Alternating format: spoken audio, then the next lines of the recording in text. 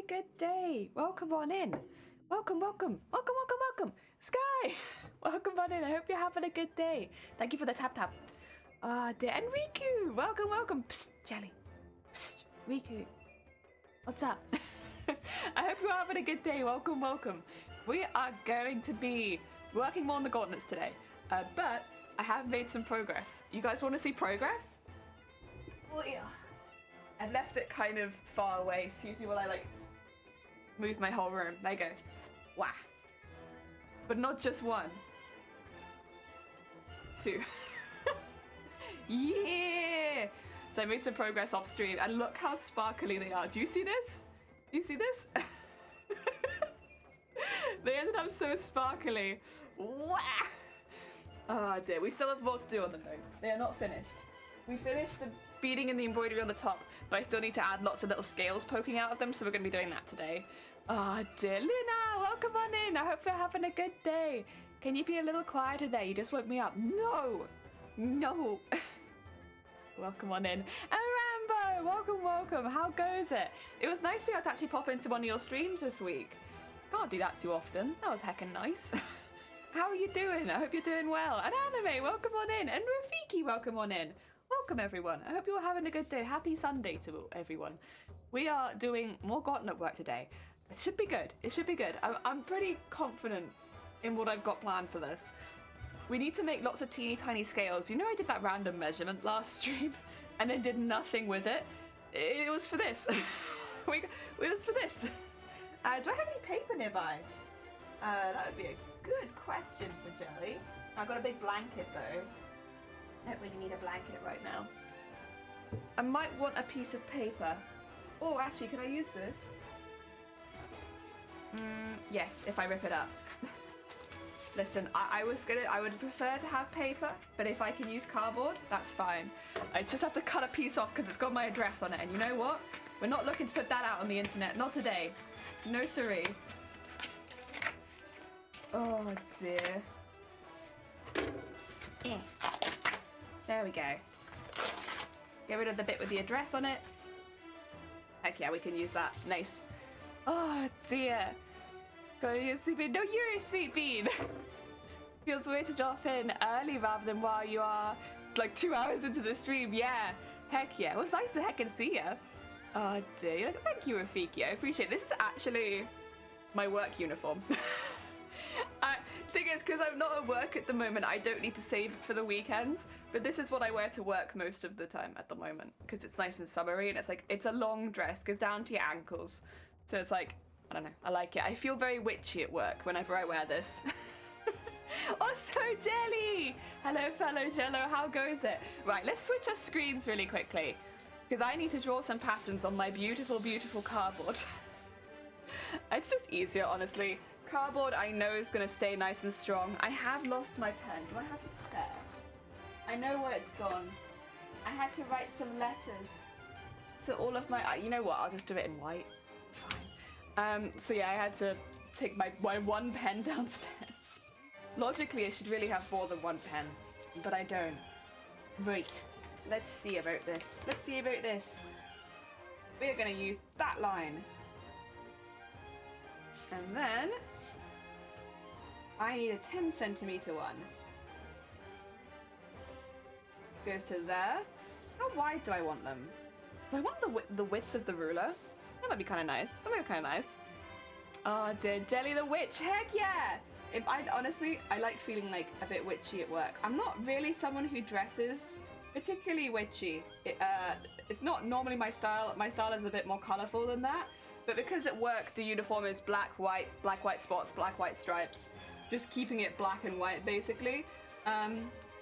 It's nice to have a little bit of variety, you know, and wear something a little different. So I wear the spotty dress and then I feel witchy. Happy times. Okay. I don't think I'll need more than 4 sizes, to be quite honest. I think 4 sizes is going to do me just fine. But that's alright. Where's the 10 centimeter mark? About there. Okay. This will be our tallest one. And then We'll just stagger it going down. I know this is kind of rough looking, but since they're so small, as long as I have a general pattern, it doesn't really matter. That one feels a bit tall.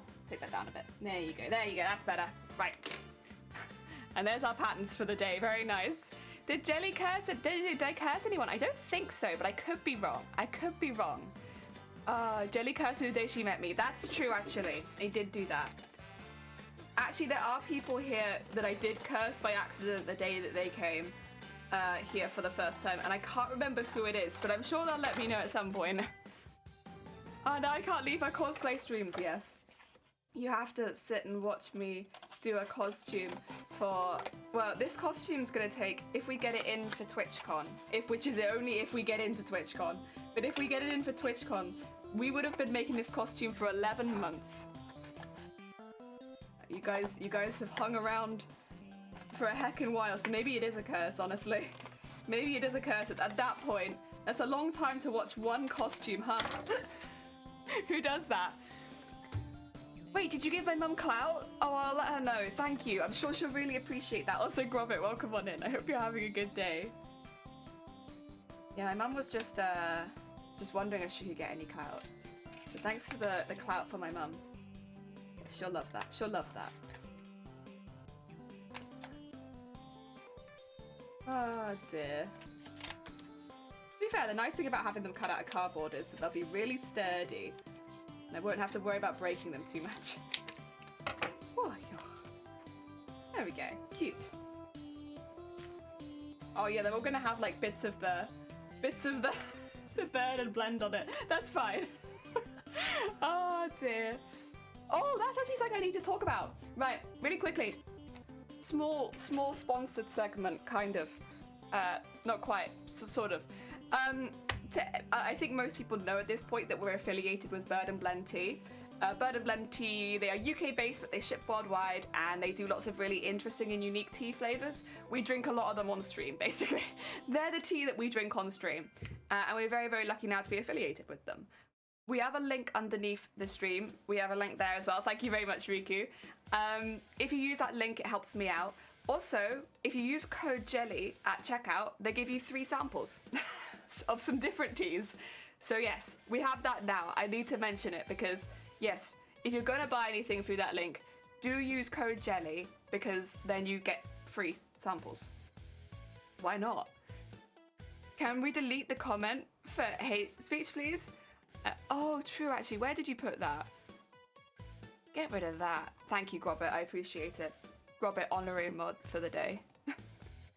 Oh, dear. There we go. There we go. Can't have any of that. Right, so these... This is going to look a little bit weird, but bear with me. They're going to be in purple, and we're going to layer them up so they, like, stick out of here. And we have all these tiny, tiny little scales, like, layered up. Like so. Coming out of there. Yes, yes, yes. That's what's happening here. Oh, dear. Which means we need to make quite a few of them, but also they're quite small. So, I don't know. I don't think it should be too much hassle. Which could be famous last words, honestly. I don't think it's going to be too much work. I think this will be just fine. Nice and simple stuff. Right. You know what isn't just fine? Where the hell is the end of this? That looks like an end to me. Oh, it's both ends. Okay, well we don't want that. We only want one end. I am also going to cut some bias tape out, or stuff for bias tape out. I'll probably do that first. I don't need the bias tape right now, but I'm going to need some of it. So rather than making a messy edge and then having to neaten that out later to make more bias tape, I'll probably just do that now. It's just a bit easier, innit? Get it out the way. Don't have to worry about it. There we go. Right. I'm just going to pin a few things so it doesn't move around too much.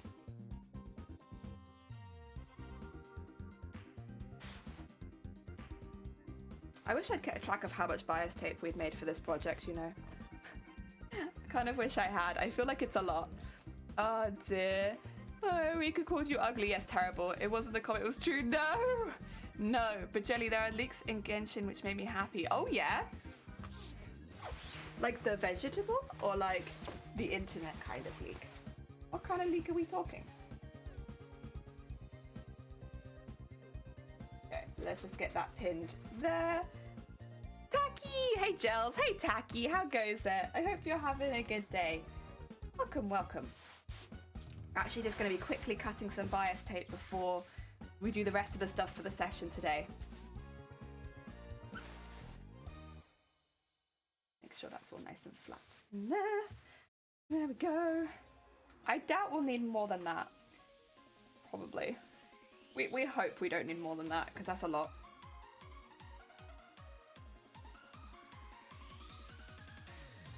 Okay, make sure that's... It's not completely even, but it'll do. Also this bit. No, no. Oh dear. They're 100% not 100% gonna happen, but there's a chance that Mike Stewart will be coming home in 2 months. Oh, that's soon. That's soon. But yeah, today, since the new 20 started, things have been going to hell in a handbasket with the track record of global pandemic war in Ukraine increasing. Blah, blah, blah. The burning 20s. You have to admit, burning 20s is scarily accurate. I don't think they will, though. I would be surprised if they did that. Oh, dear. Just for, like, morale reasons more than anything, I'd be surprised if they did that. I see where you're coming from, for sure. But I think probably the goal of the people that do that kind of thing is to keep public morale up. As much as possible. Oh, dear. Right. Whenever I remember that I have a chalk pencil, it's a good day. My god, does it make stuff easy. Remember all that time I refused to use a chalk pencil because I was a stupid jelly and I was being stubborn? Well, not anymore. Now we're a smart jelly who is not stubborn and uses the chalk pencil at every given opportunity because chalk pencil is good. If we were a cult, which we're not, by the way, but if we were, we would worship the chalk pencil as one of our cult deities. It's so good. But we won't do that because we're not a cult. But if we were... Vile! Vile, how are you feeling? I saw that you weren't able to stream. Are you feeling any better? Everybody send well wishes towards Vile, because Vile has been a sick bean. And that's no good. We can't have Vile being a sick bean. Smart jelly? Not anymore. Not anymore. I was a very dumb jelly for a very long time. Well, not even, more stubborn. Stubborn and dumb. We're getting there, we're getting there. Oh dear. Yeah, it's playing on phone, heck yeah.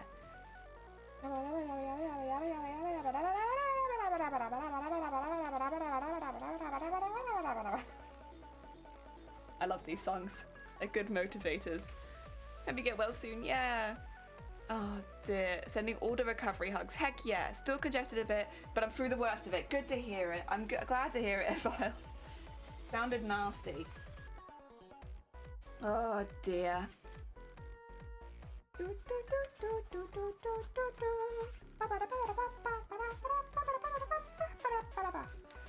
Oh dear. Eat the potato. Yeah, Val, that'll make you feel a lot better. Eat potato. Oh dear. There was, oh, okay, this is like a really big tangent. I'm so sorry about this, especially so early in the stream. However, did you guys, this is a while ago, but it stuck with me because it's something about it is just so funny to me. There was a news story here in the UK, and I wonder if anybody saw it internationally, about somebody who ate raw potatoes to curb their sexual urges. And it hit like national news. I think that's what really gets me, is that like when I logged in on the computer, the first headline was, "They eat raw potatoes." Like, oh, there's nothing more important happening today. Okay, cool. Glad to hear it. Oh dear. Love my scent is all most of my taste. No. I will say, I had a lot of colleagues, funnily enough, over the last couple of years, lose their sense of taste and smell. And while some of them still find that they can't smell specific things, it does seem to end up for most of them being that. Like, they don't completely lose their sense of taste and smell. It's just they lose it for certain things. Like, one of my colleagues cannot smell shit anymore. They can't smell poo, they can't smell public bathrooms, they can't smell urine. And so when their dog poos, they don't know because they can't smell it. But that's it. Everything else is gone back to normal. It's just they can't smell piss and shit. Onions and chicken seem to be a big one as well for a lot of people. They ate maternity to curb their sexual urges. I should curb the potato. Why?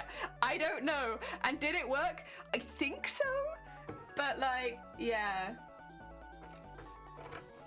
I don't know if it was just their willpower though that was working rather than the potato, but the potato was a big part of the headline. I mean, I hope they see this shit. Yeah, but they had like a new puppy, and so it was still pooing and peeing in the house. And like their partner would be like, "Ugh, the dog's pooed somewhere again," and they'd be there like, "Have they? I have no idea." Oh. I guess not the worst thing to lose. Jelly I'm trying to eat, I'm sorry. I don't know. Listen, we're either talking about food and it's like really fun, or we're talking about piss and poo. I'm sorry. There's very little in between. But yeah, that was a news story in the UK at one point. It just came to my head when you said to eat the potato. I was like, ah, yes. I remember a news story about people eating potatoes.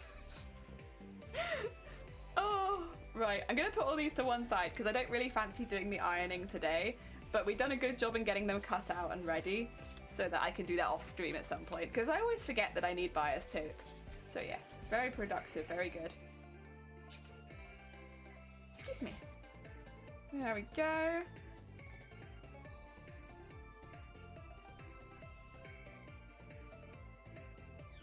Okay, we can maybe cut them out in strips similar. Gotta head out and make food, so I pop back in later. Oh, take care, Luna! Enjoy the rest of your day. I hope that it goes well. It's always lovely to see you. Bye now. Right. Deary me. I wish our poo and pee was combined like birds. Yeah! That's always kind of got me. The birds have everything, I don't know, very efficient, aren't they? Very heckin' efficient. I don't know if I do wish that though. I don't know. It would be interesting, but I don't know if I wish it. Enjoy foods. I thought raw potato was toxic. Well, maybe that's why it worked so well. The toxicity prevented anything else. They were just so full of toxicness. I can see if I can find the news story. It was a very interesting read. It shouldn't be difficult because it was like a big news story when it came out. For some reason. If I try...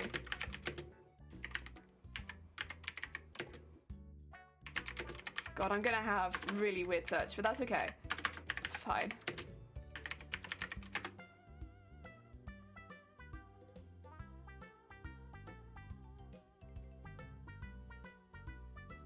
Excuse me, Reddit? Oh.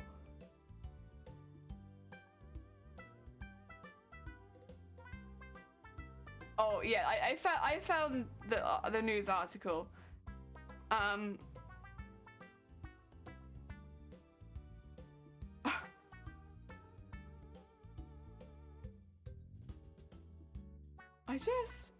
Sorry, I found something on Reddit that I was not looking for.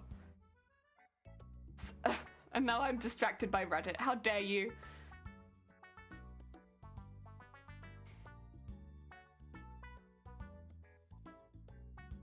Is this the one? No, this isn't the one. Wait, are there multiple people that do this? Wait a second. Is this just a thing? Because I've now just found another story of somebody who's doing the same thing.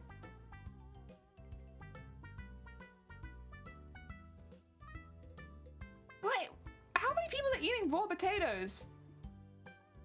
That's 3! Oh my god. And then right underneath, 14 foods that are killing your sex drive. Yeah. Raw potato in it. Oh god.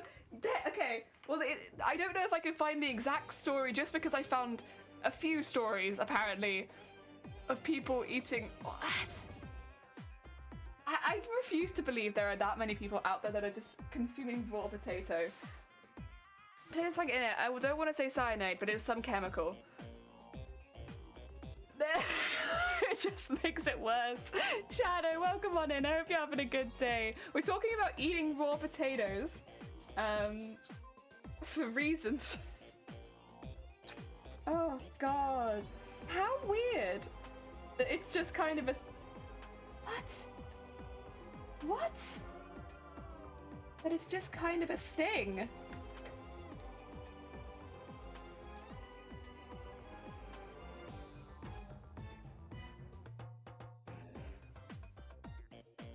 Actually, if I do it like this... I need to sharpen my pencil. God damn it, Jelly! Why are your pencils always blunt? Terrible, terrible. Okay. Sharpen. Sharpen. No, no, no, just... Why would you? Well, apparently if you eat a raw potato, it'll curb your sexual urges. And there was a news story that was quite big in the UK, like, this was a while ago, we're probably talking over a year ago, about someone who did that a lot. Oh dear. Vortex! Welcome on in. And I was trying to find the article about it that went so viral here in the UK, but instead I found like 3 other articles of people doing the same thing.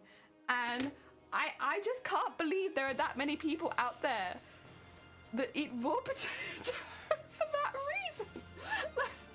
Like what? When did this start? Oh, good negative sex drive. Exactly.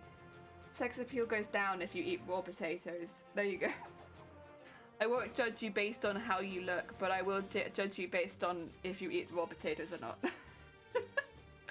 Very, very, very, very much judge you on that. How dare you eat raw potatoes in my presence? What's you trying to say, good sir? You eat raw potatoes near me?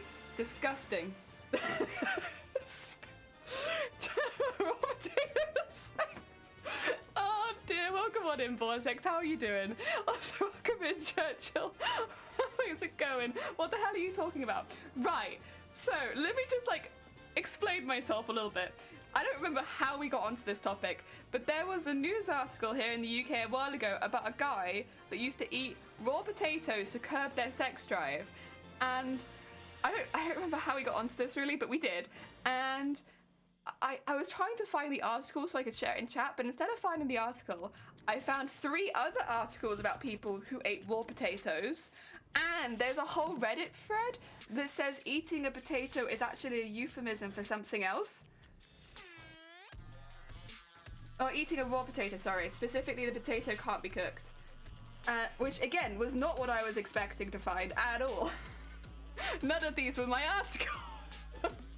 I don't think it's tomato like an apple. I've seen people do that, and it makes me uncomfortable. If you eat raw carrots, yeah, like, the eating preferences is really what guides whether or not I can date you. It's very cursed. Oh, dear. I mean, you get stomachache for eating raw potatoes for sex drive? That's a load of nonsense. I guess technically, though, if you have a stomachache, maybe you won't be so up for it because your stomach's like, ow, why would you eat this? I mean, it's a very backwards logic because it's like, oh, when I'm in the mood but I don't want to be, I eat raw eggs so that I get salmonella. It is a bit of a, I don't know. Technically, you know, yeah, you know what, that would do it. Like, pissing and shitting all over the place is not for me. But, yeah, I don't know if there could be a better way.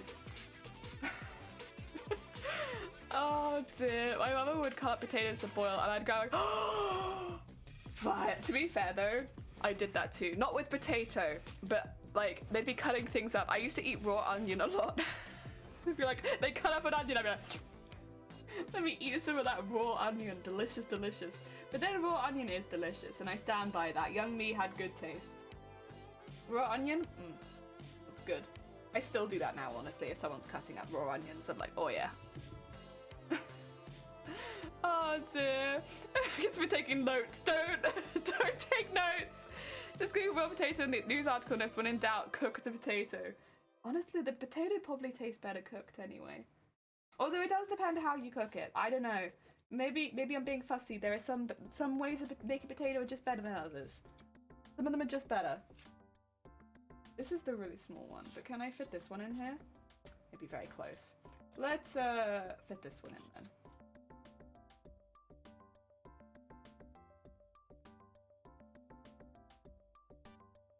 As you can see, we are just making lots.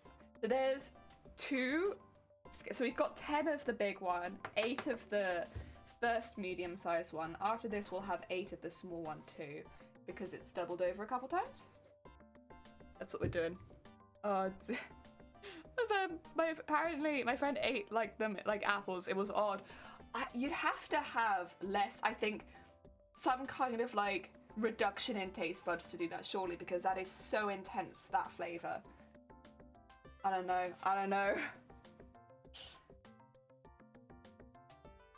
I like onion a lot, but I couldn't bite into a whole onion. That would hurt. How did he kill him with the notes? How to win at life? Oh god. Yeah, win at life. Maybe avoid the raw potato. I don't know. The raw potato. Oh god. Wait, I've remembered something else. Okay, guys. I would like everyone to clap if that's okay. Big cheer.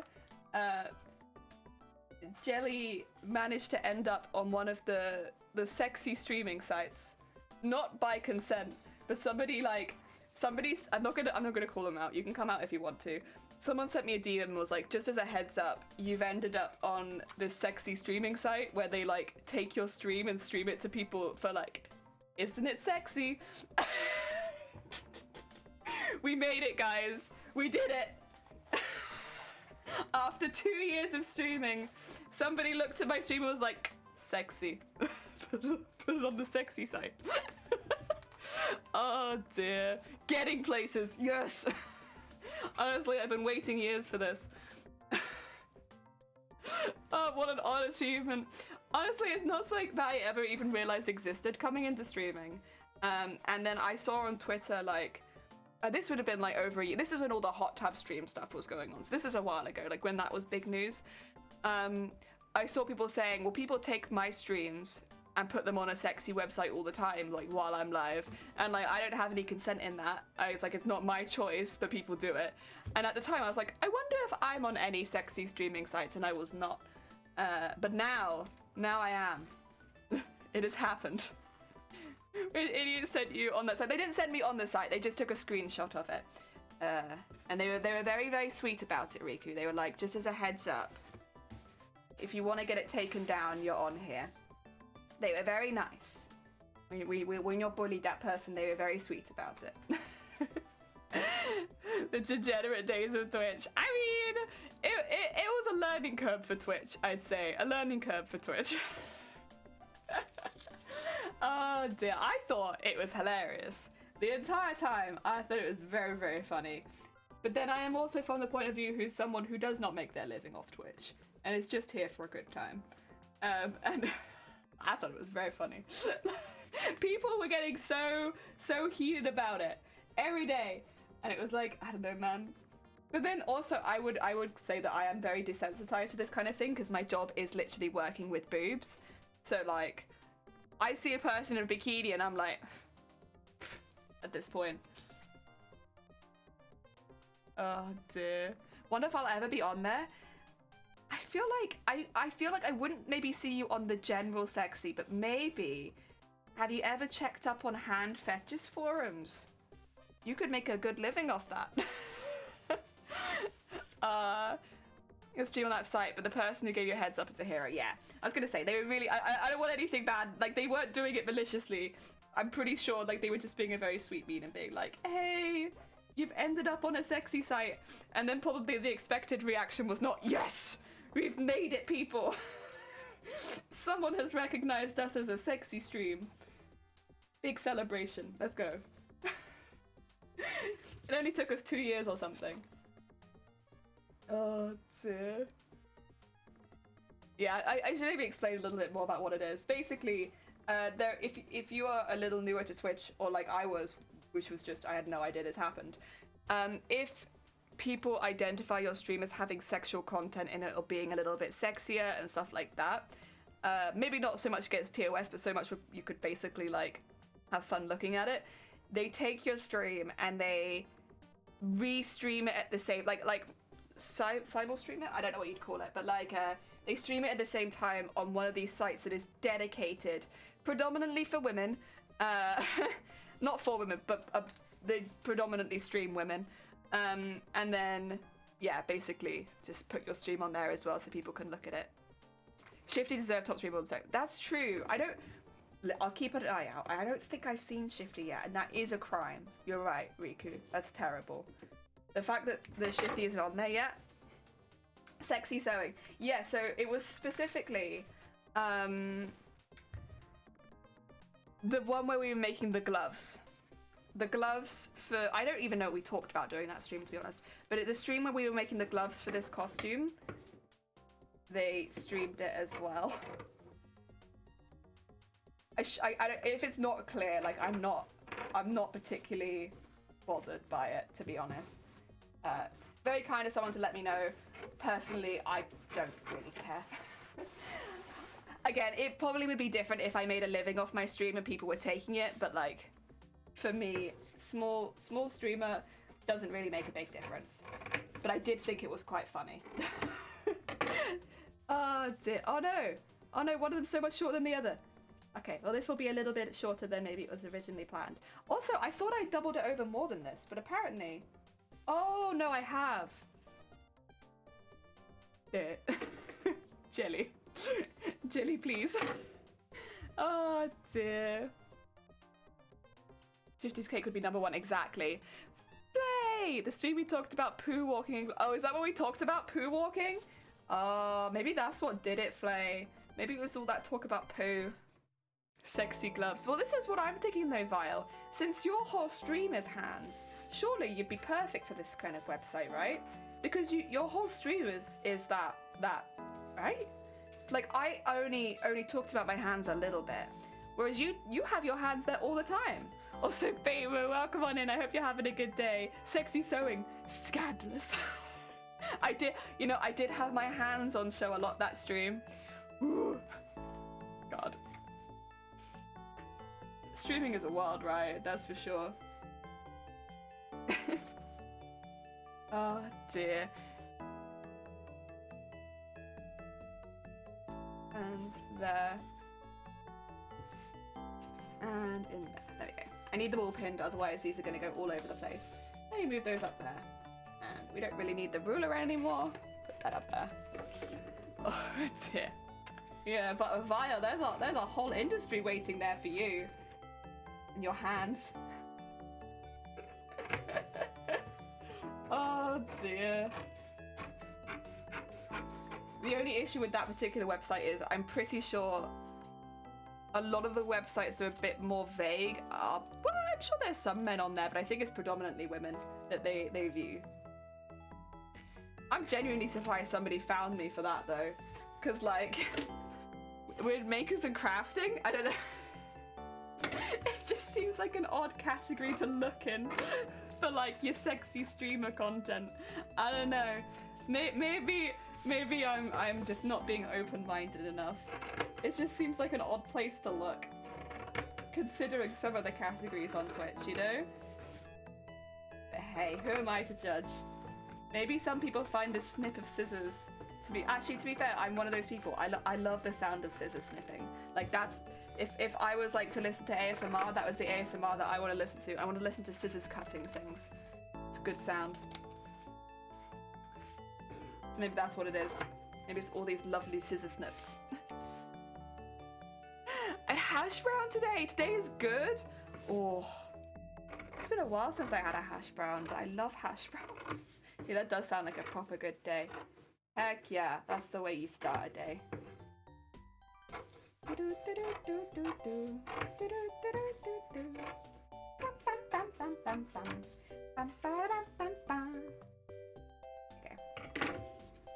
Very good, very good. Son, Riku! Mostly women, so based, I know, no. Where's all the sexy hand content? That's the real reason I can't get behind these sites. It's not because they're profiting off other people's work. It's because they don't have enough diversity. They're not catering to a large enough audience. It's terrible, it's disgusting. Honestly. I expect better. Oh yeah. Also, could somebody explain what based means? I've heard it a lot, but I don't really understand it yet. Is it a good thing or a bad thing to be based? I can't tell. Oh dear.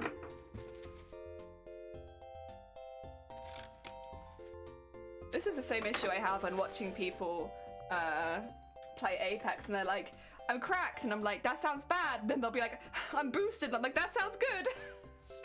Which is good, which is bad? I don't understand. I've learnt a lot from watching B, and I guess now I can watch Rambo too. Oh dear. Most guys watch that. Hands, right? Honestly, honestly. Ah, good. Based is good in the right. Literal money just being left on the table, right? Oh dear. Could you have a redeem vial where you like do a runway walk for your hands? Although this might be putting you into a certain category, and then you might end up on one of the sexy sites. You've got to be careful. You could have like a little lights overlay and you could do a little hand runway walk. It would be very cursed, but very funny. Oh dear. Then again, I have, like, I guess a similar setup, except you can see my face, so I could kind of do the same thing. B is sweet bean. D is sweet bean. B is very sweet bean. Base is slang term that originally meant to be addicted to crack cocaine. Was proclaimed by rapper LB for being yourself and not caring what other thinkers you to carry yourself with swagger. Oh dear. Oh dear. Oh dear. Oh, I don't think I could ever be based. I have a lot of things, but swagger? Not really. Unfortunately not. I have a lot of energy, but maybe not a lot of swagger. I'm gonna snip the bottoms of these because I think that's how I'm gonna turn them inside out.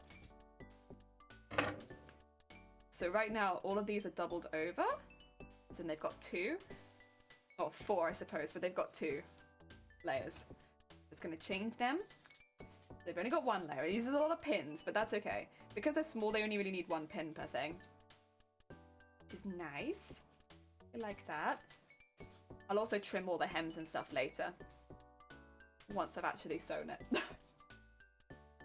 Oh yeah. There's a rumor for Kazuya coming back. Are we forming the whole stuff for him? Heck yeah, heck yeah. How does stuff like this get leaked? I'm always a little confused. Because, like, I remember when Pokemon Legends Arceus was about to come out, loads and loads of stuff got leaked. I don't really understand how that happens. It's cool, I suppose, and that you get to know the information before, but, like, how do they get the information? Who leaked it? Oh, dear. You're doing your own thing and not giving a flip. Quite admirable, to be honest. Heck yeah, that sounds good. Oh. Am I doing my own thing? I don't know. Probably not a good sign for being based. Oh yeah. You talk about piss and shit a lot. Oh dear. I need 3 more, a few hundred XP books, few hundred of some blue flowers. Oh god. Beta players leak stuff. Oh, is that where it comes from? The beta players. Okay. That makes sense, you know, because that would be at about the right time. As I say, it's confused me so much for years. I'm like, there's leaks, and I understand what a leak is, but I don't understand how they get to that point. Okay. That's kind of cool. That's kind of cool. I mean, I guess it's not cool for the game company, but well, maybe it is though. It definitely generates hype, but maybe not in the way they want it to. Oh yeah. Oh, speaking of Pokemon, the Pokemon Center has recently released like a summer range of shirts with Pokemon on them. And at this point, I might just make my own fabric, like not sell it, just make it for myself with Bellsprouts on it, because they never have bloody Bellsprouts on it, and it's my favorite Pokemon. I think I might make some fabric for myself at some point, so that I can, in fact, have a Bellsprout top. All I want. Ah, dear. Oh, snacks? Heck yeah. Well, even after the hash brown. More snacks? To be fair, I can't blame you. I don't really have too many snacks right now. I have Pringles and I have peanuts, but I don't really have too much. Like, nothing that I really fancy to eat right now. Maybe that's the thing. I have snacks, I just don't want these snacks. I do have noodle snack. I think what I really want at the moment is liquid snacks.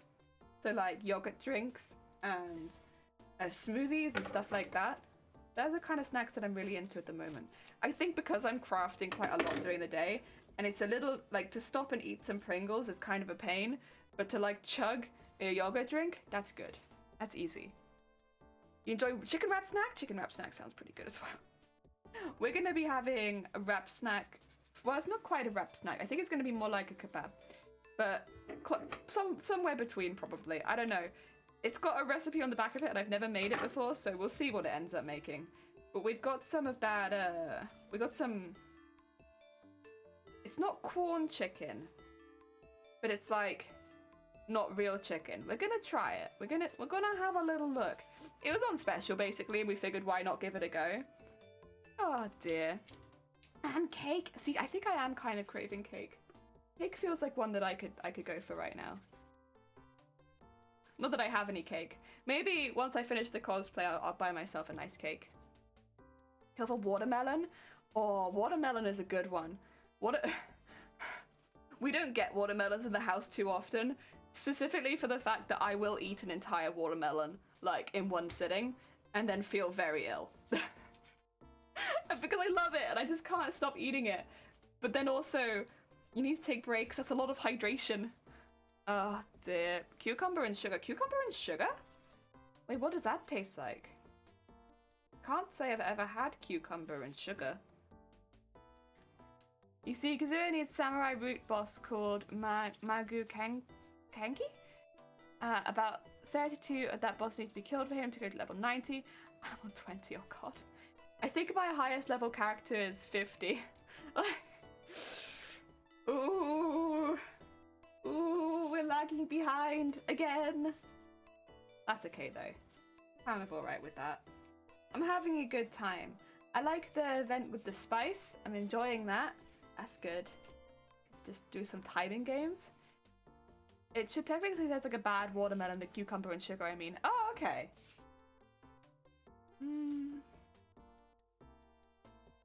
Thing is, watermelon in the summer is not so expensive. I would probably just buy the watermelon and save the effort of dipping a cucumber in sugar. Cucumber and sugar tastes like watermelon, does it? Does it really? I can't imagine that, because cucumber has quite an earthy taste. Okay, move that to one side. I'm gonna have some tea, and then we're gonna start sewing. I also need, also of the Hydro hypothesis for Kokomi, and she's 70 now? Jesus Christ, you guys are good. Best parts of cucumber is the worst part of watermelon. I think that's the other thing, is the texture of watermelon is really good. Like that kind of, it feels like snow. Oh, it's so good.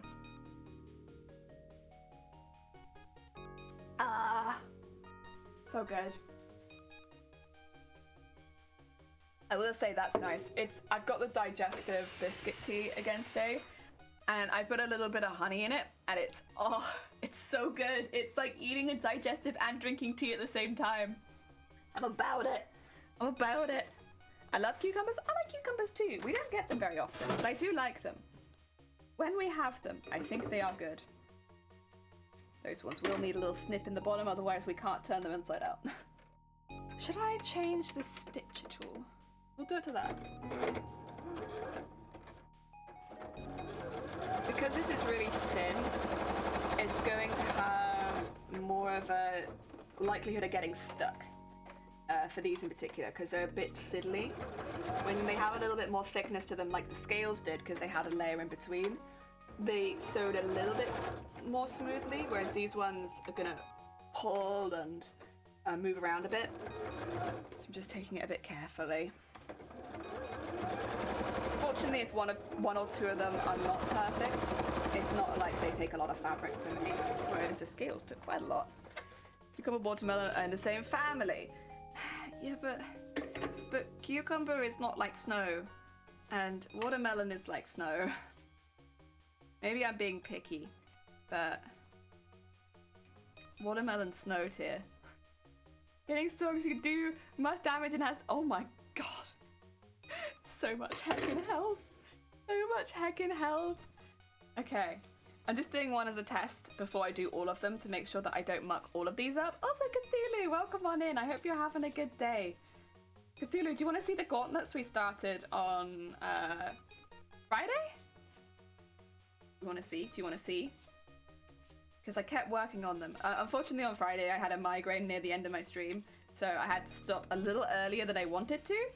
But since I also had a migraine most of yesterday, it was a perfect time to do hand stitching. This is where they're at right now. There we go. Also, I don't know how well you can see it, but they are so shiny. Gold on gold on gold on gold on gold on gold on gold. Yeah, that's where they're at right now. We're still working on the gauntlets. They still need extra things, but the gold on top is done. Do you eat the outside of the watermelon? I don't, because it's hard. I don't want to eat that. I want the snow.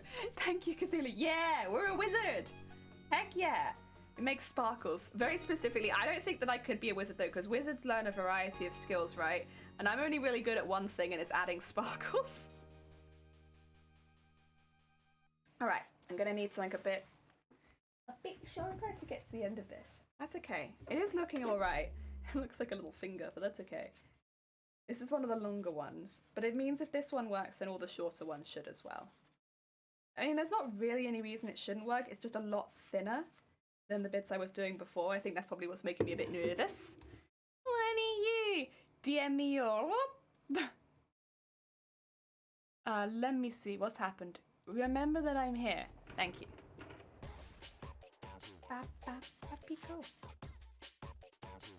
Okay.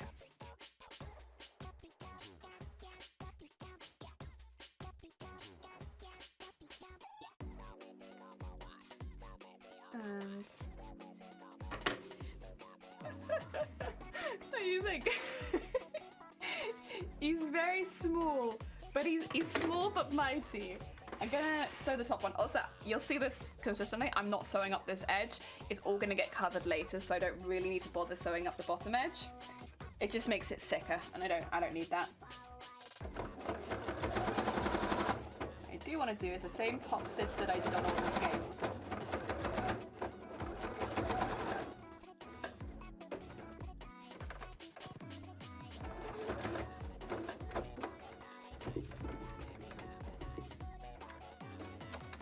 And then if this works, we'll get a little production line of these going.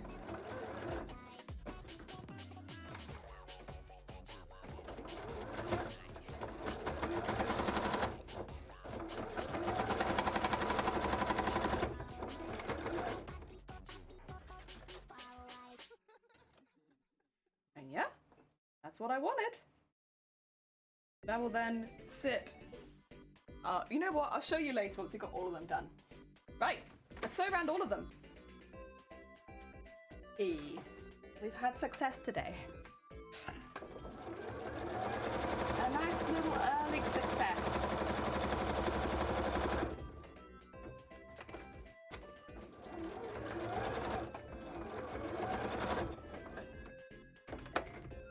And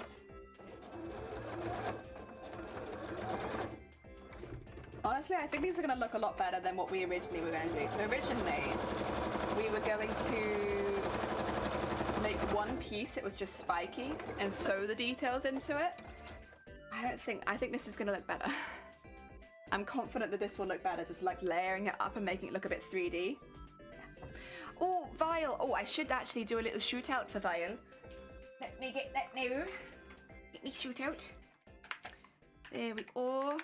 Oh, no, that's not where the O is. There we go. If you've not met Vile before, Vile is a very, very sweet streamer on Twitch. Currently a little bit under the weather, but normally they stream very, very consistently. And if you're looking for Nerf gun moderations, yes, mods, or if you're looking for people who have a big interest in farts, definitely check out Vile. Vile is your streamer for Nerf gun mods, 3D printing, and farts. Vile's the bean. Hi dear.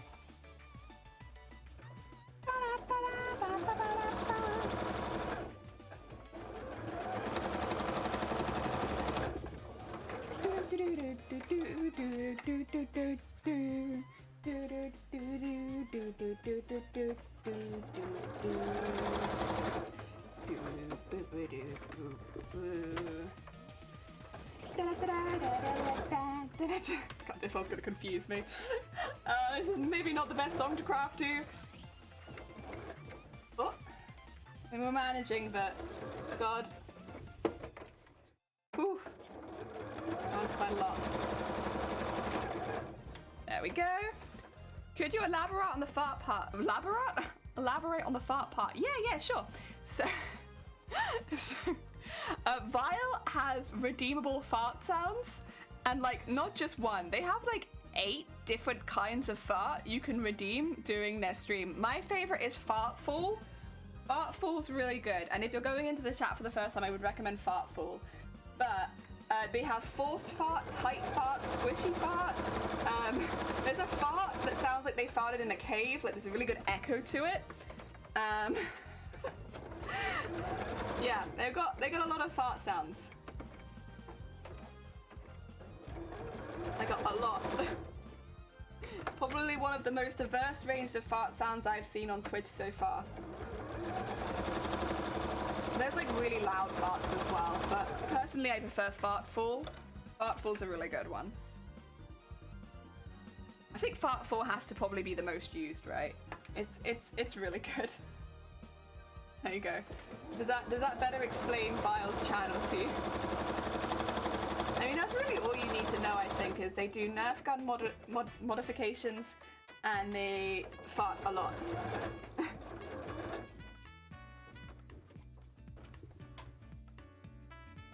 Oh dear.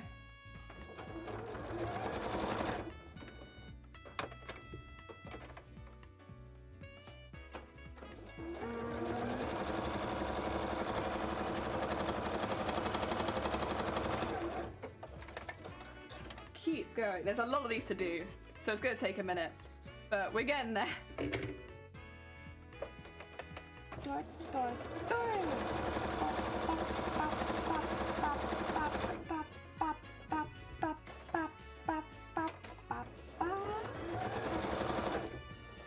Oh dear. Such a good OSD. And take the pin out. I should be taking the pin out a little bit earlier, to be honest, because I am making my life harder than it needs to be by leaving that in. Especially since the pin is not holding a whole lot in place. It's just sort of there. Just sort of there. Like, yeah. Actually, this one should probably be on backwards because the one on this side is a little bit smaller. It happens to the best of us. There we go. Oh, also, good news. Maybe I don't know how much everyone else in chat maybe cared about this, but I think everyone who was going to enter TwitchCon got in on time. I know Sunkoi was cutting it real close. They got in like 10 minutes before the deadline, but I think everybody who's entered TwitchCon or who was going to enter TwitchCon has been able to enter, which is which is really good, because I know obviously the deadlines and stuff like that, a lot of people would be rushing for that deadline. But I think everyone who entered got, not got in, we don't know who's in yet, but they managed to enter. Everyone who was planning to, at least. From what I can see, I think everyone who was planning to enter managed to enter. Oh. Which is good, because it's always a little bit sad when somebody really wants to enter a competition and just can't quite hit the deadline. Because I want to see them in the competition. Fucking cool. If you want to level up your Havert's travel talents, there is a double drops for 3 runs daily. The thing is, I don't really do that stuff very often unless I absolutely have to. I mainly just run around doing side stuff. Like, I'm very, very behind on the main quest. Until I don't have any side quest to do and it physically stops me, I'm not doing anything important. I'm just running around having a good time. I refuse to do the important stuff the game keeps telling me to do.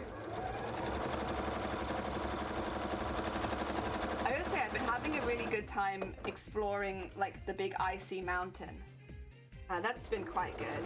At first I really hated it, but now I'm actually quite enjoying the icy mountain.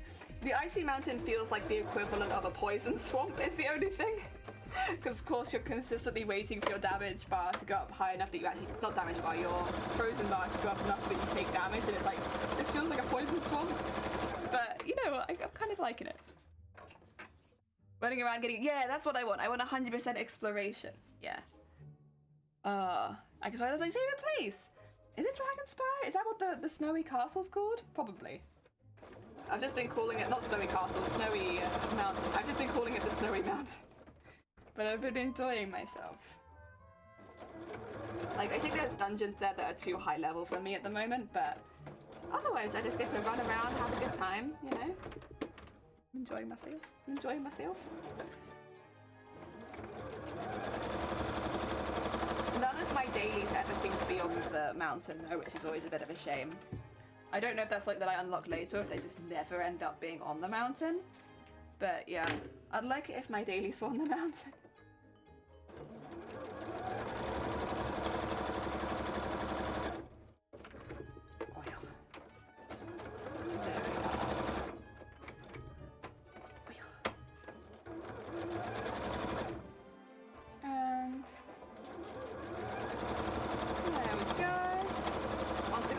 Pin in there, just making it more difficult for myself.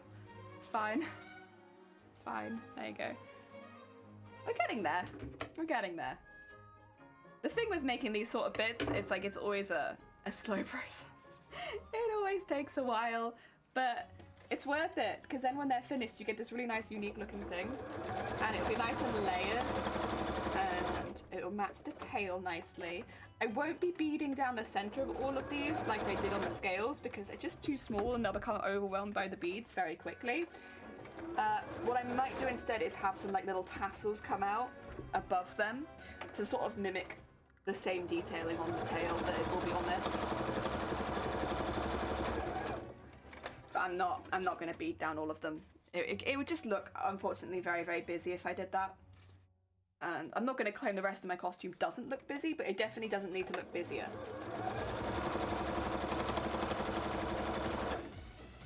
There we go.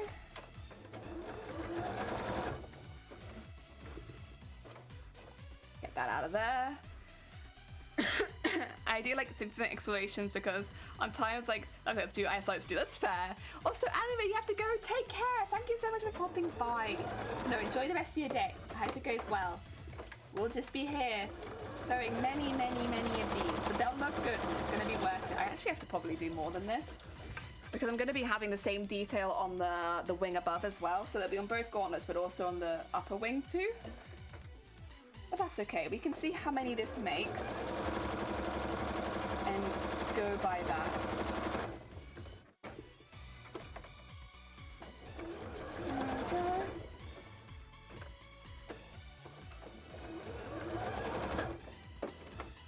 I also don't know if I want these on the bottom of the gauntlets. I don't think that I do.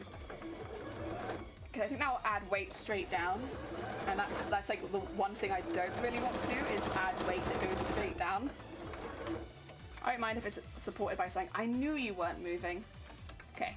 we ever had a small bobbin betrayal. Very small one. Very, very small bobbin betrayal. Let's move that up there. And boop. Get some new bobbin in here. Heck yeah. Oh yeah. There we go.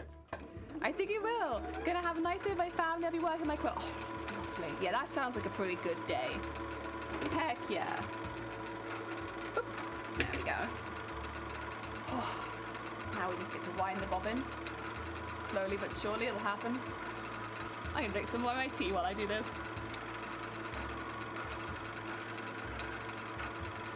So this is a nice easy job.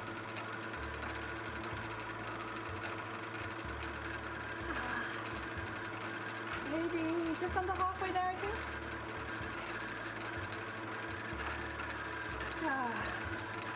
Definitely getting there. Not too bad though, we're really early into the stream, like what, it's only been an hour? I'd say that's pretty good progress so far. The only thing that I am backwards and forwardsing about, before I start saying I'll show you why, so you guys can see. But I'm backwards and forwardsing on whether or not I want to put any gold trim around the edge of these guys. I actually don't think it will look good to put the gold trim around the edge in this particular case. Like, I know that I'm very gold trim forward and I absolutely love adding gold to everything. But in this particular case, I actually think it would look kind of bad. Whether I bead it or sequin it, I think it will take away from the effect I'm trying to do by adding all the layers. Because then all you'll see is the gold. You won't see any of the purple layering and stuff like that. But the reason that I'm not sure whether it's something I need to do is... It's there. Yeah, it's right there. Well, what am I moving? I might have just accidentally moved the background camera. My bad. I'll fix that in a minute. So, oh my god, stop. Do you see this bit here? So these are the scales I'm making right now. And some of them look like they're all made of one piece and some of them look individual. We're going to do all of them individual, kind of more similar to how it looks up here. But, this bit's kind of a pain too. Because it looks like they have gold. It doesn't just look like it. They clearly have gold around the edge, but it makes them look less distinct, and I'm very iffy about it. I don't like that.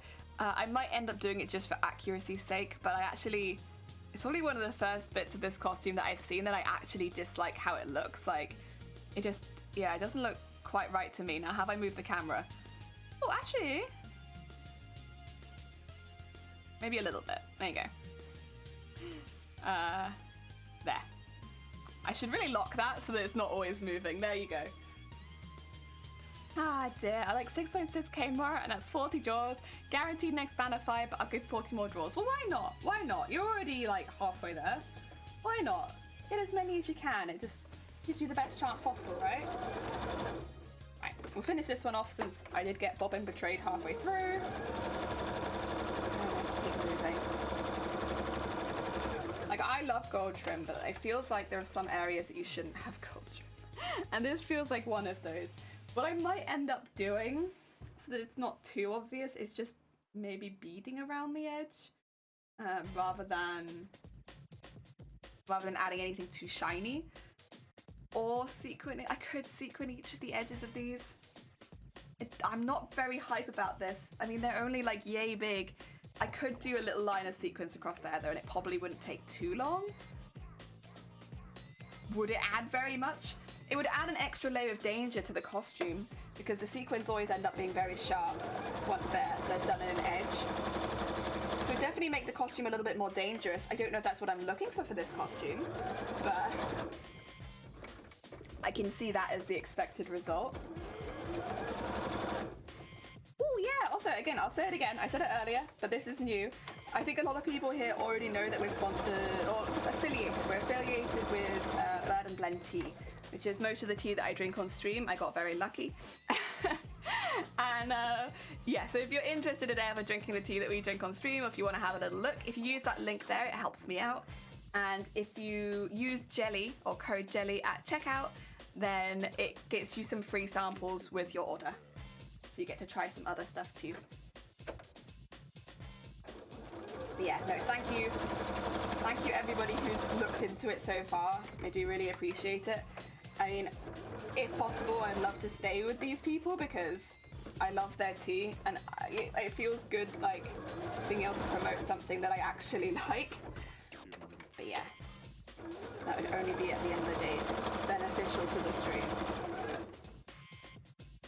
Got you, boss. Ah! Bless you, Riku. Thank you for posting the tea in the chat. I appreciate it. Oh, I would say actually, if you're looking for a tea to try, I actually need to order some more of this because I've already drunk all of it. I drank it before I even got to my stream. I had like 10 cups in a row. It's fine. There's a tea on their website called Eat and Mess. And if you brew that with like milk and a little bit of honey, it tastes like a mixture between, I don't know if you've ever had it, but ruby hot chocolate and tea. And it's so good. It's like, also it's purple, which is why I really need to get some more so I can show you guys my purple cup of tea. But oh my god, that one was so good. I mean, it definitely tasted a little bit more like a dessert than a cuppa to me. But like when I was doing all of this kind of work and like staying up late and stuff like that, it was so nice. It was so nice. It came at like the perfect time. And oh, I'm gonna be getting some more of that. I'm not gonna be ordering it till I'm back from London because I don't want to miss the delivery, but I will be getting more. What can I do? Only one for me is you. What can I do? What can I do? What can I do? Tell me, tell me. I should stop. I'm sorry, let me just ruin this song really quickly for everyone.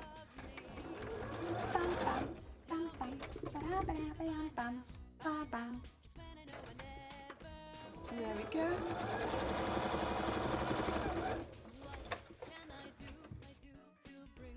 Oh, it's so good.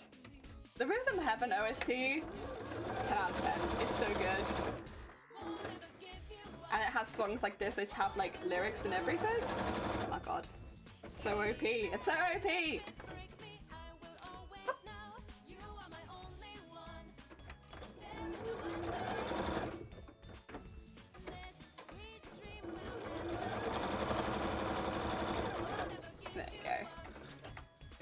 We get there. We're getting through our massive pile. And then I'll have to trim all of them. I'm gonna have so many tiny trimmings. This is when it would be really handy if I could actually like recycle these as fabric. Maybe I'll try it one week and see if I can get away with it. Because here's my logic, right? So in Wales, we have quite intense recycling, which is a good thing, but there's a lot of separation. So we have 4 bins for recycling, 1 black bin and 1 food waste bin. So 6 bins every week. So because you separate your recycling quite a lot over here. It does depend somewhat which county you live in. If you live in like the city centre, you won't separate it this much. But if you live in a smaller area, there's a lot of recycling separation. And one of the boxes is for fabrics and paper. But very specifically, they say, you know, you can't put fabric scraps in there. You can only put full items of clothing. Yeah. I'm really hoping at some point that I can recycle my fabric scraps. Because there are places that take them and turn them into threads and stuff like that.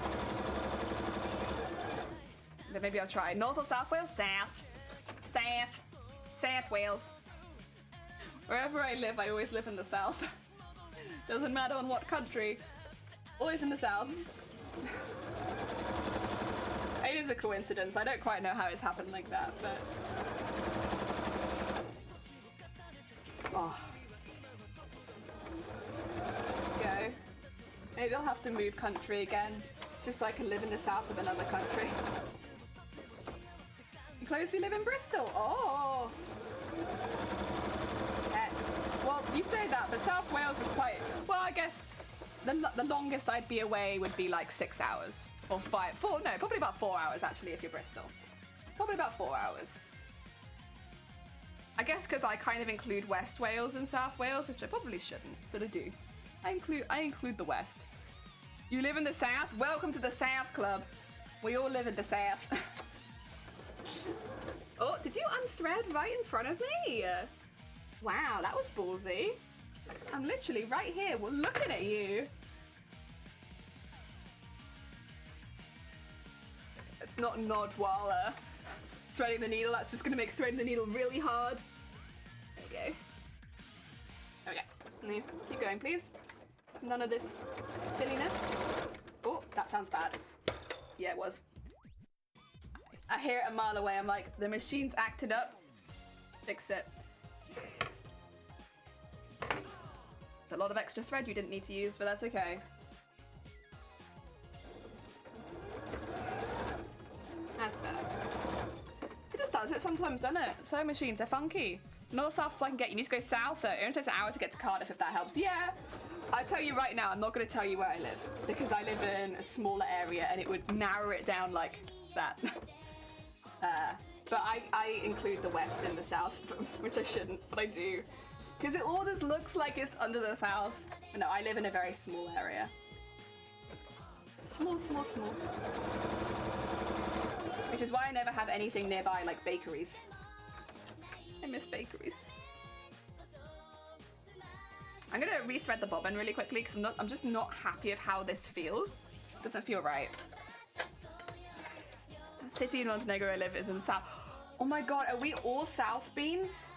Jesus, how come we all live in the south? Yeah, don't dox yourself. Yeah, a lot of people ask where I live and I'm very careful about it because, well, how to put it? I don't think I've had anything bad happen from streaming so far, which has been good. But outside of streaming, I have been followed. I have been followed, I have had to call people, it has been... A lot of this happened before I started streaming, to be fair. I had somebody follow me in their car once. They pulled up, asked me for my number, which I said no. And I said, I'm really sorry, I have to go meet someone. And then they followed about 2 meters behind me in their car and just kept like, you know, saying things out the window behind me in their car. And I was just like, I had to actually full on call someone for that one because they would not leave. Oh my god. You go to Wales a lot? Wales is a lovely country. Heck yeah. The only thing about Wales is that we don't have as many fabric shops as I'd like. Like the fabric shop density in Wales is like, there's a few really good ones, but they're very scattered. And like, it takes a fair amount of travel to get to a lot of them. What's happening here? What are you getting caught on? There you go. Oh, thank you for the egg. Welcome on in, Scott. I hope you're having a good day.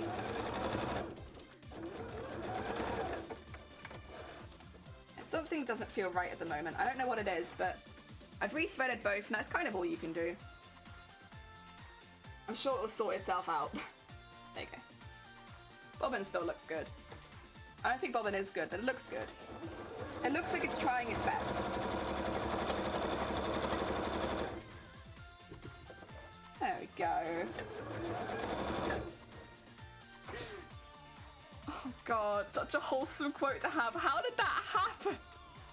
And what was the reference to that too? Also, Jason, I hope you're having a good day. So I don't know if I said that earlier.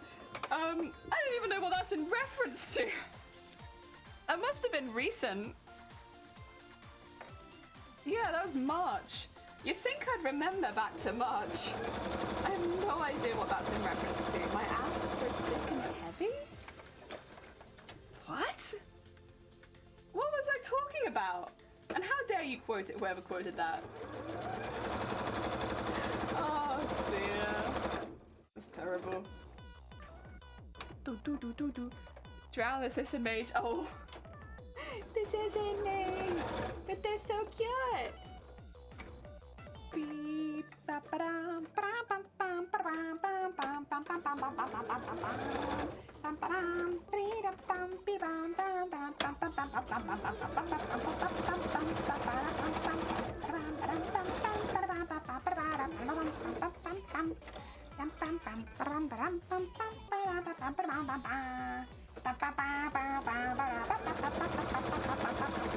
I'm getting out of breath. Shoot.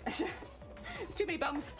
Oh dear. Had a good day so far? Heck yeah. I'm not a doctor, but I'm glad you're having a good day. Listen, I haven't worked for that.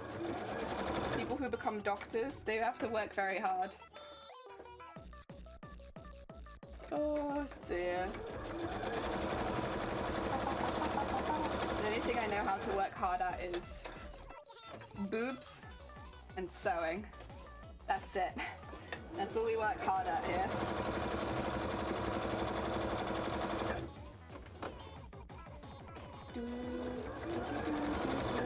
There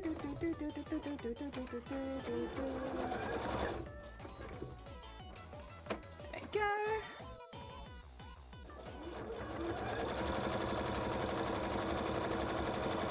There we go.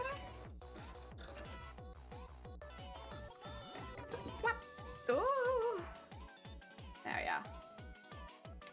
Pop the scissors over there. Otherwise they're gonna get stuck in my pile of thread things that need to be cut.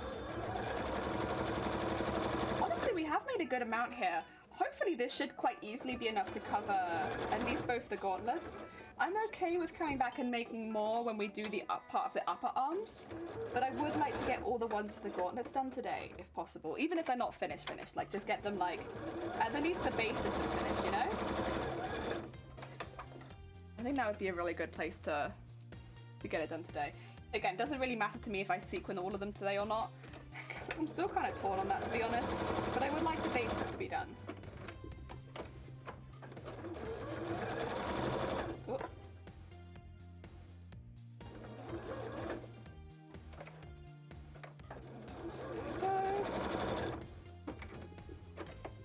And down there.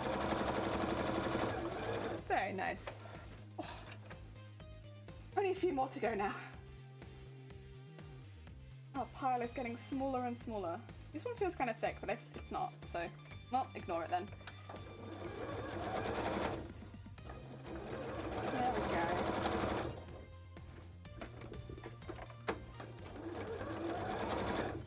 And there. And down there.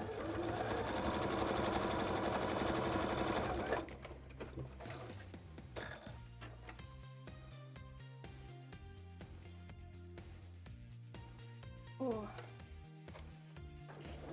And down there. Oh, bad sounds, bad sounds. Oh dear, sewing machine, you are fickle. One time you're fine, and then you take the next one and it's like, actually no, I can't sew this. Surprise! I think the bobbin is this one. It looks like it's jumped out of its socket just a little bit. Top thread looks fine. Can't see any issues there. That should fix it. We'll see, I suppose. Yeah, there we go. Oh. Honestly, it really is like working with a toddler sometimes. It's like, I want to sew, but now I don't want to sew. And now I'm going to sew really, really tight. And now I'm going to sew really, really loose. And now I'm going to make a nest. It's like, please, stop. You have one job. Do your one job, please. There you go. Yeah, so that's what it was doing last time. I don't know if you can see it. Fortunately, I started again, so it's all good. It's all good. We noticed. Doing chest hunting, like in the wild, like looking for the random challenges that are around the map. That gets you adventuring experience, right? Should probably try and do that. I think I'm adventurer level 32, but I know you can get more and more, and like that's the way that you can get your main character leveled up if you level up your adventure level more. Oh dear. Yeah, adventure cap. Oh, no, so you're looking for a specific chest. I was like, oh yeah, welcome on in. I'm doing good. I hope you are doing well. We are sewing lots and lots and lots of little scales for the gauntlets, but they're like they're a little different. Sorry. Excuse me. My voice is looking for the escape. Yeah, they're not quite scales, or a little bit different to the ones we were doing before, but the general process is the same. These are very tall and thin, and we're not going to be beating up the center of them. so a little bit quicker. The only thing is I might be sequencing around the edge, which means they would once again go back to being a little bit slower. We're making a decision on that though, because it would only be on the gauntlets, and that bothers me. The idea that it would only be on the gauntlets bothers me. It's gonna look so weird, but that's what it has in the picture, so if we're going for accuracy, then I need to do that. Oh dear, but yeah, adventure. It does get you adventure stuff. Okay. In pain, but less, still sick as well. But Jelly, guess who stayed up to 3 and will basically pass to finish a Lego set. What was the set though? Which set? Which set did you finish? I must know. We are Lego lovers in this household, and we have a lot of Lego sets. Not in the sewing room because the sewing room generates a lot more dust because of all the fabric, and Lego's a pain in the ass to dust. But in our living room and our dining room, we have quite a few Lego sets. We have a lot ready to build as well, but that we're not going to build until we get to our like forever home because they're too big, like the Millennium Falcon. Too big. Needs to be in a forever home before we build that one. And a few of the other Star Wars sets too. Thor's hammer! Oh, I bet that one looks good. Heck yeah. Get in a Ziva chest so I can level up my security for 3 wishes. And level up my adventure rank to... Oh my god, you're so high! Oh my god, look at that high adventure rank though. Very heckin' cool. Oof. There we go. It's amazing. Oh my god, I bet it is. Oh heck yeah, you know what? We'd set up for 3 AM to do that kind of stuff as well. One of my favorite sets, and one that I'm very proud of, it's not a big set, it's not one of our bigger ones either. There's a little Christmas train, and it comes with a track. Oh my god, I love that set so much. Every year at Christmas, I get it out and put it on the table. It's a little Christmas train, and if you run it around the tracks, the bits spin on it, and it's like, oh my god. It's like my favorite Christmas decoration. I love it, and I adore it with a passion, yeah. Lego's a very expensive hobby, but oh my god, it's very fun. Max AR is 60, and every adventure XP you get, AR 60 gives you 10 more. Oh, more of the Mora? I feel like they always have a lot of Mora though, because I never have anything to spend it on that I want. Now, Primogens, that I could use. The Mora I'm kind of okay on right now. I think I've got 20 wishes, which is okay. It's okay. Could probably do with more than 20. Thing is, I've never got a 5-star. So in my mind, I should be getting pretty close to guaranteeing a 5-star, but I could be wrong. I don't actually know how many wishes I've done so far as well, because I only do the individual random ones that I get, like when I level up and stuff like that. Otherwise, everything stays as Primogens.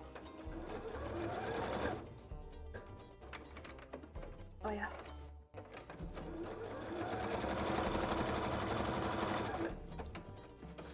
"90 wishes as a single banner is 5-star. Okay. I think I've probably done about 50. So if I can get to 40, then I should be getting one for guaranteed. That is only if my maths is right, but I think I've got about 50.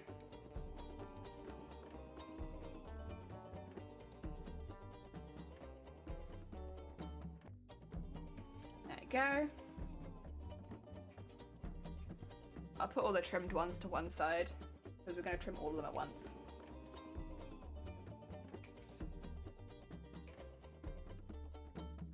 And there.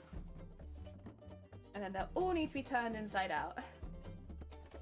This is how these kind of processes end up taking quite a long time.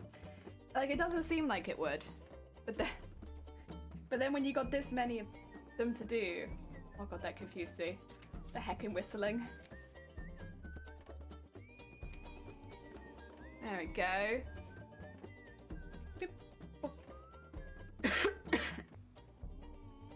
Oh, but will the banner refresh? And then I won't have that build up anymore? Is that how that would work, Riku? So if the banner changes, I lose my build up of 50 wishes? Maybe. Maybe something to be careful of. Boo! Boo! Boo to you too.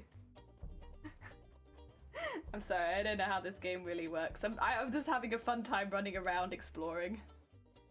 It's the simple things in life for me. Also, it's been a good game to give me a little bit of a break from sewing every now and again. No, I wish on limited banners to transfer. Oh, transfer to the next banner. Oh, that's perfect. Good. That's what I need. Okay, okay. If you wish on a standard banner, it stays on a standard banner. Okay. Well, that's good to know. Heck yeah. We are. Keep going.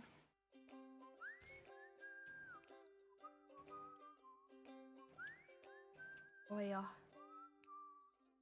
Go. I'm actually leaving the big borders on it because it means the machine feels like it's sewing through a little bit more, and my machine prefers that. It's like, give me the thick fabric. And here I have been giving it lining fabric consistently. Yeah, if anyone who is a bit newer to this costume, I should say actually, we had some goals going into this particular cosplay.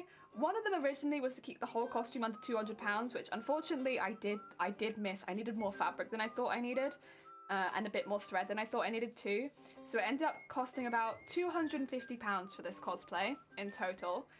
But that will end up including the weapon because I already have all the materials bought for that, as well as having wings and a tail. So it is quite intense with the amount of stuff we've got going on it. I do, what do you call it? I do need to, I guess, put it out there that the only reason that I can keep it so cheap is because I already have the equipment that I need. If you were to have never sewn before and then go into this costume, while you would probably be able to do most of the dress sewing because I actually hand sewed the majority of the dress, you might struggle with all of the embroidery stuff, which we've done with our embroidery machine. Again, the only reason that I've been able to keep the price down so low is because I already have that machinery. I guess a way that I'd recommend to keep that price down is to go to a maker studio and see if they have an embroidery machine there so that you don't have to purchase one yourself just for one costume. But yeah, that is part of the reason I've been able to keep the price down. The other way that we've kept the price down is with the materials we've used. So you might be able to tell when it looks like this. This is all lining fabric, like the cheapest of the cheap lining fabric. Technically, it is taffeta shot with black, but it's like very much a polyester. The nice thing about it is that it is anti-static because it's a lining fabric, but it is very, very cheap fabric. We've also managed to keep the price down by doing most of our decorations in actually pretty cheap materials. So we've used a lot of seed beads, we've used a lot of sequins, and by using things like that, it does keep the price down because although it will look highly decorated, the decorations themselves are not very expensive. So, like, we're talking £5 for nearly 7,000 beads. They're very cheap, very cheap. In fact, probably the main expenditure on this costume is probably the thread still. It probably still is the thread. The amount of thread we've used on this costume is astronomical. And thread is actually quite expensive. But yeah, I mean, one of our goals was to keep the price down because we've had a lot of comments here before of like, you know, I wish I could enter cosplay competitions, but I don't earn enough money, or there's no way I could win or I could even get in because I'm not spending that much on the costume. So I wanted to try and make one that we'll see if we hit our goal. Our goal is just to get in with this costume. I don't need to win, but like if I can get in with this costume, having spent, I think it comes out to around £22 a month on it. Then yeah, hopefully other people could feel like they can do that too. The other goal with this costume was to make a full suit of armor out of sewing techniques. That's just been something that I wanted to give a try for a really long time, and like this was the right costume to do that for. And finally, our last goal was to make a costume that didn't make me ill or that I could craft on while I was having my bad health days. Because I kind of knew during this costume the likelihood would be that I would get worse again because of certain things that we had planned with the doctors. I knew I wasn't going to be super well the whole way through, and so I needed a costume that I could work around that with and that didn't make me feel bad for working around it. So minimizing the amount of sewing machine use, minimizing anything to do with hot glue guns and heat guns and stuff like that where I could hurt myself, and maximizing hand stitching and beading and embroidery work and embroidery machine work, because once again, that's very much a hands-free job.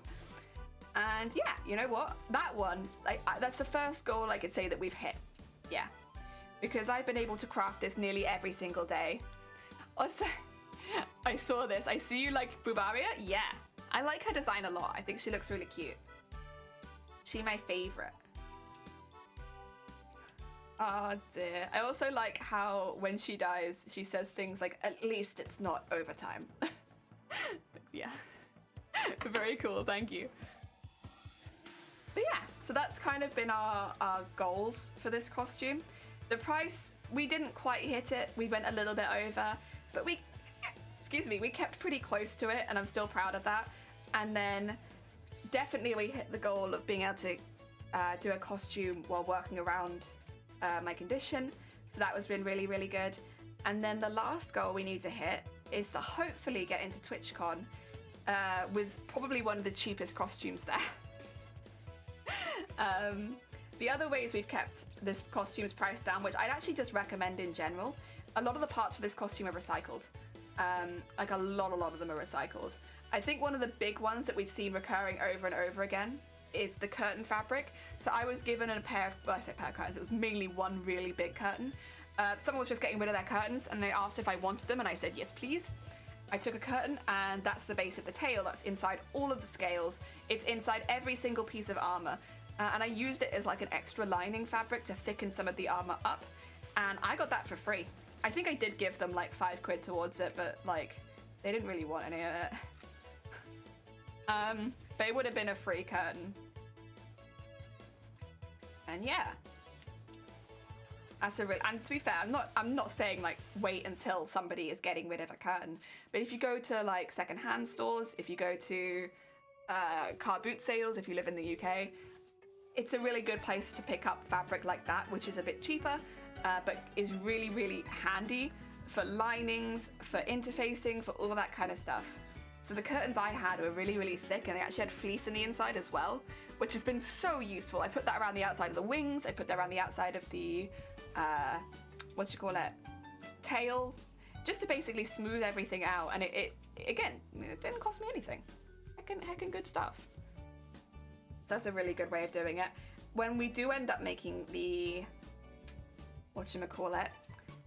staff, that'll be made out of recycled materials, some extra foam from a previous costume, as well as the main structure of it being made up of button tubes from a haberdashery that was unfortunately closing down. But they gave me some of their old button tubes, and I very much appreciate it. Yeah. No, all that kind of stuff. It doesn't cost anything. It's very, very cheap. I think, once again, I gave them like £1 for all the button tubes. And yeah. It keeps the price really low. I think even if you're not trying to make a costume exceptionally cheap, it is a good thing to look into, because it is just recycling at the end of the day. And that's nice. If they can have another use again, that's a good thing. There we go. So yeah, that's a little bit about the costume making process. We have streamed this whole process basically on Twitch. We have over 500 hours, I think, of live streams making this costume. Although I would say, because I do a lot of work off stream as well, we're probably over 1,000 hours quite easily at this point for how long this costume has taken. But yeah, we've done it all on stream so people can watch it. Oh yeah. Nothing particularly hidden. I suppose going into a competition, maybe that's not always the best thing, because people can see every element of your costume before you enter. But as far as being able to share the experience with everybody here, honestly, it's been amazing. I've had a really, really good time with it. I always had like a soft spot for making these really big costumes anyway, and so yeah, it's been really good. And I'm glad that the competition we've entered into is TwitchCon. Like, as soon as someone let me know that that was happening and like how accessible it was, yeah, I'm so glad we could enter TwitchCon with it. Like, don't get me wrong, Crown Championships, Euro Cosplay, all of that, they are really good cosplay competitions, and if you have them running nearby and you're looking to really challenge yourself, Ultimate Cosplay Competition, online competition as well, I'd recommend. All of them are really, really, really good. But for us personally, I'm so glad we were able to enter TwitchCon. Whether we get in or not, that would have been easily first choice. Because, yeah, I don't know, it's where we've made everything. We did the whole thing on Twitch. Oh, dear. There we go. We have to turn them all inside out. This is going to take a minute because they're so small, but because of that I need the spikes to be really prominent. Otherwise they're going to look funky. I don't mind if they're a little bit lopsided like this as well. We can find a space for them. They're all good. All of the little imperfections are good.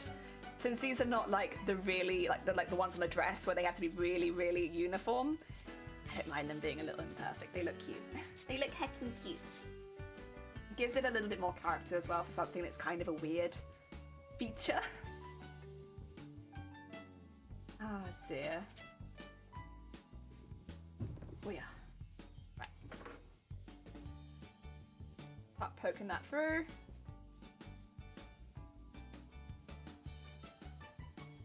Oh. Actually, I could probably pull it a little bit more. There you go. I started too early, that's okay. Pull that out there. And in there. Excuse me. Oy, oy, oy, oy. Also, I should probably say, we've entered TwitchCon, but we won't find out whether we get in until June. Got a bit of a wait. Got a little bit of a wait to find out whether or not we're going or not. I don't want to like get everyone too hyped up. If we don't get in, it's not the end of the world. I can still enter this into another competition down the line if I want to. So if we don't get in, we will survive. And you know, although maybe I don't meet one of my goals, it's okay. We've had a really good time making it, and I definitely wouldn't change the last year. Like, I've had a really good time with this one. I think that's probably partly a testament to the costume, though. Is it so up my alley for things that I like to make that, yeah, hell yeah. I'm really glad we picked this one. It's been really fun. Also, I'm just looking at these and they kind of look a bit like fingers, huh? He's got like tiny little fingers coming out of my gauntlet. Little purple fingers. Oh, that'll really nicely add to the creepy factor of this costume. Oh dear. I am also really looking forward to next week. So next week we're going to MCM London.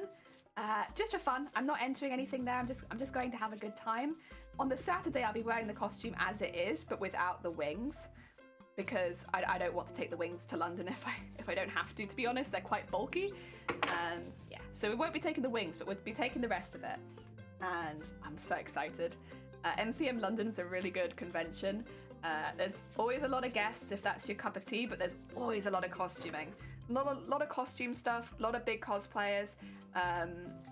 It's so fun. I so recommend if you ever go to MCM London and you've ever had an inkling of wanting to cosplay, do it there. It is probably one of the best conventions in the UK to go cosplay because everyone cosplays. Like, everyone cosplays that con.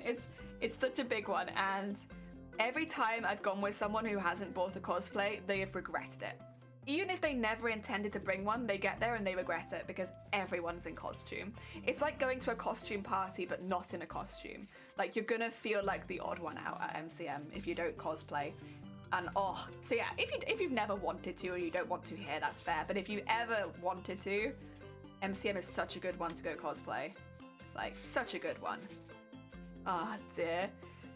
Can't take the wings, you might fly away. Well, that's another reason not to wear them though, isn't it, Riku? The weather in the UK, I'll get blown away if I have my wings on.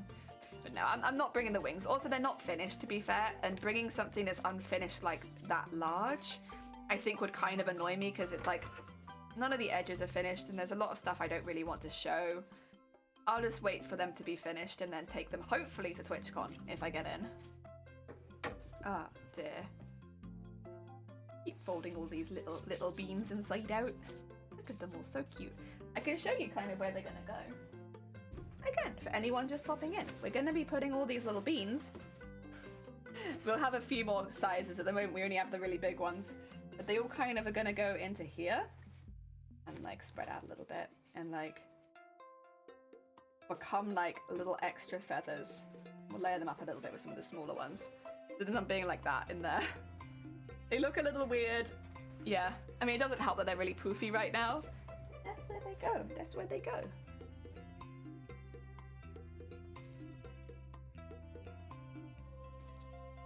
I think they'll look good. I think they'll look good once they're done. Oh. I will only be wearing this costume on the Saturday though. I had a really good think about it, and I think it makes sense to only wear the costume one day in this case. Also, Miku, welcome on in. I hope you're having a good day. Thank you so much for the follow.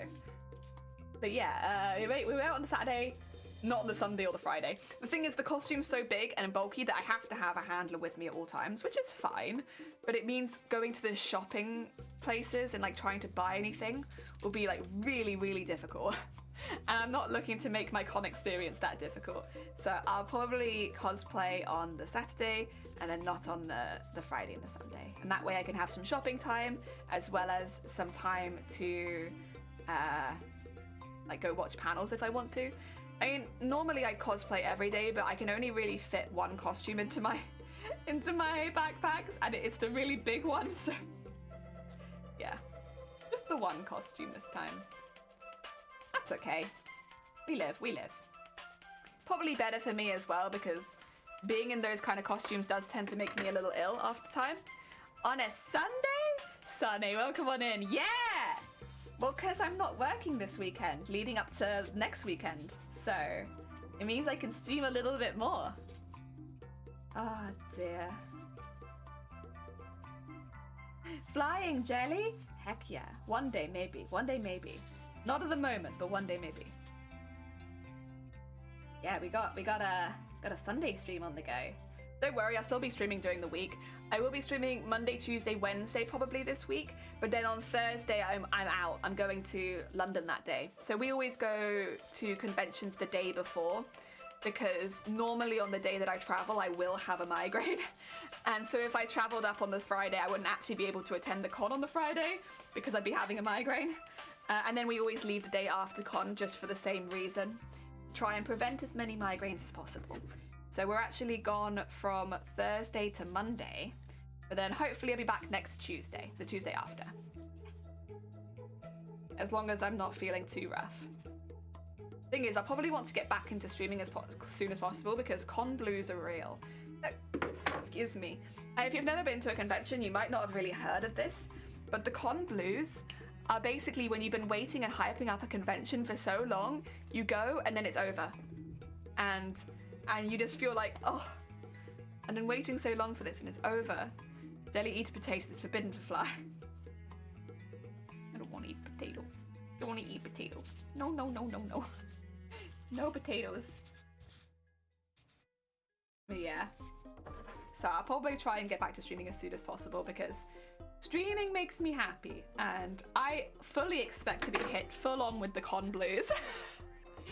Yeah, it's basically that you just have so much fun and you've been waiting for so long and it's so good, and then you get home and you're like, oh, now I don't have it to look forward to anymore. Now we're done. Oh, did I not trim this one? How did that happen? Just quickly give that a bit of a trim. I managed to miss one. There you go. Yeah. The other thing is I'd want to be back reasonably soon, because I need to keep making the costume. Although we'll probably do some floor streams. In fact, we might actually do a floor stream the last stream this week. There's some alterations I want to make on the dress. After wearing it with the tail and the wings, one thing that we noticed, both me and Shiny, was that the attachment from the dress to the tail was pushing out some of the embroidery. And it's like, I've added a corset into this, so it's kind of annoying that it's now like, I don't know, making it look bigger around the waist than it is when there's like a corset in there. It's like, come on now, I didn't add this corset just to look bigger. Oi, oi, oi, oi, oi. So yeah, I kind of want to change where those attachments are so they're not pushing out the embroidery and making it look bulky around the waist. It just doesn't fit the character either, really, and it makes no sense for me to do that when I've literally spent all the time adding a corset that it would then be bulky. So I'm going to change that a little bit. And then, was there any other alterations I needed to make? I think that's the main one, but we can spend the rest of the stream just working on the floor, honestly. Floor stream is good stream. Unfortunately, I can't work on the dress on the desk really anymore because the dress is just too heavy and big, so it has to be worked on the floor. Chunky jelly, oh, it's chunky. That's okay. Honestly, I'd be fine with it if I hadn't spent all that time adding a corset into the dress, because like it completely negates all of the hard work that I did to add an inbuilt bra and corset, if then it doesn't do the work of an inbuilt bra and corset. Oh dear. It's fine, it's fine. We'll get it cinched. It's alright. To be fair, that was my mistake. I should have really seen it coming, to be fair, because as soon as we saw the issue, I was like, well, obviously that's gonna happen. I've put this in the wrong place. Don't hate me. Oh no, you're fine. That does not bother me particularly. Oil. You call me whatever you like, as long as it's not a banned word. If it's a banned word, then you'll goodbye. Nightbot's gonna see to it that you do not speak here again. Whoop, whoop, whoop. Yeah, honestly, I'm so excited about MCM next week. I'm a little sad I can't stream it to you guys, but I'll take lots of photos. You'll see. You're a band with shh. I think we're good now though, because people have said jelly for a while and it hasn't banned anyone. So maybe either they've changed their settings or we've just allowed it enough times that it's gone through that you can say jelly now. Thing is, I don't have jelly as a banned word, but I do have auto mod set at level 1. So I can only assume that that's what's picking it up.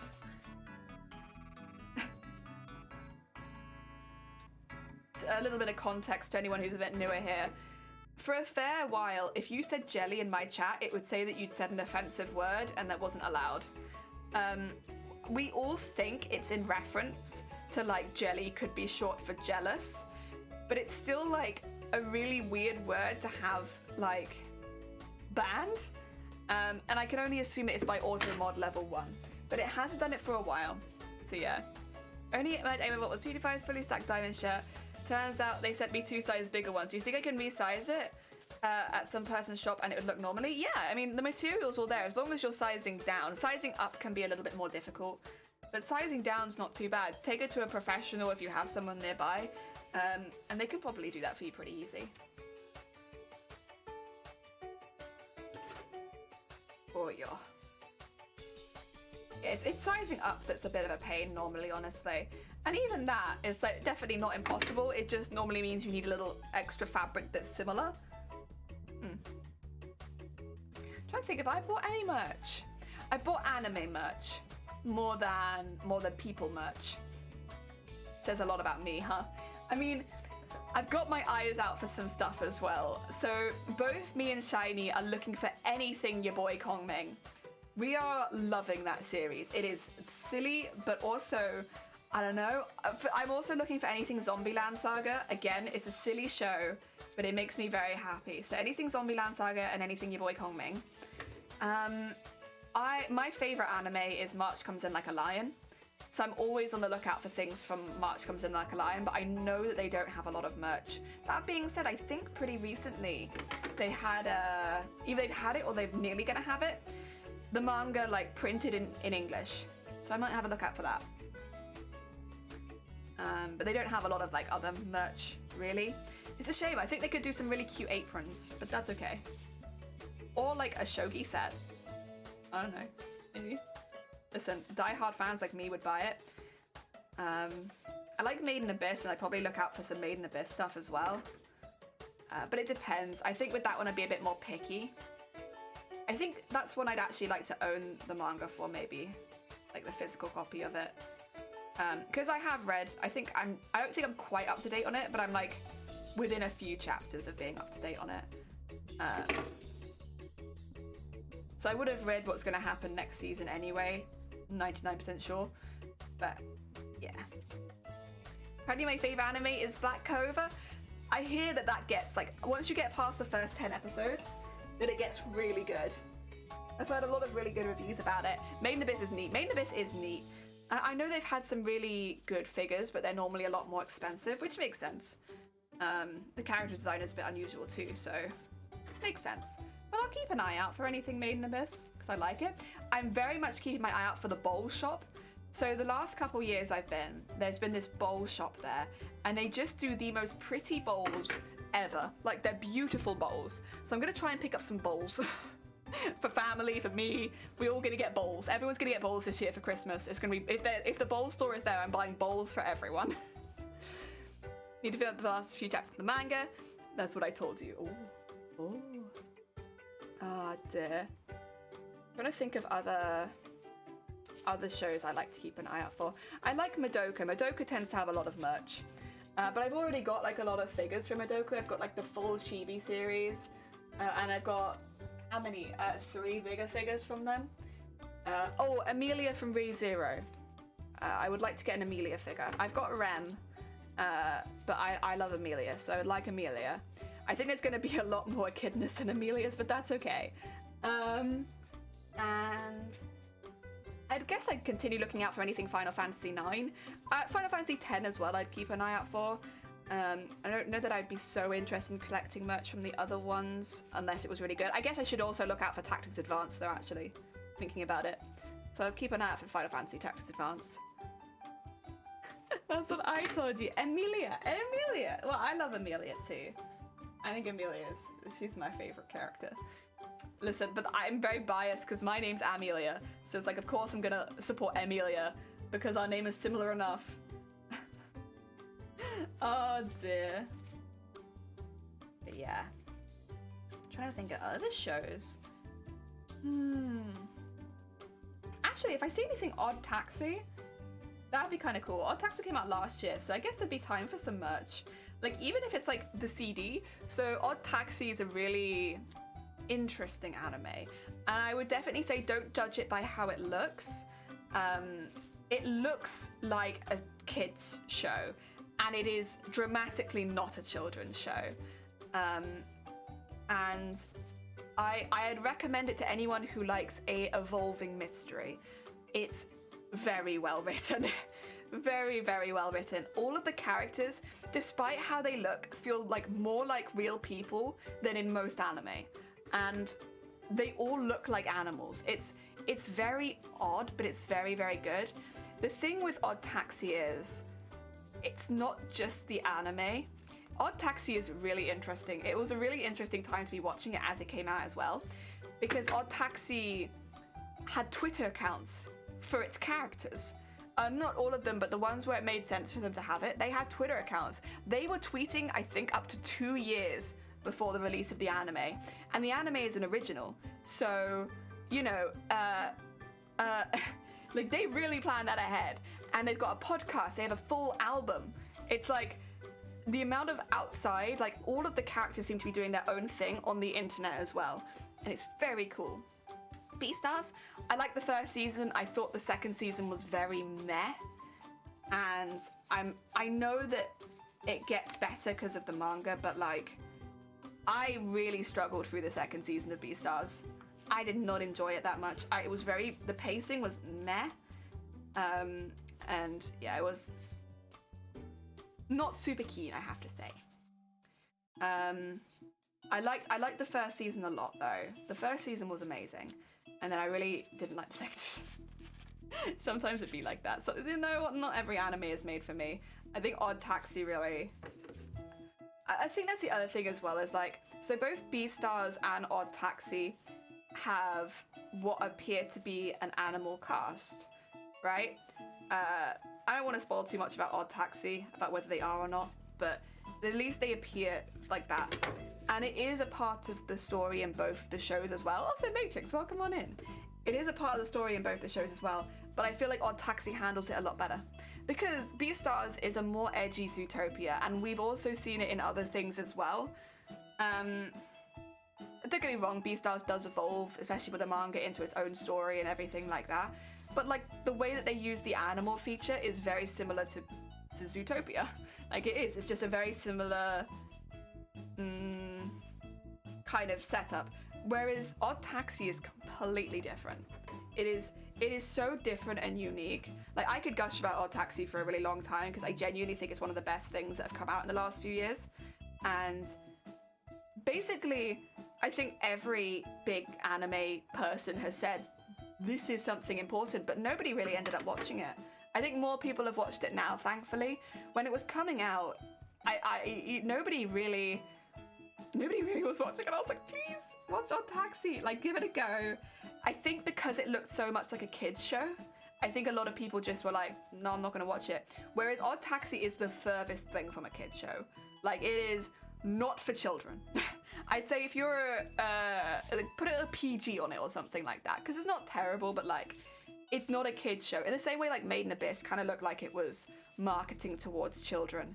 But then once you actually watch it, it's very much not a kids show. It's the same kind of vibe from Beastars. Not Beastars, Odd Taxi, where it looks like a kids show, but it's absolutely not. Not intended for children's. Try Black Clover, you love it? I did try Black Clover. I actually was watching it as it was coming out, and I just couldn't get past the main character's voice, and I didn't want to watch another really long-running shonen, so I stopped. Because I was kind of like weighing it up of like, first of all, I hate the main character. I hate every other character that's been introduced as well at this point. And it's really bothering me, all of these characters. Like, I think like 2 episodes in, they give you like the dramatic backstory of the main character for the first time. And I was like, I don't care. I don't care. Honestly, I wish he died. That's it. He annoys me so much. I just don't want him in the story anymore. And then, yeah, I hear it does get a lot better. I dropped it after about 10 episodes, truthfully. So I dropped it apparently just as it was going to start getting good. And I have seen some of the fight scenes separately from the rest of the show later on, and they look very, very good. But I just don't want to watch that long of a show right now, you know? I'm good. I'm good with my 12 episodes. Attack on Titan, High School DxD are kids shows. Yeah, but they don't look like kids shows. I think that's the difference. Like, High School DxD looks like more of a sexy show. Attack on Titan looks terrifying. Like, they don't look like they're made for kids. Odd Taxi does. Odd Taxi looks like it's made for children, as does Made in Abyss to an extent. Like, both of them have more of a cute art style. Odd Taxi especially because it's got like animals all over it, and they look like I think Made in Abyss, maybe the name might give it away a little bit, but like they both look like they could be more sweet slice of life or cute for kids kind of shows. But then you just have to watch them for a couple episodes and it's like, oh no, no, no, no, no. And both Made in Abyss and Odd Taxi tackle quite rough subjects, which are very much not kid friendly. Oh dear. Also, Magpie, welcome on in. I hope you're having a good day. We're talking a little bit about anime that maybe looks like it's made for kids, but absolutely is not. The only two I can think of right now are those two. Are there any other shows that were like marketed in a way that looked like it'd be family friendly, but ended up being like not family friendly at all? I'm trying to think of it, but I think it is just those two that I can think of. I guess, actually, if you're going like old school, Madoka Magica, I think everyone knows about Madoka Magica at this point, but initially that would have looked more like a standard kids anime for like magical girls. I think you have to watch very little to see that that's not where it's going, and I think I would like to believe Madoka Magica might be where the 3-episode anime rule first started, because yeah, that you watch the first 3 episodes and you know whether you're gonna like that show or not. But I don't know if it did originate there. I think it was around that time though. Fucking it. Ah ha ha ha ha ha ha ha ha ha ha ha ha, Riku. Ha ha ha. Yeah. Ugh. I think those 3. There's been a lot of like edgy magical girls since Madoka. I'm not trying to say they're all the same, but like it did kind of become a genre. Like you had Magical Girl Sight, you had Magical Girl Raising Project, Yuki Yuna Was a Hero, all of which have the same premise of like magical girls not being as nice as you think it is. Although of course they do vary a lot between. It did kind of just become a genre, didn't it though? Like Isekai became a genre. Edgy magical girls became a genre. Oh dear. I don't think, were there any others? No, I think those three are the main I can think of. There's probably more out there. I can only really think of those three. Oh dear. Because like the other one that came to mind was Ranking of Kings, which is, you know, it's definitely got some scenes in it which are quite intense, but I think it's not quite, doesn't go quite as hard as the other ones. It's like you could watch that as a young person and still enjoy it a lot, I think.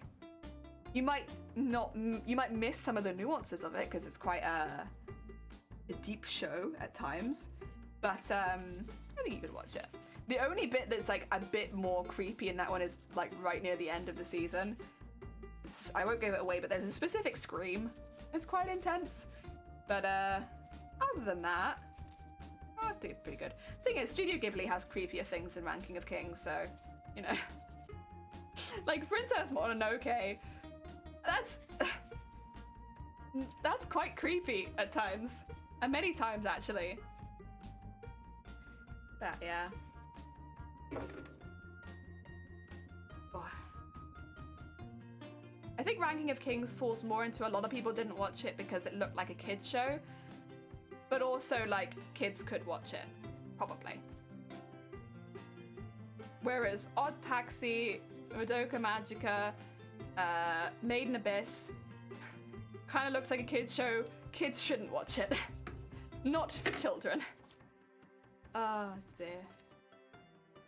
That being said, I do like those style of anime. They're very fun. I really hope there is some Odd Taxi merch actually at MCM. I'd love to pick up something Odd Taxi. I don't necessarily think there'll be any figures, but like CDs, things like that, I'd honestly just take for the memorabilia of the show because it's so good. I think I put Odd Taxi as my anime of the year last year. Even though a lot of good stuff actually came out. Last year was stacked. A lot of good stuff came out last year. I did enjoy the Attack on Titan stuff, but I don't know. It's not finished, so I don't know. Odd Taxi felt finished. Not that that's like Attack on Titan's fault. It's a very long story, but man.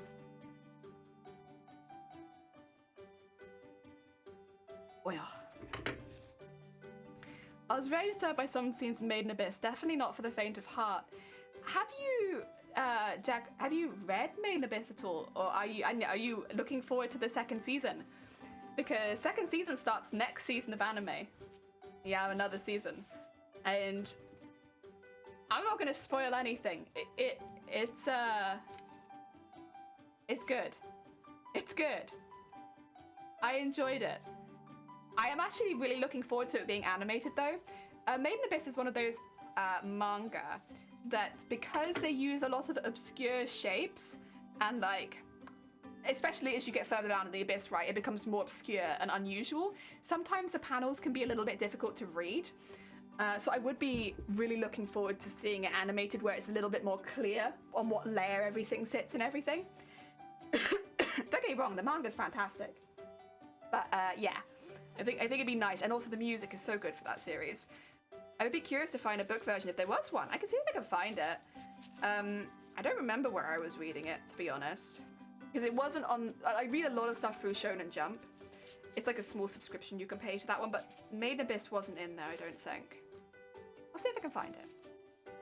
Let me pop it in Discord. Because yeah, most of the stuff I read, like Spy's Family, all that kind of jazz, I read through Shonen Jump. It's kind of the same way that you pay for like Crunchyroll.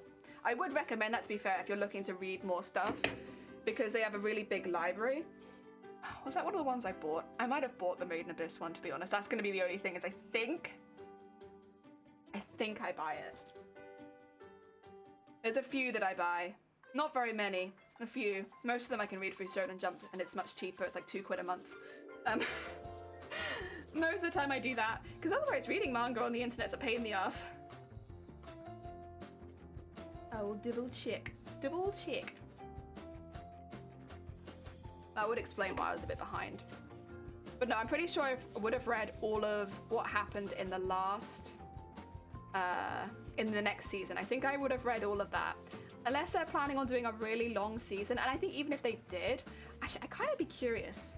Because I've seen the trailers for the next season. and it seems like they're covering a lot of ground based on the 2 trailers they've put out. Is Made in Abyss going to be 24 episodes, or is it going to be 12? Because it feels like it could be 24 episodes. Season 2. Just put that on there for now. Golden City, The Scorching Sun. Yeah. Does it say how many episodes we're expecting?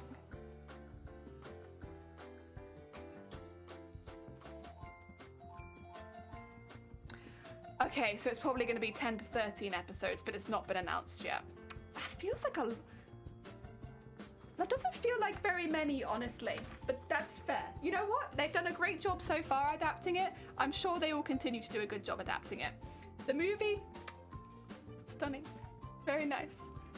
The movie is actually my favorite arc, and I had been so looking forward to that one getting. I thought originally it'd be part of a series, but having it as its own movie worked so well. I love that one. I do like the next arc as well, but I really love the arc in the movie. Oh, so good, so good. If you're anyone in chat, by the way, is looking for an anime that is a little bit, I think it's probably one of the best eerie horror anime out there. It's not horror, but it's like, it puts you in that feeling of watching a horror. Yeah, it makes you kind of like back, right? If anyone's looking for an anime like that, I think it's probably one of the best anime out there for that. It's very, very good at its visuals, and the music is stunning. The whole soundtrack and all of the sounds are just beautiful. The pacing's great. Like you'll be like on the edge of your seat for every next episode. It's already had the first season and the movie adapted, and they're both ridiculously good. And next season it is getting its 2nd season. So if you wanted to catch up on it, now's the time, because in a couple months' time you'll have another season to watch. And again, I'm not going to spoil anything about what happens, because like I don't want to be one of those people. I am very excited to see how they televise certain scenes that are going to happen. You know what? It fills me with anticipation. Oh dear. Also, I think the next season has a lot of people who have read it, their favorite character. Not my favorite character, but a lot of people really like this character. Again, I don't know. I like the movie. That was my arc. That was the arc that I loved. But I know a lot of people are very hyped about this next arc, and understandably. It's very cool. I wonder where they're gonna start, because there's so much to cover. I'm so excited to see how they adapt it. It's gonna be so cool. Also, they've managed to, when they released the trailers, there's 2 trailers right now, I think. No, I think it is 2. There's 2 trailers for the next season, and they literally make it more confusing for what's about to happen. Like, I watched them both and I was like, this is very mean. What they have done is very mean. For anyone who is like, hasn't read it, you're gonna look at this and be like, what? Where's it? What? A very mean trailer they did. They like did the opposite of giving anything away. They actually made it more confusing. I guess that's a good trailer, right? A good trailer doesn't give away too much, and this one gives away nothing.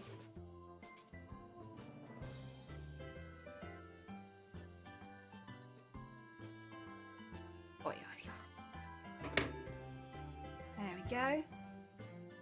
Yeah, so Made in Abyss merch would be nice. If I was better at 3D modeling, I'd make a Nanachi suit. That'd be expensive, to be fair. Anything that's close to a mascot suit is expensive. It's a lot of filling in space. But I think Nanachi would be a really fun costume to do. Like, you'd have to really make a shape, because she's very like, she's got big legs, and she's not a human character, so you kind of have to work with that sort of proportioning. But that would be a really nice challenging costume to make. The thing is, fur and fleece and that kind of stuff is a little bit more expensive. So it would end up costing probably a bit more. But maybe down the line. I think I've had her in my wanting to cosplay for a while now. Who knows? Maybe one day I'll do Nanachi. Oil. If I ever want a costume that I can roast in, do a Nanachi costume. Oh dear. It'd just be a lot of shaping, really. You need those, like... If I have a look, actually. So I'm just, like, searching everything. If I go images here, I should be able to see her.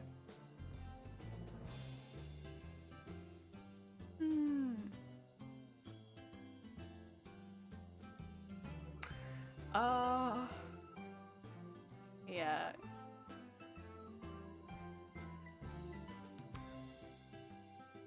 Be some padding around the hands as well.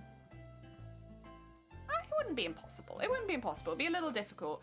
The face would be probably the hardest bit, to be honest, because she doesn't have a bigger face than anybody else, so it wouldn't really make sense to do like a big head for her.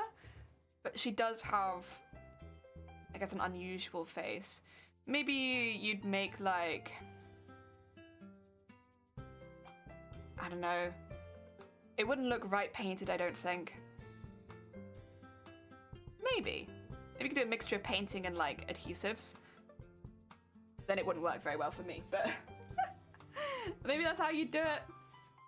Oh man, it is good. It is good. Would recommend to anyone who is not, doesn't mind a little bit of visual horror.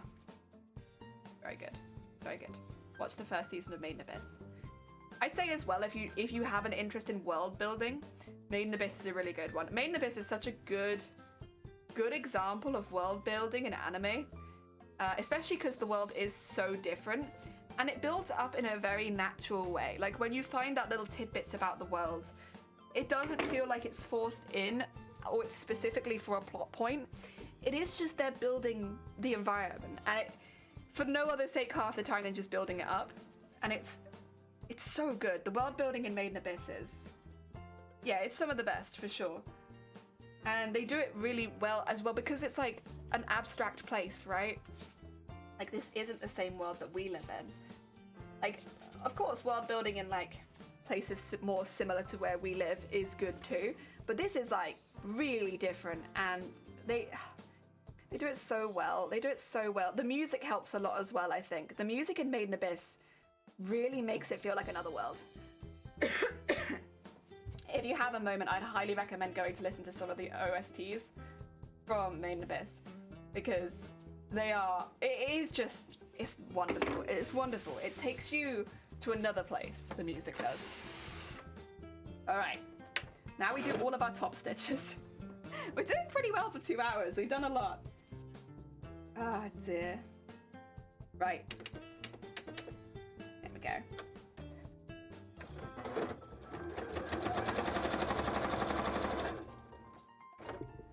Okay. So being a little more careful on the top because this is a visible stitch and I want it to look neat. Whereas the inside one I didn't care about so much. You don't see any of it. It's just there for practicality.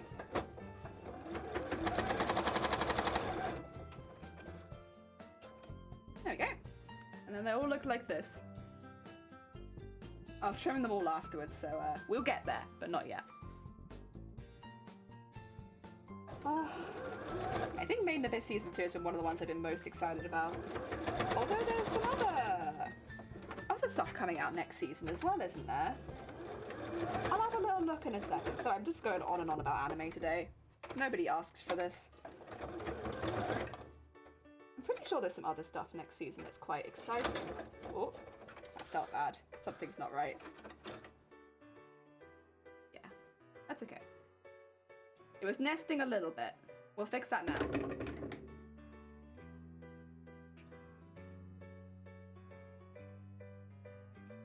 You can normally tell if it's about to do that because the machine will make kind of a little like noise. I'll say, you're struggling, are you? Okay.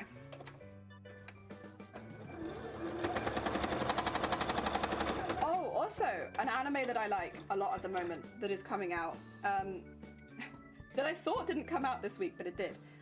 Summertime Render. Again, if you like mystery, unraveling stories, Summertime Render, so far, we're like 6 episodes in, I think, 5 or 6, I think. It's one of the standouts from the season, and this is a stacked season as well. We got Spy X Family, we got Kaguya-sama 3rd season, more Komi-san, Shield Hero. Like there's a lot going on this season, but I would say Summertime Render is one of the best. It's up there with them, and it's one season. The other thing is, me and Shiny looked ahead of time, and we were like, because it's a mystery, is it going to finish? It's adapted from quite a short series, and since it's getting 24 episodes or 25 episodes, it's really likely that they'll actually finish the whole story with this one season, which for a mystery is like, yes, that is a best case scenario right there. And it's been really good. I can't tell you too much about it without spoiling it, but the general premise is the main character is going back to his home island. So he lived on an island and he's moved off. Going back to his home island because of the funeral of a very close friend.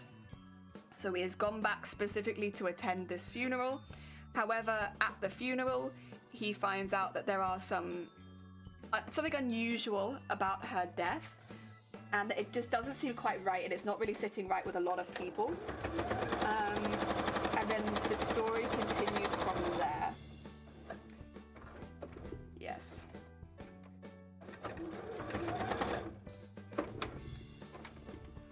And it's very good so far. I can't say what it will be like forever because, of course, like, I'm pretty sure only 6 episodes have come out from what will end up being 2 more. So, like, it's gonna be like 24 episodes. But from what is out so far, it's very good. I would highly recommend it. Oh dear. Oh dear. No, we've been very spoiled with this season. I would say I really like the boy Kong Ming, but like, I don't know, Summertime Render though. Your boy Kong Ming is fantastic, but the writing in Summertime Render is crazy good. I like both. I like both a lot. I don't think I'll find any merch of Summertime Render. I'd be very surprised if I did. I'll keep an eye out for it. The other thing is I can't really imagine anyone cosplaying Summertime Render, just because it's a very down-to-earth show. Like, no one's really wearing anything that obviously different. The characters also change clothes. Unlike in a lot of anime, where they wear one outfit the entire run, no, the characters change clothes. They're not always wearing the same stuff. And so it'd be a little difficult, I guess, to cosplay very obviously, because they have several outfits. But it actually makes a lot of sense, because, like, why would the character wear the same outfit to a funeral as they would to their daily wear, you know? Like, it doesn't really make any sense.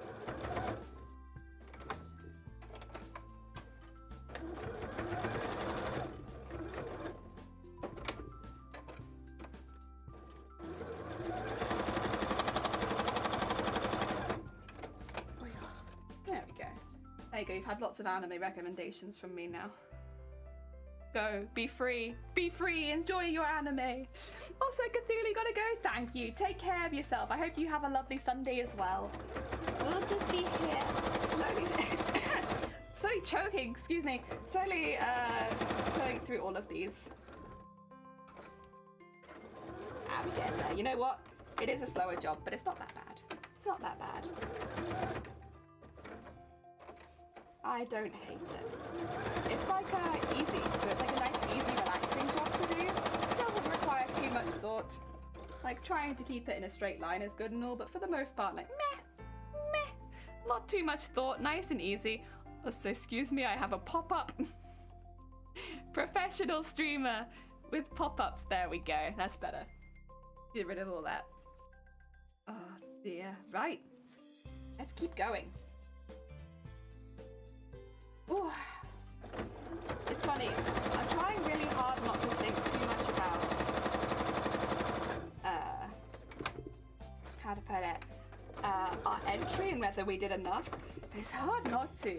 Like, I can still review my submission. I can't change it, of course, because I've already submitted this costume.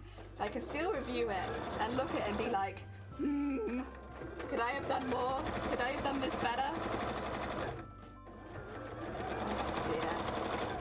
I'm trying my best not to, but it's hard. It's hard. Okay. Okay. And go. And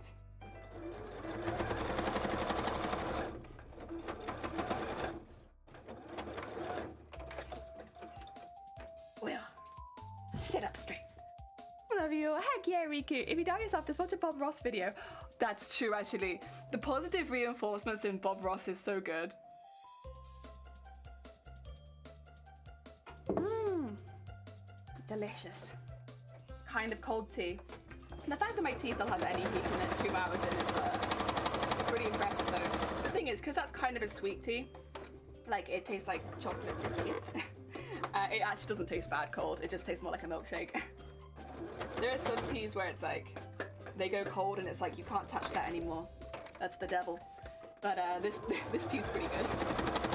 The Eton mess was the same, probably, but like, I drank that too quickly. I need to get more of it. More and more tea, please. Okay. There we go.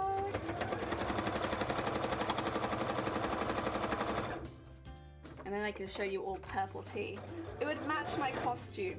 Guys, if my tea matches my costume, oh, that's an aesthetic I'd like to achieve. Matching my tea with my cosplays. Oh dear. Grab yourself a teapot, problem solved. The problem is not that I don't have the brewing method. The problem is that I ran out of Eton mess. And oh, so sad, so sad. I actually have a teapot and tea set. Because we used to have afternoon tea on stream a little bit more. Because of course I'm working on such a big costume right now, it's been a little bit difficult to do that. But I had like a teapot and a teacup set, and yeah, we used to have like a little afternoon tea.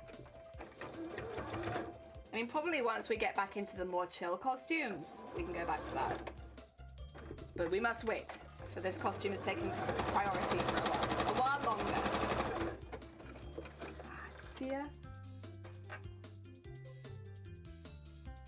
I do think taking a break at 4 in the afternoon to eat something nice and have a cup of tea is really nice. It's just something about it is like, it's very, like, it just creates like a little bit of you time in the day. Oh yeah.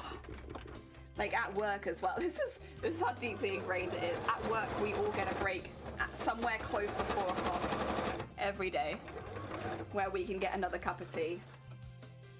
But like here in the house, it's not something that I'd normally do. But then I think probably about this time last year, I decided I wanted to incorporate something like that. Like you're doing the good old British 5 o'clock, exactly. So my workplace, we all have staggered breaks. Like we go on break with 1 or 2 other people, but like it's staggered because of course otherwise there'd be no staff in the shop. But like someone might have it at 3:30, someone at 4, someone at 4:30, and we have like our tea. And then there's always like biscuits and stuff like that if we want them.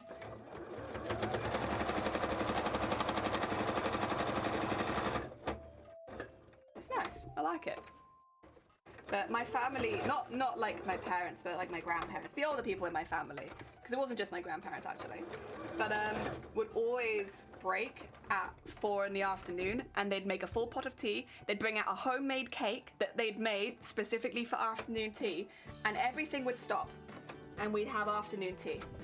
And I don't know, something about that, being able to spend that like half an hour, like no one would be working, everyone would just come together, have like half an hour of drinking tea, eating cake, and then go back to the work and whatever else they were doing that day.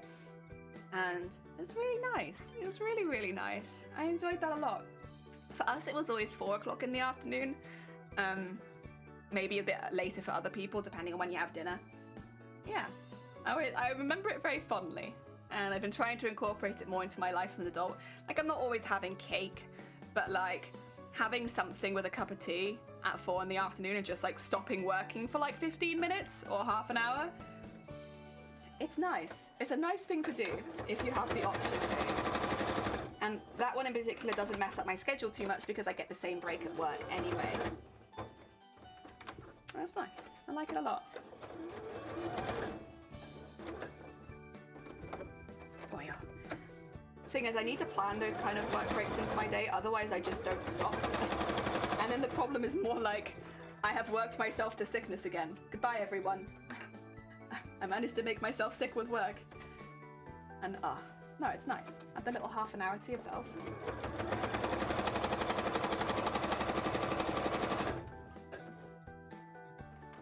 That's probably it, yeah. It's good. It's good stuff. I think for like mental stuff, like health as well, it's nice.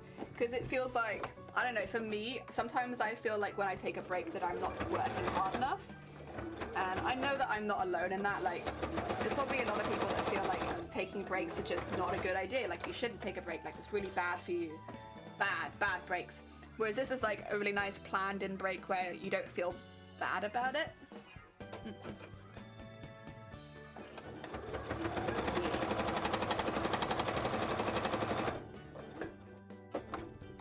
Get that across to there.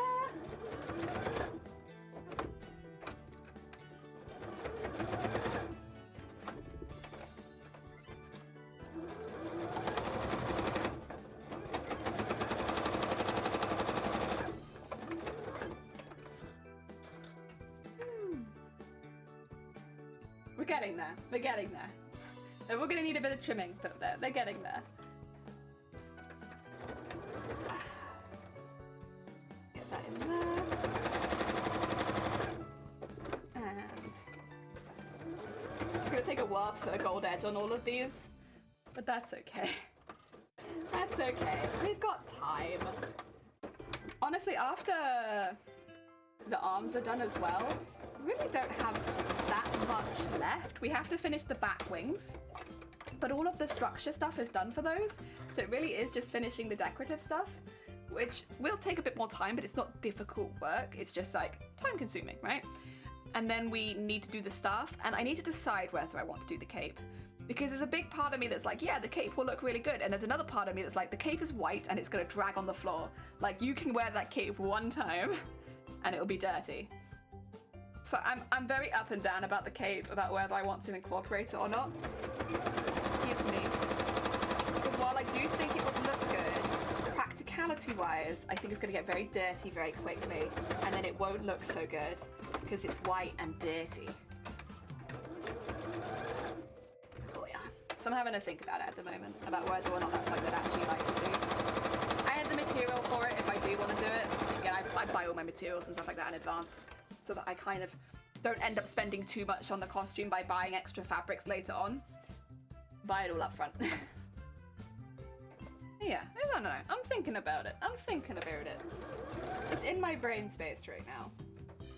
But the staff and the wigs I'm definitely doing. So that will really be what we'll be working on after the arms are done.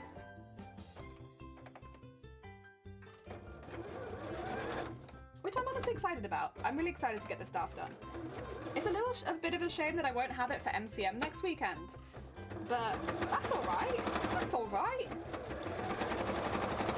It doesn't upset me too much. It's a bit of a shame, but it's like, I'll live. There we go. Slowly but surely adding to our pile. The reason I'm not finishing the edges of any of these, by the way, is because when when the sort of like disc bit here gets sewed into the rest of the costume, we'll have to put bias tape over it anyway to hide some of the bits at the bottom. So that will just cover the bottom of these as well. Just add it to cover these two. And that'll end up being how they end up getting attached into the costume. See, I don't really need to finish the edge. I could burn them if I wanted to, just to prevent them from fraying, but like, I don't imagine they'll be outside the costume long enough. Sorry, by the way. Long enough that I'll have to bother with that. Oh, I want a bit more tea.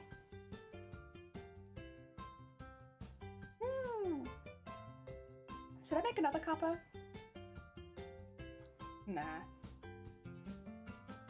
I'll get all these sewn first and then I'll make another kappa, I think. I'm actually not really very hungry yet. Even though it's just gone midday, I don't really feel the need to have lunch just yet. So I'll probably hold off on that. What do you mean, nah? Go make another. Nah, I like to leave my sewing in a place where it's nice and easy to pick up from, if that makes sense. So I'll leave it. I'll go make another one when I finished sewing all of these, just so it's nice and easy to come back to.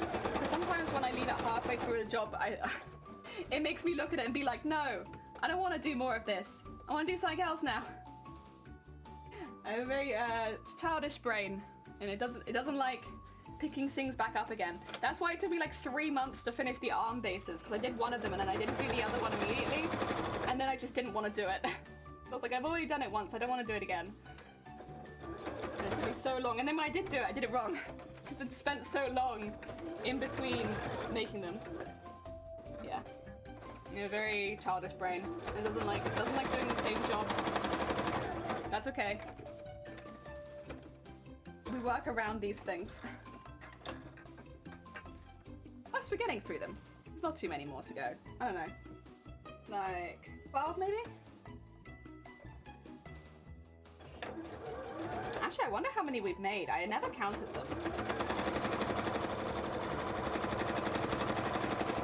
These are a lot smaller, so I don't think I can really count them next to the bigger scales that we made. But I think the most scales we made in a day was 30, or was it 35? It's around that amount, I think. But they were a lot bigger, whereas these are very, very small. And plus they don't have all the layers in them like the other ones did. These are just like, just the outside layer. I think we beat that.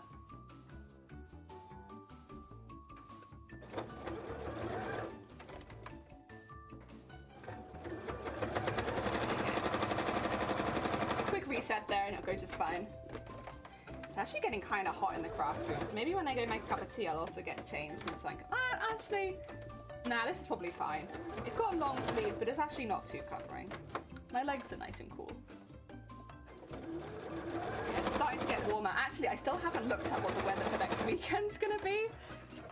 That will heavily influence the day I end up cosplaying, because I don't want to go out in the rain. Let me see the full forecast really quickly. I would like another day. Saturday, oh god. Okay, okay. I mean, it's not terrible. It's gonna be humid, I think, next Saturday when I wear the costume. 21, it's alright, it's alright. I've had worse MCMs when it's been like 30 degrees and you're in a full costume and it's like, oh. 21, that's manageable. And it's not raining, so fingers crossed it stays like that. If anything, it can go a bit colder, but no rain. That's kind of important. Of course, I spend a lot of the con inside, but if you're in a big costume at MCM, you probably have seen other people do this before too. A lot of us will spend a lot of time outside, just like 2 hours in, 2 hours out kind of thing, so that you have time to cool down, because inside of the convention hall is actually really hot. And since it's really hot inside, it's even hotter for the people that are wearing costumes, right? So a lot of the time, some of the bigger costumes, or cosplayers, like people who have big costumes, will hang out outside a lot. It's also a lot easier to move around outside than it is inside. Because inside it's very busy, and people have to get out of your way to move around. And most people actually are very, very polite at conventions, like at least in my experience, where if they see somebody big coming, not only will they get out of the way, they'll like motion to their friends as well to be like, oh, there's someone big walking through here. Just like, give them enough space to get around us kind of thing. People are pretty polite about it, at least in my experience. You do get people try and push past you and stuff, but for the most part, people will give you space.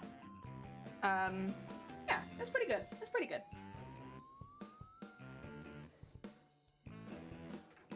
Because otherwise, it can be very difficult walking through MCM convention hall with a big costume. Most costumes you won't have an issue with because, you know, it is a big area, and although it does get busy, you just become part of the crowd and it's like, it's not too difficult to walk through.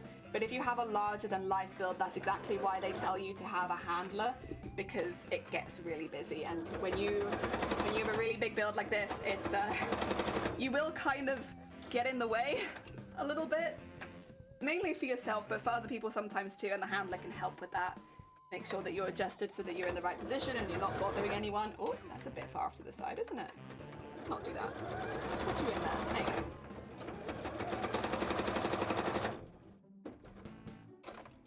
And you've unlocked.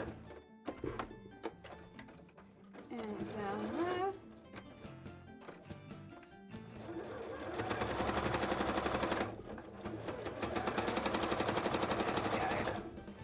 Very nice.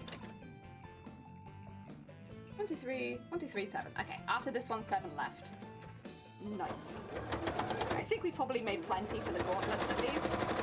I might need to make more for the upper arms, but like, it's a really good start. It's a really good start. Can't complain. Jelly, guess what you like? Genshin. Are you okay? Are you okay? What's up? You get too warm or something? No, you feel okay.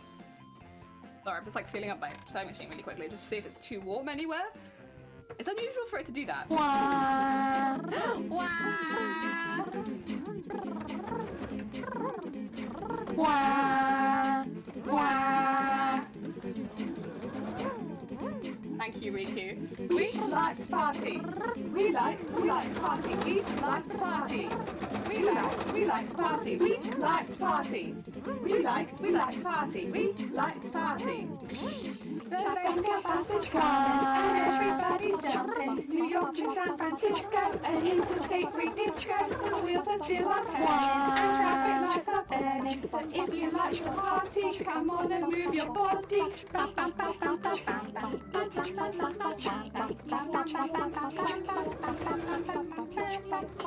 Thank you for the party, Riku. Riku's always bringing the party.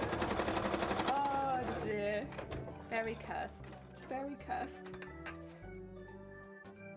And there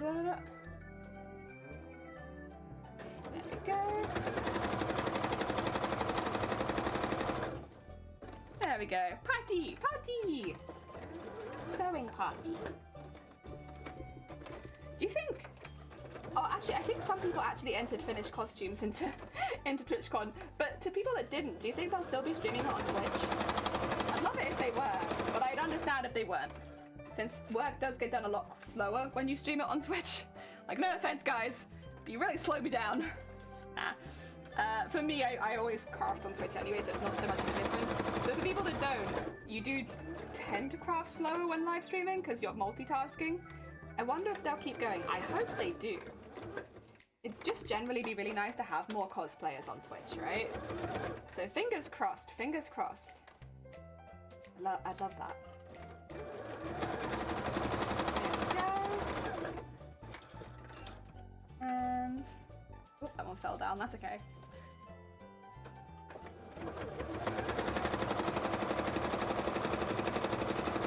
Go. Also, everyone was so nice. Everyone who decided to make a costume for TwitchCon has been so cool and so chill. Hell yeah. Hell yeah. Very heckin' exciting. Go. Pie. Pie. 3 more to go.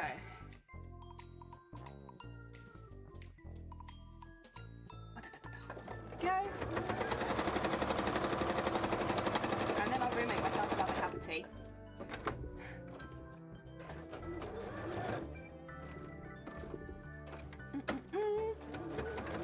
Go. And down there. Although I might quickly hold them up against where we're going to be putting them. Just for my benefit, because it makes me feel happy to see progress. I might do that first, and then also, it'd be nice generally just to know if we have enough. I think we will. It looks like we have plenty to me at least, but better to be safe. Also, these look so much better than the drafts we made before, like so much better. I cannot even tell you, they look so much better. I don't think I have the old ones anywhere nearby. I think I did just chuck them away because they looked grim. These ones, they leave the others in the dust.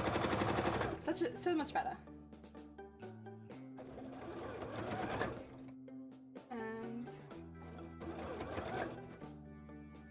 then down there. All right. Let's have a look. Doot, doot, doot.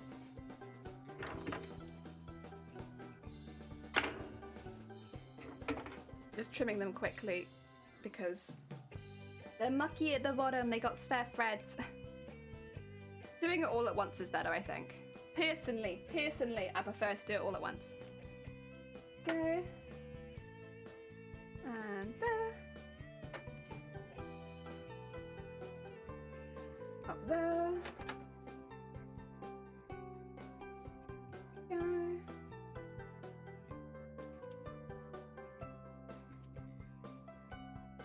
And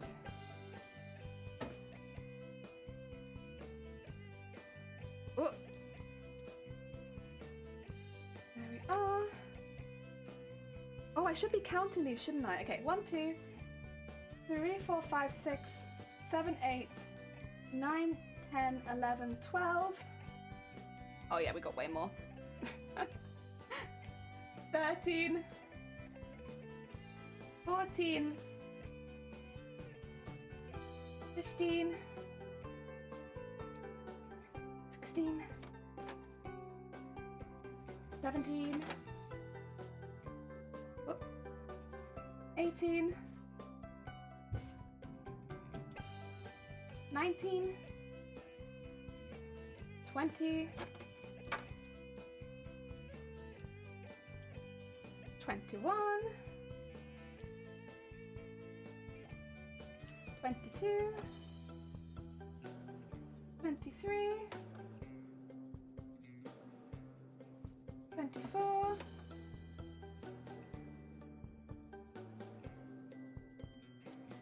25, 26, 7, 28, 29, 30, 31, 32, 33, 34,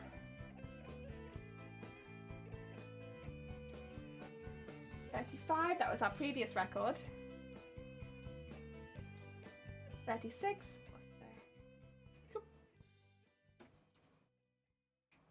37, and 38. Okay, you know what? Not bad. Let's see how they look quickly, and then I'll go grab some more tea. Oh, yeah. Righty. I'm gonna grab both of them because hopefully we've got enough for both of them. Okay.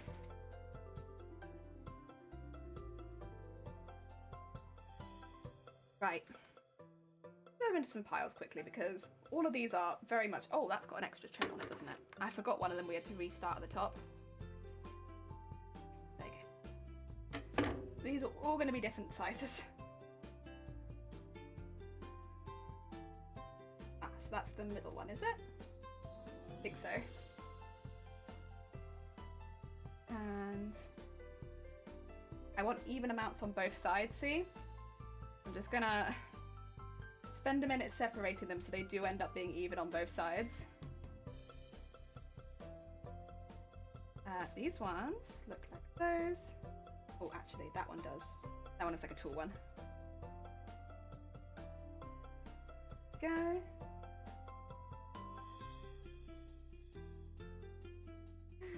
Separate them all into little piles. And that one, that's the short one.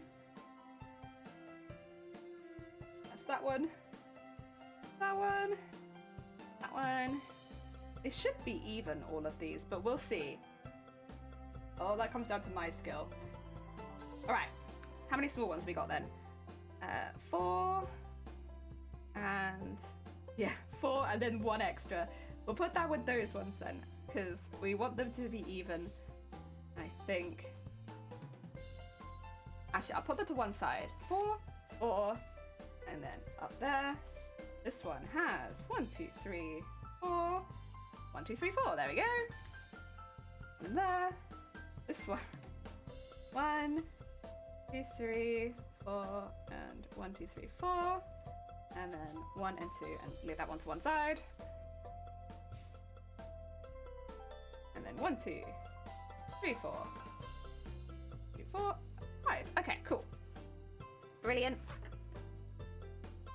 Let's load this up. Tisa, welcome on in. I hope you're having a good day. We are about to go have a tea break, but before doing that, I'm just going to be layering these up a little bit just to have a look and make sure that we've got enough. I do want them to look semi-random. I'm sure you know what I mean, like when something isn't random, but it's kind of built to look sort of random.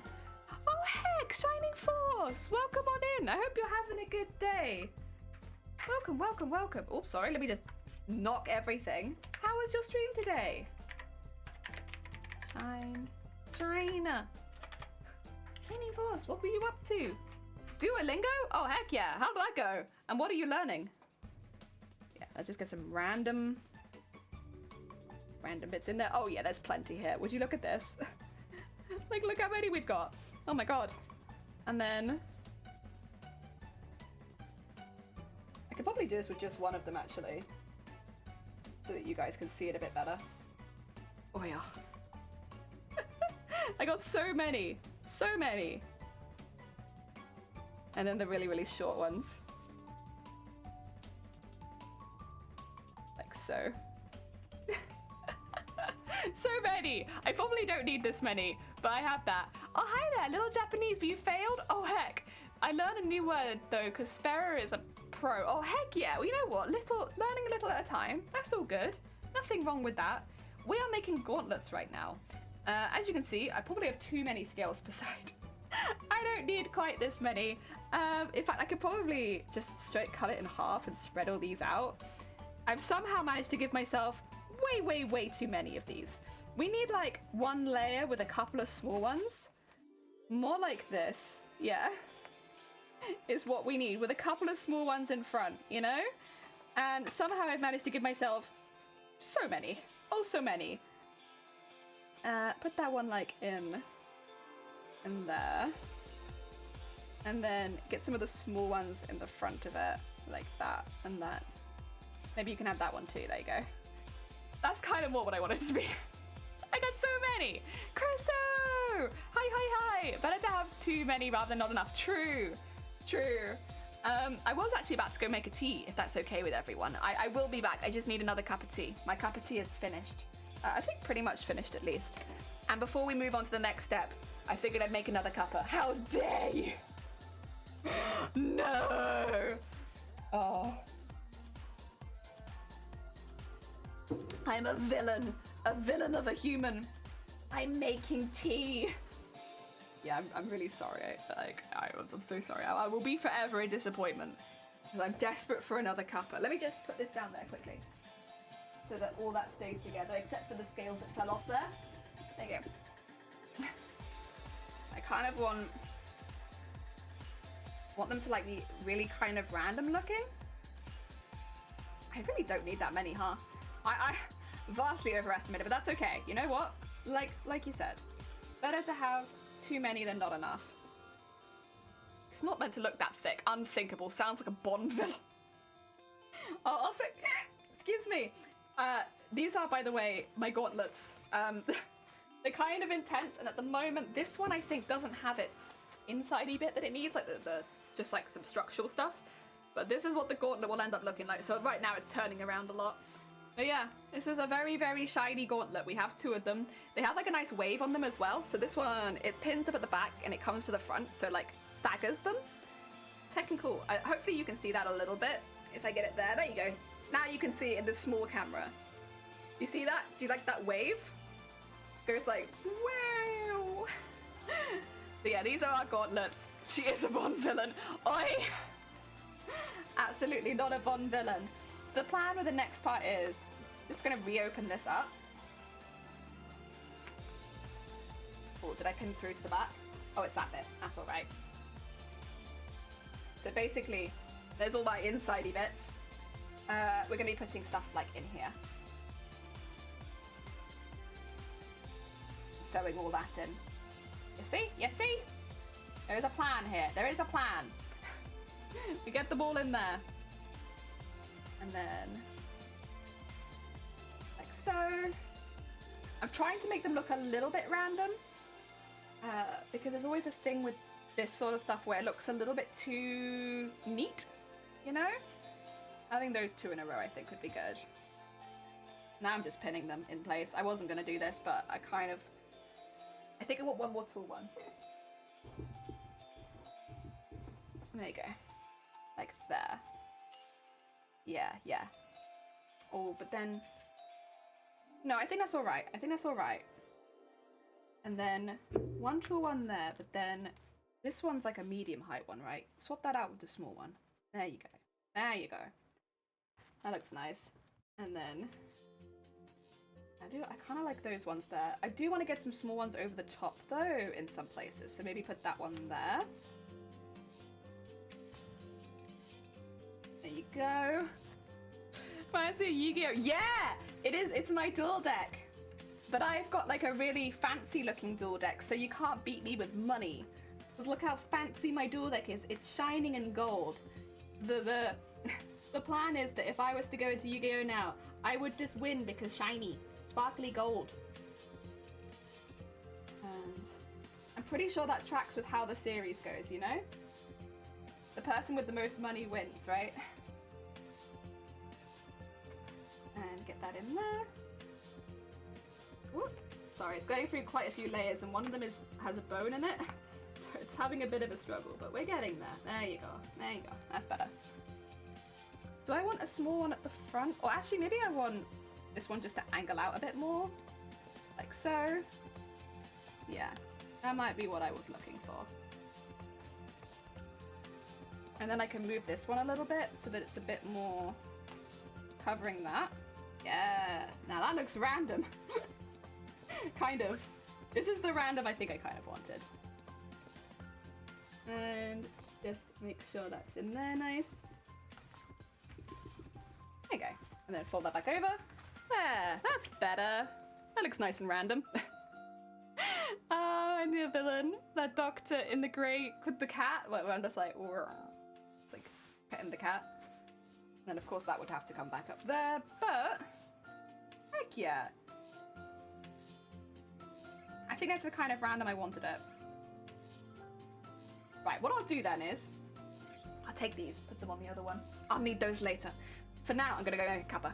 Make myself a nice little cuppa before we start getting all this sewn in. The other thing I need to remember is I do need to sew in onto this side up here some Velcro and a magnet. So on the other side, oh actually I'll just get them all off so I can show you. It has Velcro in there and a magnet on this side. What that does is just make sure that it attaches to my arm really solidly and it is not spinning around. Because this is so big, if this was spinning around, that would become like a hazard. Not just for me, but for other people. So I need to make sure I get that sewn into this one before I sew it down, otherwise it'll be very difficult to do that. But this is the last element that the gauntlets need. Will it be the last element I add? Who knows? Right, I shall leave that there for you so you can have a look at it. I'm gonna do a quick burp, make myself another cup of tea, and be back in a moment. Take care. Look, make sure no one's being funky in chat. I'll be right back.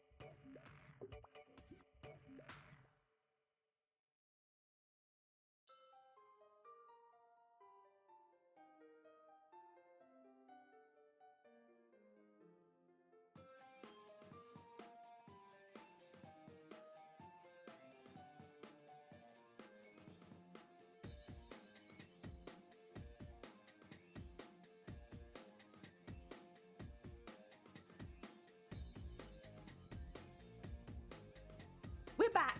Welcome back, everyone. I hope you had a nice break. Ah, dear. Oh, Jan, welcome on in. Can't believe we've gone this far. How long has it been since you started the fish costume? 3 or 4 months? I started it back in August.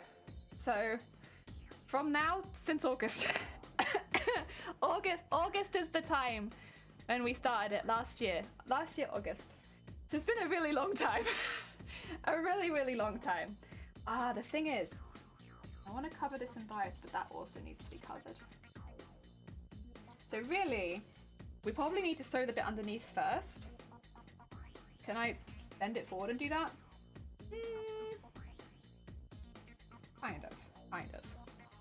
Should be alright. Basically, there's some stuff in these bits here that will need to be sewn down by hand. Probably want to get those done first and then come up and do that. And then come back and do that. This bit as well will need something, but I'll do that separately, just so it's nice and neat. Yeah, that's the plan, I think. Do that separately. Hand stitch everything now. Let's go. Oh, although... No, we have to undo these. Because they all need sequins around the edge. And if I try and do that when they're attached, I am only making my own life harder. So maybe let's not do that. But at least I know which ones I need. So I can sequin these ones and then pin them back in, because these are the ones I want for one side. And then we'll come back to the hand stitching there. I think, yes. Smirt. Okay. Which ones do I want to do it in? The slightly lighter ones, maybe? Yeah. Okay. Back on track. Oh. There's a pin for the floor. Sure, I'll find that one later. The plan with all these is, I suppose, not something that I'm actually really too hyped to do, just because I don't think it's going to look super awesome, but it is in the design. So it's so far, I think it's the only part of the design that I've actively not really been so fond of. And that is to go over the tips of these with a little bit of gold. It's only on the gauntlets as well. So the bit above the gauntlets, the other wing, doesn't have it. I think that's kind of what annoys me so much about it, is that like, only a very small part of this has this design. And so it looks kind of weird. But that's okay. It's just my opinion. The rest of the design I love. And what we'll do is go through the middle. Oh, actually, no, we'll do a tricky stitch. I've done this before, but it's not the easiest. You thread 2 sequins at once, and you sew back through the other side. And then you make sure one sequin flips to the back and one sequin flips to the front, and you have like a little sequin corner. Heck yeah. A corner of sequins. Very nice. All of these, the ends will need to be ever so slightly touched with sequins. In a design move that is probably not my favorite, but that's okay.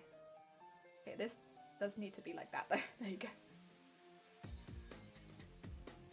Let's not bend it too much just because it's near the edge. And there we are. So we'll do this up and down all of these, then we can pin them in. But I probably will want to pick out the same shapes for the other side too, just so that I don't accidentally mess it up. Because once they're sewn in, it might be a little bit less distinct which is which size. So we'll probably pick them out for the other side first so that they match. It'll be easy to separate them, because at that point half will have been sequined and half will not have been. Lots of flipping it over for these as well. I did this up and down all of the extra arm pieces, and it took so long. To be honest, it wasn't that bad of a job, because it was very like you didn't have to think very hard for it. But I did this kind of sequin lining up every edge of the wing on these bits. So you can kind of see them, but like all the way up there, around the edge. On such a large scale, that took a really long time. It took a lot longer than I thought it would. She back. Welcome back, Riku. She is back. She back and she working. Work hard here. Hardworking beans. Even if it is for a costume. Hardworking beans, heck yeah. Yeah. Ooh. There we go. Oh. To be fair, the nice thing about these kind of jobs is it doesn't use that much thread because they're very small, and so I don't have to rethread my needles too often. I had to de-thread my needle constantly going up and down the thins on the wings, and it was probably the worst part, which sounds really like childish, but like I really didn't like having to change the thread that often. It was after a while it just gets really annoying where you're just like, come on now. One piece without having to rethread the needle. That's not how it goes. Not how it goes. Go. And then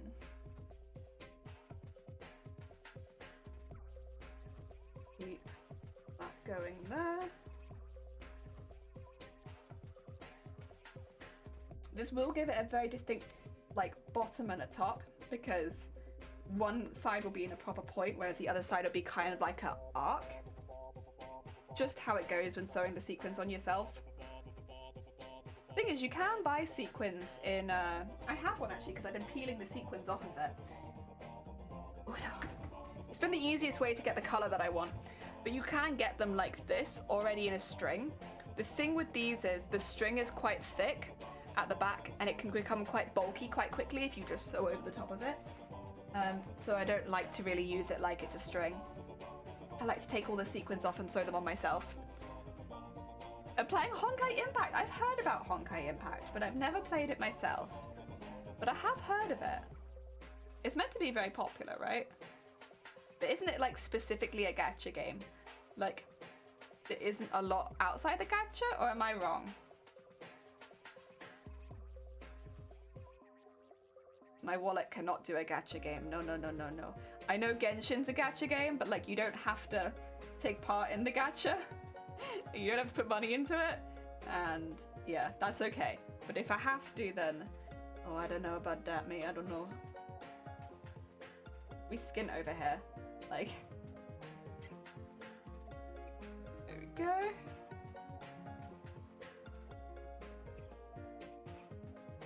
And down to there.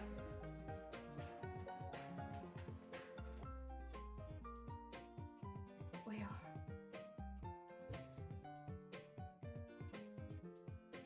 There we are. And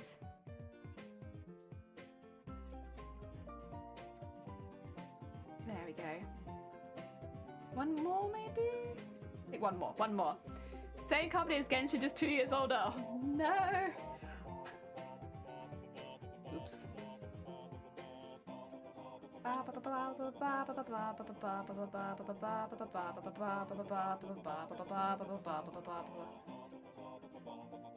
Okay. Around the edge. And then... This is a bit that makes the sequins sharp, is when you sew through both edges of the sequins and pull them together, and then they become sharp sequins, and then my dress becomes a weapon. And while that was never my intention, that is kind of what's happened. It's alright. I don't mind it too much. Just have to be a little careful not to like catch on anything. Because the sequins look really cool. Yeah. It's not worth changing in my mind because they look cool. That. And...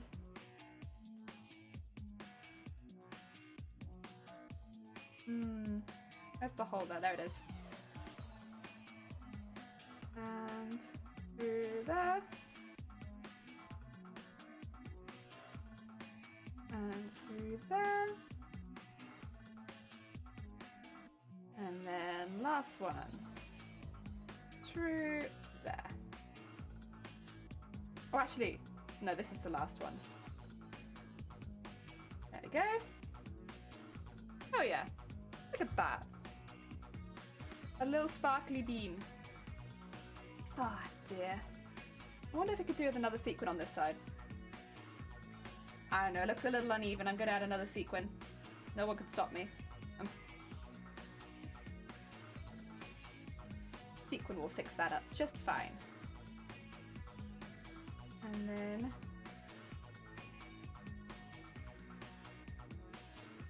ooh. There you go. And then just put that around there. And around there. Make sure it folds underneath. There you go.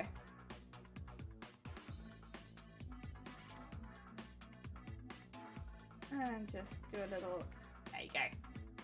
Just trying to get it like ever so slightly nicked, like not a lot. Oh. It looks a bit more even, I think.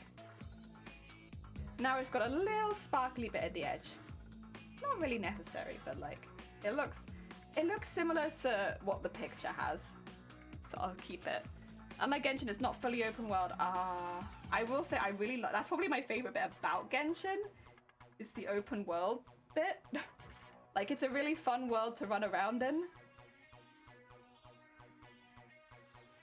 Like, the story's fine, but I'm not overly sold on it, but the running around in the open world is good. Is this the same one? No, this one's the same one. Heck yeah. Oh, right, let's have some tea while it, oh no, that's really hot. Okay, I was like, let's have some tea while it's hot. No, that's too hot. That's gonna burn me. I can tell already. Oh, also, itchy eye. Oh, itchy. There we go. How many have we got to do with that too? 5. Oh, is that 11? Okay, well, that's not too bad. It'll probably take like 5 minutes per one. Maybe 10 minutes because I'm streaming. That is not bad at all.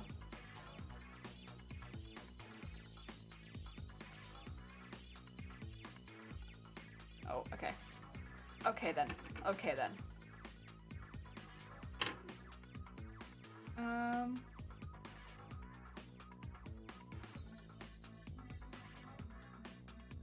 And down there, there we go. That's the reason I don't like restitching or rethreading it too often, because it's a pain in the arse. Sorry, my buttons is digging in. Fine. We live, we live. Down there, and then up to there. Oh. I should really make a pile of done and not done, really. There you go. Done can go over here. And then not done can go over there. And through here. Actually, I could use both kinds of sequins. I don't know if that would look good though, but I could do it. So I have 2 kinds of gold sequins. One of them is like a very yellow gold, and the other one's more of a pale gold. I've been using the yellow gold for most of the costume, to be fair, but now that we're hitting some areas where there's a lot of sequins next to each other, just to break it up a little bit, I've been using the paler gold so that it doesn't feel quite so intense with one color. Yeah. I like Honkai, it's freaking funny. Oh, heck yeah. Well, I'm glad. Heck yeah, you gotta play the games you like. Ooh, ooh, ooh.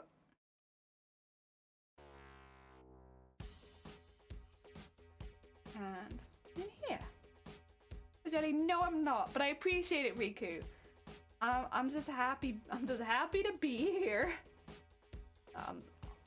Nothing I do is particularly special. Like, I know it's a very long costume, but physically I feel like anyone could do this. Like, you want to maybe practice a bit and have a little bit of some equipment already, but I think anyone could. Would anyone do this one? I don't know. This particular costume's a bit of a out there one. Not only is it kind of an obscure character, but also it's a lot of work and it's a lot of 2 colors. Like, if you gotta like purple and you gotta like gold. But I think physically, difficulty wise, it's probably not so high. It's just a lot of the same thing. Oh, so Raven, welcome on in. Thank you so much for the follow. It's like, how to put it? Like doing this kind of sequining pattern. Once somebody teaches you how to do it, or once you watch somebody else do it, you can pick it up pretty quickly yourself. doing it around the entire costume is a commitment, but the skill itself is not so hard. I think the only bit of this which would take a little bit more practice would be digitizing for the embroidery machine, and also patterning. There was a lot of quite complicated patterning. Other than that, the skills when you're making the costume, like the sewing parts, are not that intense. Like once you've got the pattern, you'd be fine. It's just the patterns are kind of a nightmare because it's a very unusual shape. And it's got like a lot of stiffness in areas where you wouldn't normally have stiffness. And yeah. There we go. But I genuinely think anyone in chat could probably make this, should they decide to. Would I recommend it? Not probably for a first costume. But if you want a challenge, yeah, sure. Give it a go. I'd actually be really curious to see other people like put their own spin on this particular character. Hut! Welcome on in! Did you manage to enter on time? Welcome, welcome, welcome. To anyone who's not aware, Hut is also entering TwitchCon Amsterdam. Did you get it all in on time? Yes! Okay. Good stuff. Good stuff. I'm glad to hear it. I think I saw Sunkoi had, Saoirse did, I think Diane did, Berkeley did. I think Hartigan did. I haven't seen Ars Herder, but I'm gonna assume they did. Who else was there? Oh, the other two larger than life builds I've not heard from, but I hope that they did. Not that I'm entering the larger than life category, but who knows?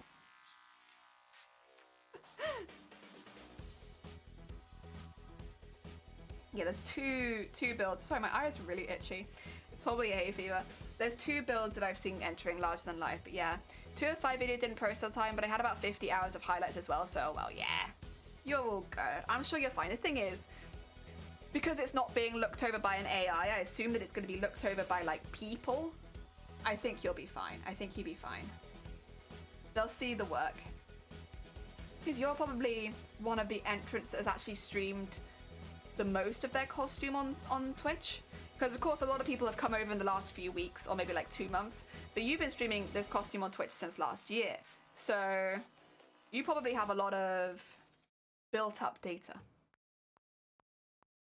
It's kind of same as me, where, you know, I started streaming this back in August. So I have a lot of stuff ready.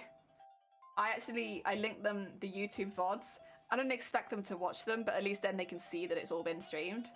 Like, I'm not going to ask them to watch 500 hours of content. Like, that's a lot, but yeah. Just chilling out and making VTubers. Aw, heck yeah. Very nice.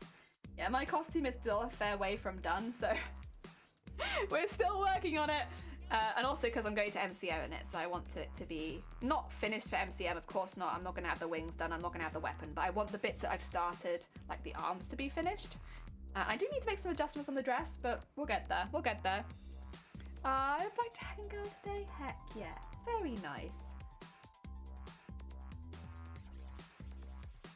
There you go.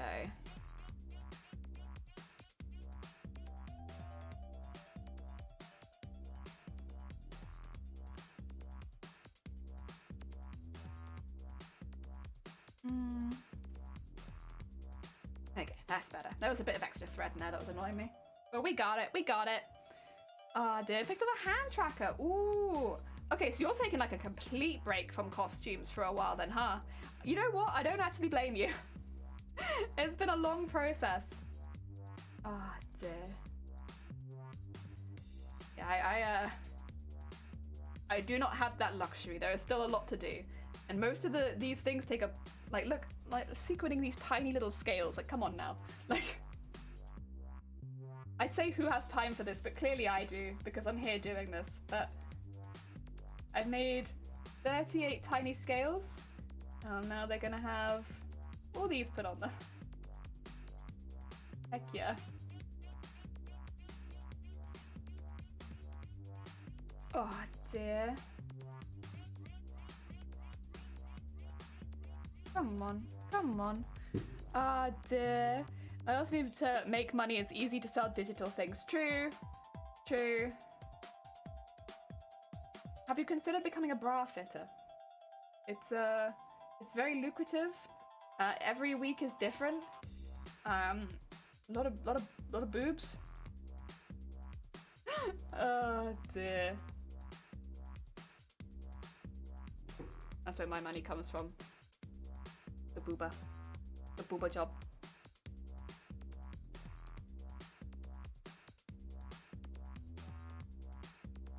Oh, there we go. 2. 2. Oh dear.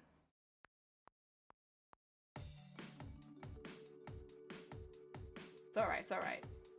I'm kind of memeing, but it's not a bad process. It's not at all. Because they go so quickly, it feels like I'm finishing a lot of small things. And that's kind of a nice feeling. You got dominoes? Oh, heck yeah. Heck yeah on the dominoes. Oh, we had dominoes the other day. It was lovely. Ah, dear.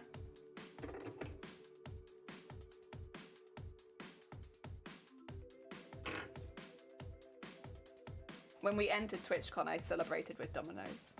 I got dominoes, I got the cookies, the garlic bread, which is mainly what I ate on the day that we actually got it, because I just really like the garlic bread.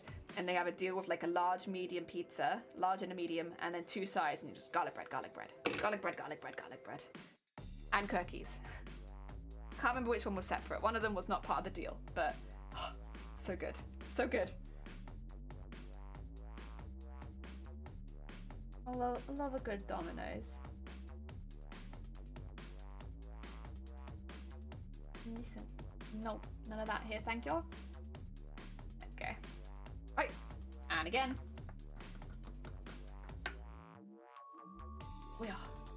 It's weird because I don't actually need as many sequences I'm used to having to use for each thing. No, I don't know how many to tip out. I'm unsure.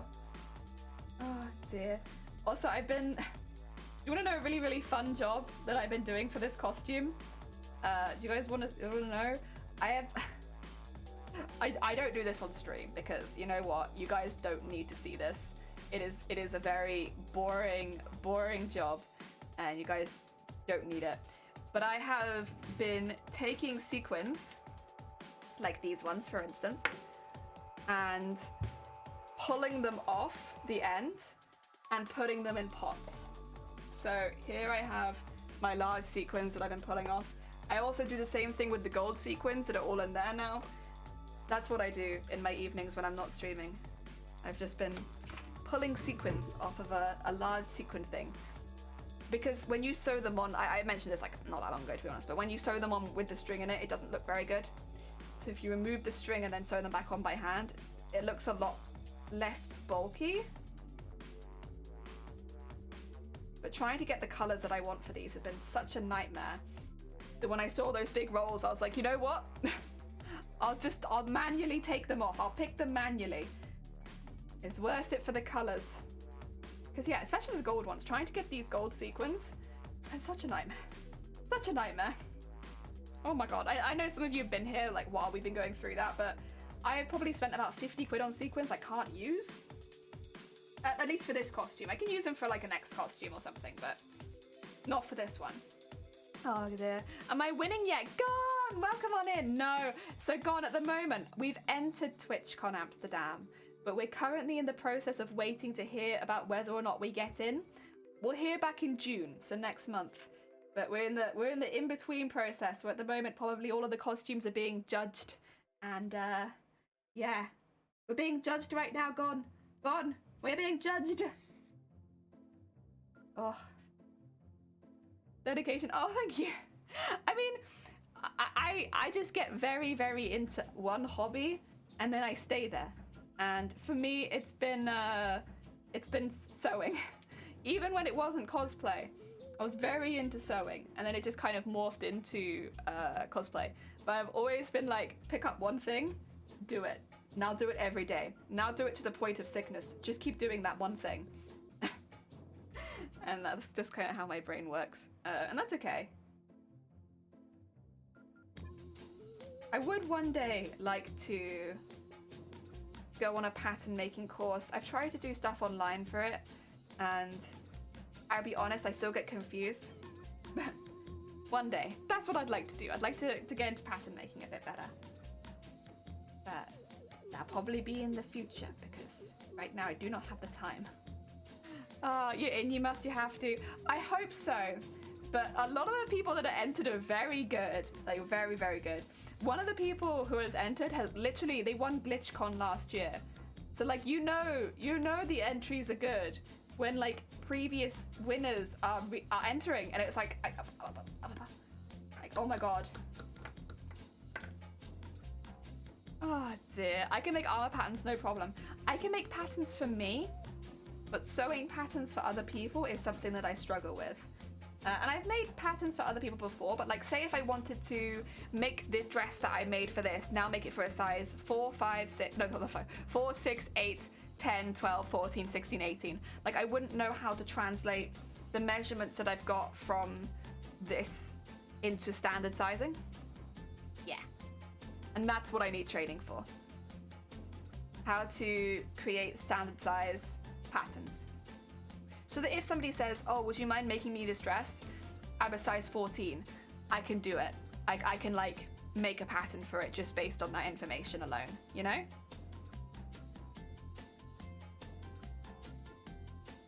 I was recording a wedding yesterday. Hopefully you'll start to a business and start earning more. I took a chance at last early. I took the chance. Oh, I'm so happy. Heck yeah, go on. Oh God, I hope it goes well. Heck yeah. Oh, that'd be lovely if you could start that into a business. I know a couple of people that do wedding photography and they do other photography as well, but like the main income is wedding photography. And it's actually meant to be really lovely. Like, you know, of course you're on the job while you're there, but it's a very happy day for people. So you just go in to see people's like really happy days and take pictures for them. I used to work with someone who did wedding photography on the side, and another one of my good friends also does wedding photography. Again, they do other types as well, but predominantly wedding is where the money comes from. Honestly, I think I'm probably not going to be wearing Aries at Comic-Con. I'll just pop along and bring the camera. That's fair. At the end of the day, you got to do what you're happy with. And we checked the weather earlier on stream. We're expecting it to be around 21 degrees, no rain, but cloudy. Which honestly, for a May Comic-Con, it's kind of the best you can hope for as a cosplayer. Like, not having the sun on you is good. 21 degrees is warm, but it's like manageably warm. And as long as it's not raining. Yeah. If I can share what wedding dress we used, I'll share it on Discord. Oh yeah, put on the Discord. I'd love to see that. Heck yeah. Heck yeah. Show me that wedding dress. Dun, dun, dun, dun, dun, dun, dun, dun, dun, dun. Just let me know when you've got it there and I'll go have a quick peek. There you go.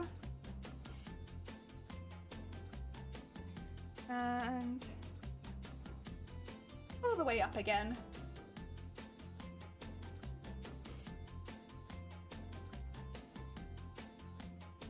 And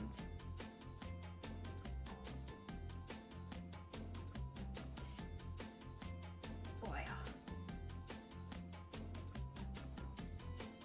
There we go.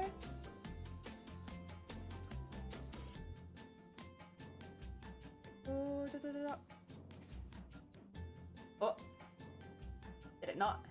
It did a little bit. Can I undo this knot? Would be the next question.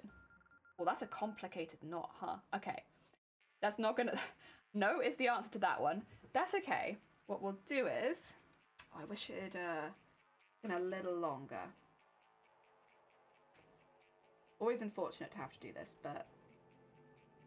Gotta do what you gotta do.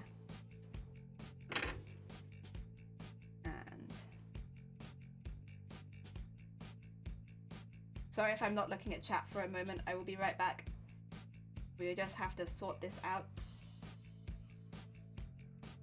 Honestly, it's fine. It's like something we've done about 1 million times at this point. But the first time I did this, I was like... Whereas now it's like, easy as tying your laces. And then...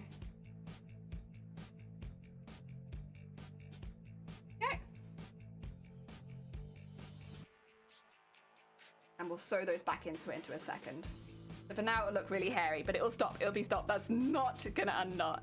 It would not. That's too much, it's too much. I need going memory and all that. I'll do that when I have the energy. Just got home from a place to spend the night with my friend. Oh no, you're good. Go on, whenever you're ready to share it, you're welcome to. But yeah, otherwise, get some heckin' rest. Sounds like a busy day. There we go.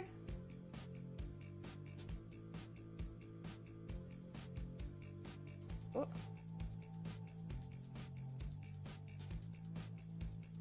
And down to there. Oh, oh. There you go. Get a proper hold of it there. Tie the knot at the end into there. And then sew this back into here. And then comes the difficult bit, but we'll manage. And that's disguising what we just did. So put that there. We'll use the big one because it's a lot harder with a small headed needle. And then, excuse me, I just performed surgery on my costume. Put that, ow.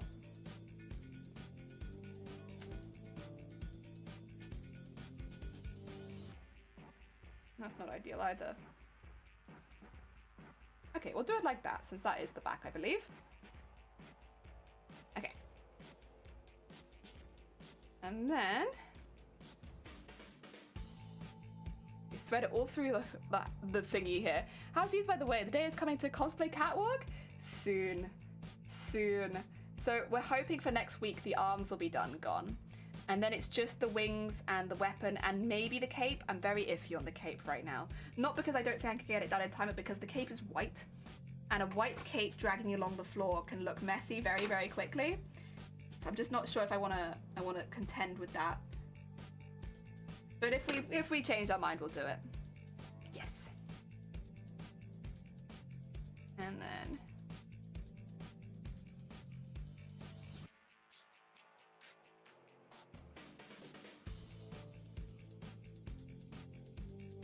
oh yeah, there we go, right. And then we pull this through, and then we trim it.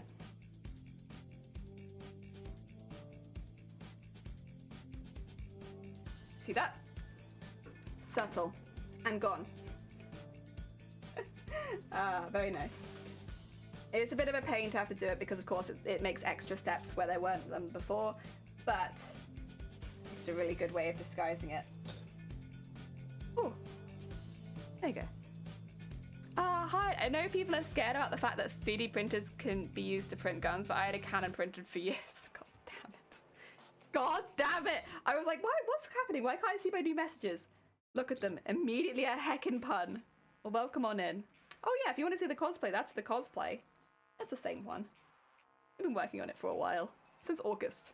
Since August we've had the same cosplay. Excuse me. That's okay though. I've been enjoying it. And we really are in like the last stretch right now, where most of the big elements are done. Still need to do the wings, and that'll take a minute, but we're getting there. Oh, bless you, Riku. Is Honkai Impact going well? Okay, oh. My least favorite bit. Thread the needle.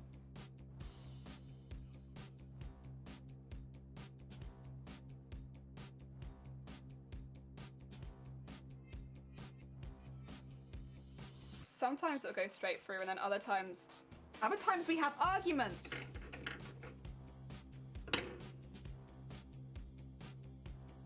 And waste thread.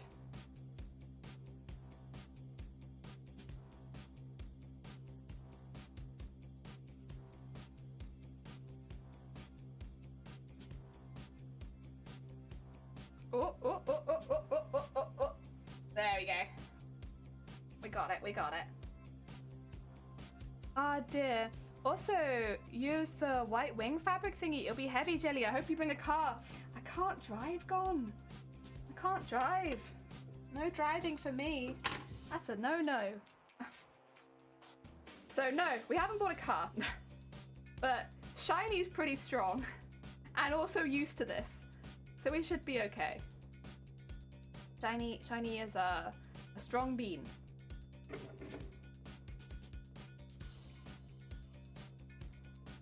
All right, next one. Next one. Who is next? Let's do another big one.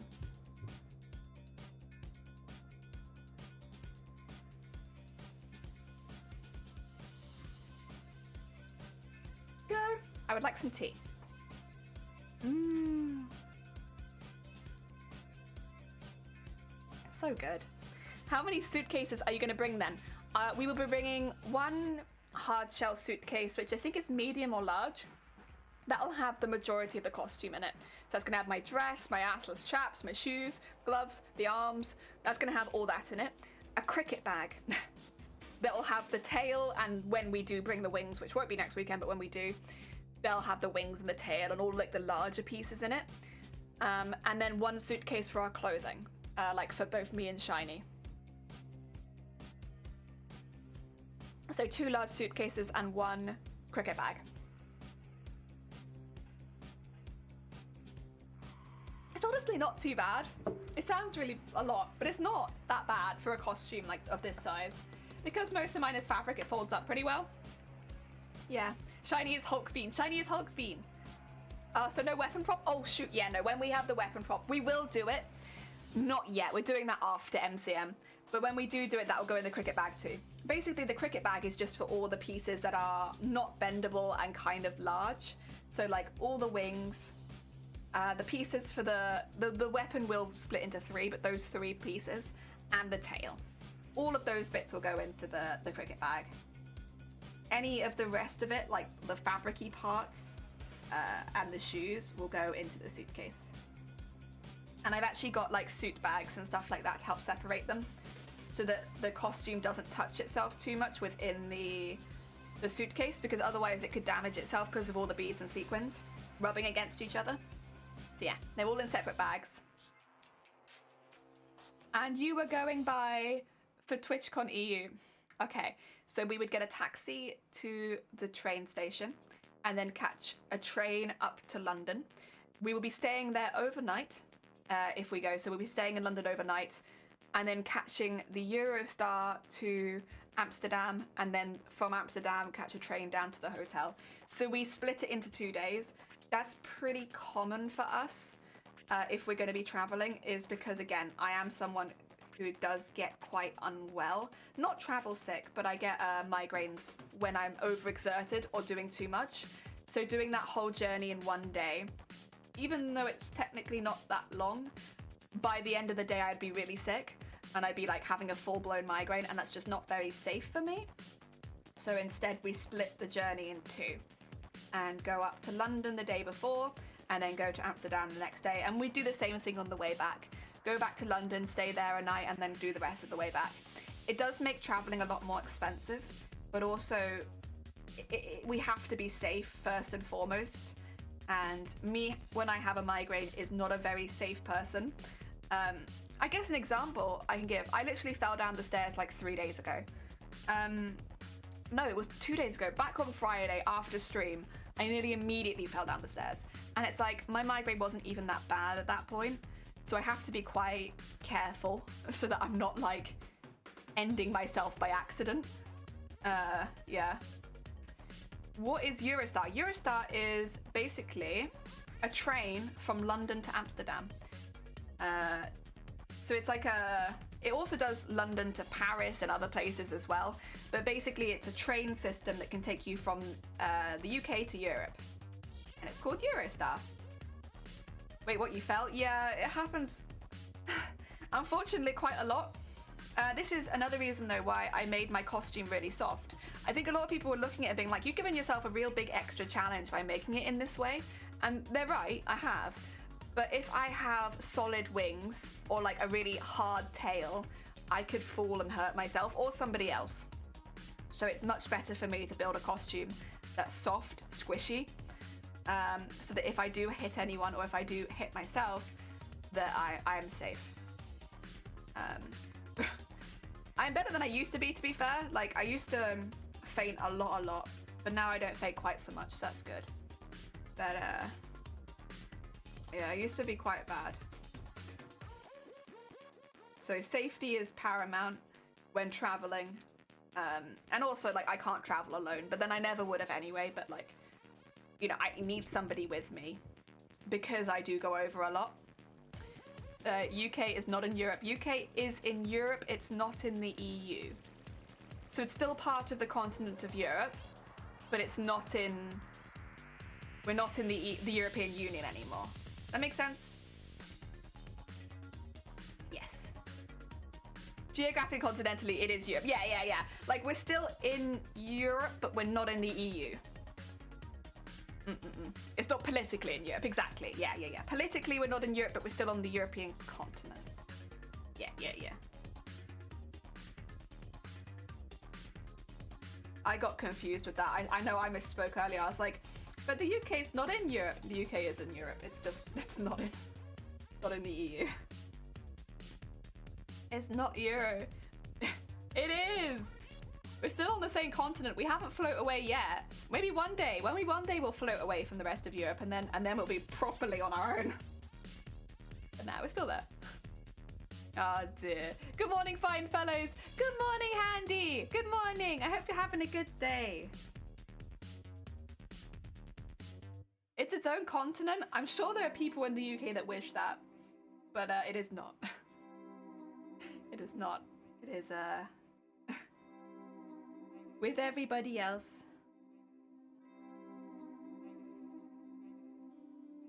There we go. You are not in Europe. What? What are you saying? I'm not on the continent of Europe anymore, Riku. Riku, you could literally just Google this. Wait a second, Riku, why are we even arguing this? Literally just Google it. We're not in the EU anymore. That's true. But we haven't floated away yet. You're in America? Oh wait, does that warrant a ban? Does that warrant a ban? Guys, what do we think? Do you think Riku should be banned for this? Ooh. Ooh. Sone. Oh. Yeah. I was gonna say, as said by Riku. Got you. I was like, wait, are we gonna have to do a mass banning? Oh no. Oh no. Oh no. Nah, it's just Riku. Right, somebody bonk Riku real quick. Riku needs a good bonk. Oh dear. Such an evil face. Oh dear. How art thou? American? I am not. How dare you call me American? I was only an American citizen for most of my life. How dare you? Get out of here. Not American. Awful. Absolutely terrible. Oh dear. Wait, you were? Yeah. So I was born with dual citizenship. I was British and American. But then I got rid of my American citizenship a few years ago because honestly, they are bullies, the tax people, and I just didn't want to have to be a part of it since I can never live in America anyway because I need basically constant access to healthcare. So yeah, I got rid of my citizenship. I meant you're in Asia. Yeah, that's better. Thank you very much. Nah. So, while technically I was an American citizen, I don't think I would have ever particularly considered myself American since I was born in the UK. I was born in the UK, but the way that citizenship with America works, if you have American parents or things like that, even if you were born abroad, you are born an American citizen by default. And then you can choose to get rid of it when you're a little bit older. It does cost a lot of money, but for some of us it's worth it because it's like, you know, if you could ever imagine using the citizenship, then yeah, fair enough. But for me, because I could never live there is no point in me having it. And if anything, it is actually a detriment to have if you can't ever use it, because they'll make you, basically you have to fill in all your tax stuff twice. So in the UK, the tax is done automatically, but in America it's not. And you basically every single year have to prove that you don't owe them tax because you pay tax in another country, and they really don't like it. So it's not worth to keep it unless you actually have to. Or like you think you can use it for work. If you think you can use it for work, fair enough. But yeah, for somebody like me who can't get health insurance in America, there's no point. Like I would never be able to physically live there. And so I don't. It is what is not considered North Antarctica now. Ah yes, North Antarctica. That's us. You know, I don't think we've been cold enough for that though. We've actually been okay this year. It's been wet, but it's been alright. I've lived through worst years. And we didn't have any snow this year. Sad times. Known as NA. Wait a second. Wait a second. Wait. I don't... What, not applicable? Wow. Oh, Jelly no Santa. The US? Oh! We need that, like, what do you call it? The Illuminati sound to play. You know? Yeah, you got it. Yeah, it's like we were on the same wave like that. It's like, whoa, this theory needs an Illuminati noise. Really badly. Ah, dear, not applicable, not applicable. That's what I was thinking it stood for. I was like, you can't have us not applicable. No. Oh, there we go.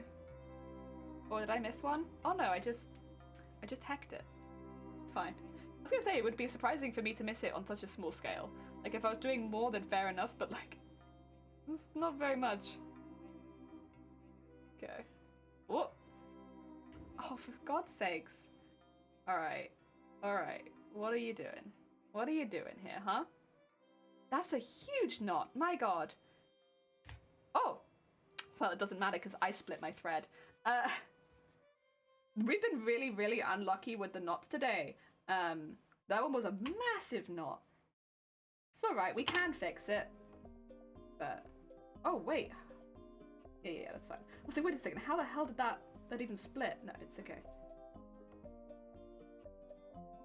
I was gonna do the same thing as last time, to be honest, because like, you know, it works, and it works and it's subtle, and it means I don't have to redo this whole thing, because I've actually had the knots quite close to the end of both things.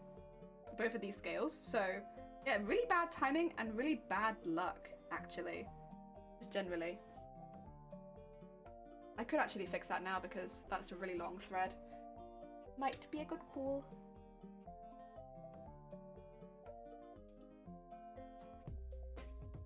Through there. Oh, The import and export competitiveness. Imagine not having free healthcare. The thing is, the way that America is set up is just a bit different from us. And like, because of that, there will always be barriers like that for certain people going into the US. And like, I think the way that healthcare works is if you have a pre-existing condition coming into the US, it's an absolute nightmare. Like, you won't get health insurance, you just suffer. And since there are some things that I have to take and they're quite expensive, there's just like, no. Not happening.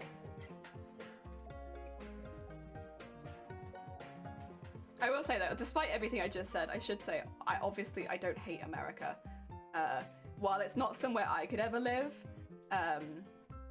I definitely don't dislike it. And like, most of my family live over there, so like, you know, I have a lot of fondness for it. I have a lot of fondness for certain states more than others because of familial ties. But like, yeah, I do like it. But I just couldn't live there. Not safely. Your health takes a hit, it's wild. Yeah, exactly. And since I got sick initially when I was, like, the stuff that would be a bit more of a pain to deal with, I think I was 6 or 7. And so I was screwed from the beginning, honestly. There was no way I was ever going to be able to use that citizenship. Oh dear. Not all of Europe. Yeah, that's true. Also, not all of Europe has free healthcare. Oh dear. Ooh, good thing I don't have a pre-existing health condition. Yeah, you could go live in America. I mean, you'd have to get, like, you know, the permissions, but you could. They got a lot of interesting food over there. For foodies, heck yeah. Where in the US do they live? Not telling you. It's a few states. There's a few states that they are spread across. is a secret. Secret. I've definitely given hints before by some of the food that they've sent us, but secret. I had a long period when I wanted to move. Oh, heck yeah. On the land? Yes, I love the land. I also love the land. Land and me, get on. Right, we just keep doing. Fortunately, we do only have to do them on the bottom gauntlet, I suppose, even if I do think that's a bit of a weird design choice. It's kind of fortunate. Imagine not living on the land. Imagine living under the water. Isn't there like a hotel where everything is under the water? Right? I know there's like an ice hotel where you can stay in like an igloo. But isn't there like one where all the rooms are underneath the water, so you can like, and you have like a window into the ocean? Isn't that a thing? It's kind of cool though. I don't know how well it would work here in the UK, because our water's really murky. Yeah. Not living on not the land sounds spooky, and I don't want to do that. Yeah, I don't think personally I'd like to live in one of those places, but maybe I'd visit a hotel where like the windows are under the ocean. Just to like see it. Help me, I'm under the water. Oh yeah, it's the one with the bubbles where they're like, help me, I am under the water. Oh. Oh dear, how close are you to reaching your goal? Yeah. I'd say so, Handy. First clues that would come with top. Oh, sorry, can you hear my stomach rumbling? Please ignore it. I'm not hungry. My stomach's just a bit upset right now. So if you hear it rumbling, ignore it. It's having a grumpy. Oh, so there are multiple underwater hotels. Oh, heck yeah. As a person with thalassophobia, I'd rather not.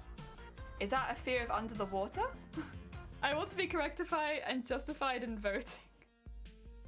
Yes, yes. Oh dear, oh dear, oh dear, oh dear. We're doing pretty well, to be honest. Like, so we have 2 goals at the moment, I suppose. So our first goal is for the end of this coming week, where I want to have the arms finished, ready for MCM. That goal we're actually getting very close to. The overall finish goal of this costume is actually for July, because that's when TwitchCon Amsterdam is, which is what we're hoping to enter. So we've actually got a lot of time, considering most of the elements at this point do not take as long. We're doing very well. Do I think we'll be finished for the July? Yeah. Oh yeah, easily. Oh dear. Fear of oceans and deep water. Basically, if I can't see the bottom, I'm not going anywhere near it. Subnautica freaked me out so hard. I heard a lot of people got freaked out by Subnautica. Thing is, I kind of get you when you can't... Oh, thank you for the egg. When you can't see what's below you in the ocean, which is quite often in the UK because we have very murky water. It always makes you wonder what's down there. And like not being able to ever actually say what is down there. Like I can see that being quite spooky. Yeah. I think, I'm not so afraid of that, but I also wouldn't want to like be put in a situation where I'm dropped in the middle of the ocean for no goddamn reason. But not seeing what's underneath me doesn't scare me too much. I think I'm more afraid of heights personally. Well, not even heights, but like being in a plane. Specifically being in a plane. I don't like small enclosed spaces, and I don't like flying. So planes are like the worst of everything for me. Oh dear. How about stranded deep? I don't think I'd like that. You voted for me. What did you vote for me in? I appreciate it though. Excellent news. Heck yeah. Yeah. Why would you be scared of being underwater? You're underwater like, nah. Yeah, that's a bit different, isn't it? I was actually sparked by a Mediterranean jellyfish. It got stung by one out in the deeper ocean area of Croatia, and basically it sparked an instant fear. Well, yeah, because with jellyfish, you really don't see them coming. Like, jellyfish... And they probably don't even mean to. But they will just, like, float on by. I've been very fortunate with jellyfish. I have been around stinging jellyfish and somehow have managed not to get stung. Like, we only realized that those jellyfish were stinging ones basically, after we'd been around them for hours. And like, they were washing up on the beach, so I was throwing them back in. And I don't know how we didn't get stung, like, even once, because I was a kid. So like, I was just like running around having a good time, running on the beach with all these washed up jellyfishes, and I didn't get stung. So I got very lucky. But yeah. I'll have to check what the name of that jellyfish was, because it was quite a dramatic one. Not like that it would sting really badly, but like it looked intense. Only sting a little bit. I have a friend who has a scar from a jellyfish. Like, he has full-on marks from that. Afraid of the falling part of heights. I just don't like being in a plane. I'm not particularly afraid of it falling, but I really don't like being in it. So my fear is the plane itself, rather than flying, I would say. Sensible fear, thank you. Ah, dear. I landed on my neck and I tried to remove it and accidentally scraped it with my entire arm, so I had a big sting from the neck, under my ear, down my arm to the middle of my upper arm. Oh, that's very unlucky. That's a bad one. Oh dear. Yeah, we are very lucky here in the UK. We do have jellyfish, but they don't sting. They're just like little moon jellyfishes, and they're very friendly, good beans, for the most part. Yeah.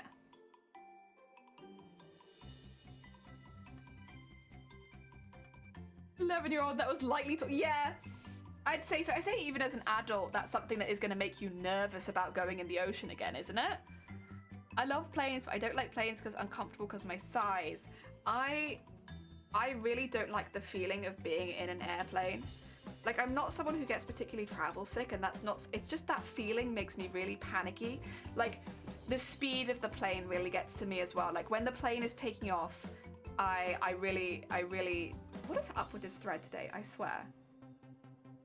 I'll just start this one again, to be honest.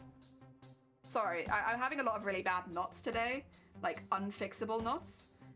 This one I'm just gonna start again, because I only just started this thread. Okay.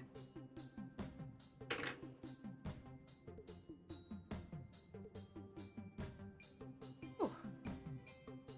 Yeah, for me, I really hate the feeling of the plane taking off. When it lands, I have, what do you call it? A lot of people experience this, I think. I have really small ear tubes, and my ears will pop to the point of me not being able to hear once I get off the airplane. Like, it kills when it's going down. Like, it's okay when it's going up, I can manage that. But when the airplane comes down, my ears hurt so badly. It feels like they're gonna explode. And so I really don't like that feeling, funnily enough. And then, yeah, it's just the feeling of the plane. It makes me feel even more claustrophobic, because you can't take a break once you're on a plane. You're on there the whole time. And the feeling of the plane makes me feel like, yeah, very, very claustrophobic. I don't really get claustrophobic in most places, but I do on the plane even. Ah, dear. I got kidnapped by a sea lion. Oh dear. A lot of pain, very far from the shore, and not being able to hold on to anything. That's what happened to my mate. They'd been like jet skiing or something, and they fell off, got stung, and then had to somehow make their way back to land. And it, oh, God. You had it when you were a kid. Oh, like the ear pain? Yeah, so other people in my... I'm pretty sure this is like one of those genetic things that like runs in your family. Like, do you have little ears? And other members of my family still suffer with it really bad, like as adults. And I am kind of the same, unfortunately. It was worse when I was a kid. But even as an adult, it's pretty damn bad. And like, it just, whenever I get off a plane, I can't really hear anything. I just get like mild deafness, and it really hurts. And nobody wants that. Who wants that? Not me. Oh dear. Oh my God, damn! How are you doing? Welcome on in. We are doing silly jobs. Silly little jobs. Sequencing the edges of all these. I'm very sensitive to pressure. Yeah, same. I can't swim at the bottom of a deep end of a pool where it's like 1 meter deep. I can't do it. My ears start to hurt. Like, this happened in school all the time as well. They'd be like, right, go to the bottom and fetch this. I'd get to the bottom and my ears would start to go. Just pain in the ass. Hilly elevations are enough to make my ears go pop, say. Tunnels. I was gonna say, tunnels. Tunnels get me. There's a train that I catch whenever I go to see my family, and my ears pop like 6 times on it because of all the tunnels. Every time I come off the train, I'm like, oh.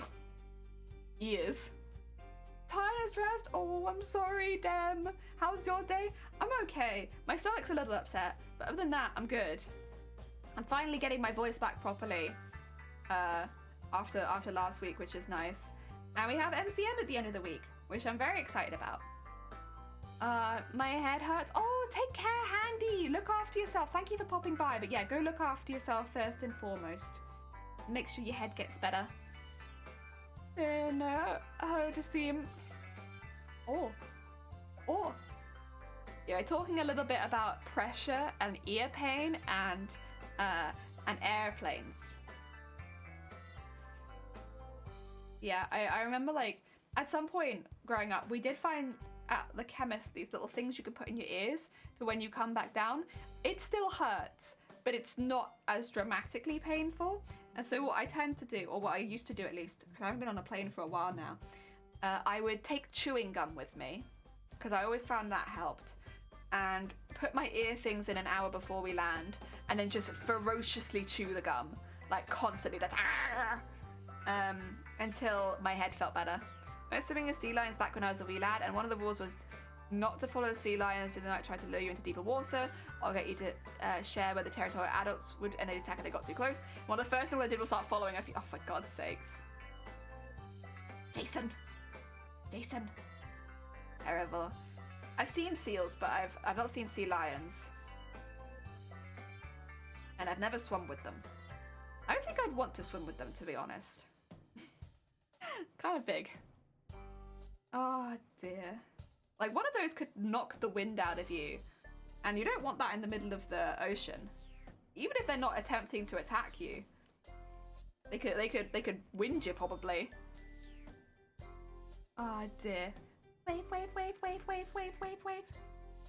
Heck yeah. Oh yeah. We're doing silly sewing at the moment, Dem. Oh, Dem, do you want to see the whole gauntlet so far? Because I've made some progress on it since last time. These are going to end up going into the gauntlets, but they all needed to be sequined first. Did you see? I've seen it. Yeah, I have. I've been seeing people using it, and I wasn't sure where it was from because I was like, why does everybody suddenly have this emote? Like, where did it come from? I like, and suddenly I see like George using it and all that kind of stuff, and then it should be. Did I have it? I thought I did. Yeah, there it is. Yeah. Very heckin' cute. Oh. Maybe I should swim with sharks next. I mean, you could, as long as it's like, I'd say, have a professional there to make sure that it's a good season to do it. Yeah, why not? Need to lurk a bit. Oh, you can still see it? Okay, have a good look. I'll just move this to one side so I can show you because it's kind of huge. I got 2 of them, but here's one of them. So, it's like a, what do you call it, like a wave. So it dips at the front and it goes all the way up to the back. And it's got all the decorations on it. Very sparkly. I went a bit over and above to like decorate it. Yeah. These will end up going into it too.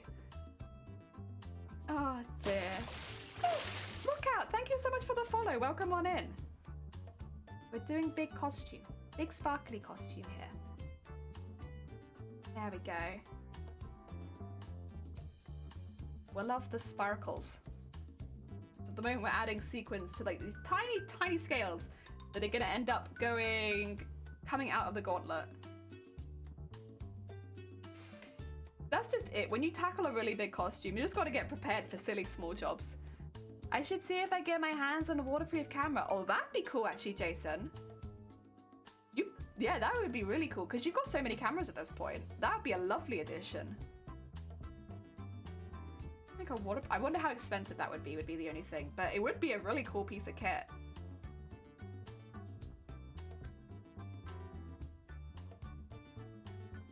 There we go. What does a gay pirate say? I'm trying to think of everything pirates say that could be spark. God damn it.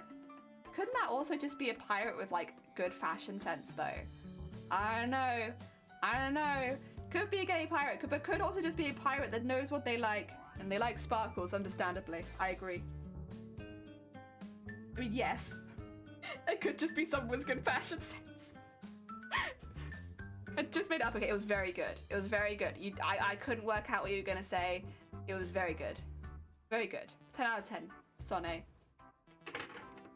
Oh dear. Sparkles. Can you see? Look at the sparkles reflecting onto my sewing machine. You see this? Thank yeah. Sparkle, sparkle, sparkle. Right, next one. Honestly, all the sparkles do that. Like, I can't really very easily show you it because, of course, the light is above. But when you get this near things, it like, I can see it, but I don't think you can see it, unfortunately. Because you kind of need it to be like facing down a bit more. But yeah, it sparkles off everything. Everything nearby gets little glints on it, and it's so nice. And that's exactly what I wanted. I wanted to like glow like a disco ball. So we're here, glowing. Yeah, no, it's really nice. The dress does it the most. Easily the dress does it the most. The dress is very intense. Like you put the dress in light and it's like, ah! Trying to photograph it was actually quite difficult because it was so shiny. Oh, Cricket, welcome on in. How goes it? How goes your day? We're doing silly little jobs at the moment. So we're doing all the beading around these teeny tiny scales that'll end up going into the gauntlet. It's a bit of a job, but it will look good. Maybe it won't look good. It will look accurate to the costume. I actually don't particularly like this element that much. I mainly don't like it because, right, I'm gonna explain it again. I'm justifying myself, right? So this is the little gold bits. Oh, why can't I pick it up? Point. There we go. So this is the bits we're doing now. So these are all the individual scales. We're just doing the gold on the edge. But these ones don't have any gold on the edge. Why is it that these have it and these ones don't? When it's like the same thing. It bothers me so much. Like, if this one's gonna have gold, this one should have gold, but they don't. They don't match, and that's why I don't like them. I have feelings about that. Going well, like an hour, enjoying while I go. Day started. Heck yeah. Oh yeah, don't worry. I made assumptions. I assumed. Oh dear. Yeah, we are doing silly little jobs. Silly little jobs. But that's nice for a Sunday, honestly. And I like the hand stitching jobs. They're nice. They're nice. Relaxing. Not too much thought taking place here. Just a nice relaxing hand stitch, you know? I do want some more tea though.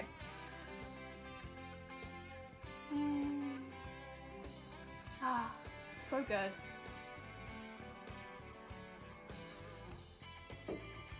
Very nice. All right, more sequins. Hold on, is there a Twilight Shark Cave diving? Starts around 12:30, it's 10 hours long. Well, to be fair, that makes sense because I'm assuming they're gonna have to do some safety procedures and get used to the diving equipment. So probably would be like a full day event, right? That sounds lovely. What a lovely experience. Hey, little job to do in my game. Do they feel so justified after our tea talk? Heck yeah. Heck yeah. Honestly though, it sounds very boring and monotonous, and I get it. But like, being able to do like a bit of hand stitching and these small jobs with a cuppa, having a chat at the same time, like it's very relaxing. It's a really nice relaxing way of doing what could end up becoming like a really boring job because you do the same thing over and over, right? But it doesn't feel like it. Set up with a cup of tea and all that. Come to Down Under to swim with the sharks. I probably would love to one day. The only thing is I can't go very deep without it hurting my ears, so they'd have to come to me. My ears hurt in deep water. Oh dear. No, I'd love to. I love sharks. I think sharks are so cool. I mean, I don't need to swim with sharks really, but like, I don't know, if the opportunity presented itself, like I absolutely would.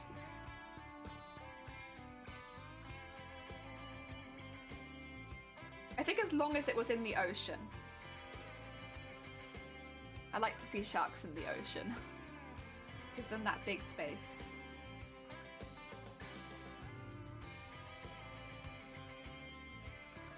Oh.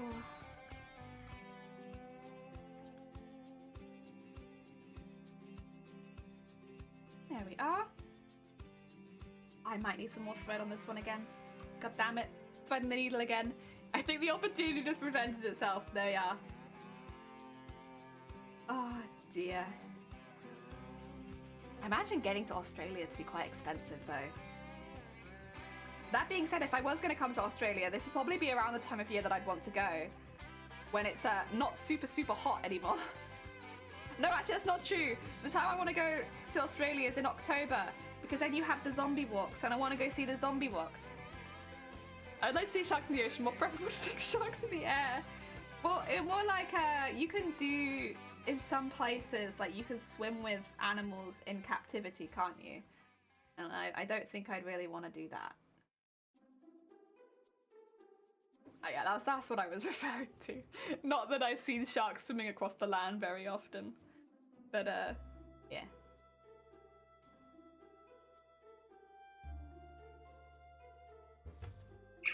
Excuse me. Also hiccuping today. Also live in not the land. Oh shoot. Oh no, it comes back to this. Oh no, it all comes around to them living in not the land. Oh jeez, oh jeez. Go.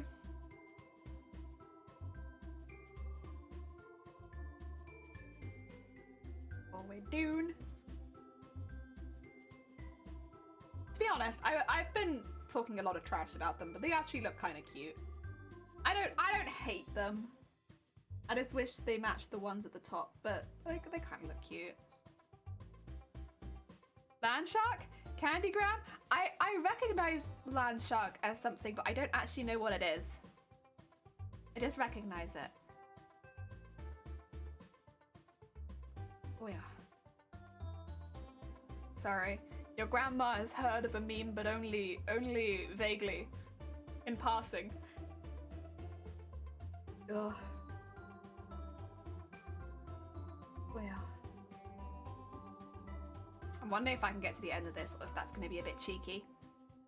Land shark is a pretty common thing. It's from an old comedy show called SNL. Oh, okay. In many contents. I have never seen a shark on the land. Never, not once.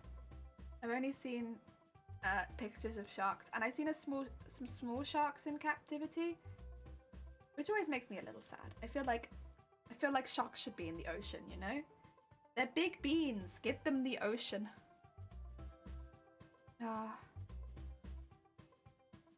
And I'd love to one day. There's like little trips you can do in the UK. I think around the never eat shredded wheat southwest coast, where you can go on boat trips to try and see basking sharks. I'd love to do that. You don't swim with them. You just see them. They're very big, but they're very funny looking. And I'd love to do one of those trips one day to go see the basking sharks. Aladdin had land shark. The anime did it? I clearly have not watched enough Aladdin. Oh yeah, Saturday Night Live. Yeah, I've heard of SNL. Like here and there. Oh dear, Pokemon in. Happy Sunday to you. I hope you're having a good day. We are doing little jobs. Little jobs. Huge one with gold on the bottom. Are you messing with me? I can't tell if you're joking with me or not. I feel like I'd remember this. Are you hecking with me now, Sonny? Am I being hecked with? No? How have I forgotten a whole ass golden shark? Well, well, I'm sorry, I've forgotten. I don't remember it. Oh dear, how did it get on the land in the first place? Was it happy there?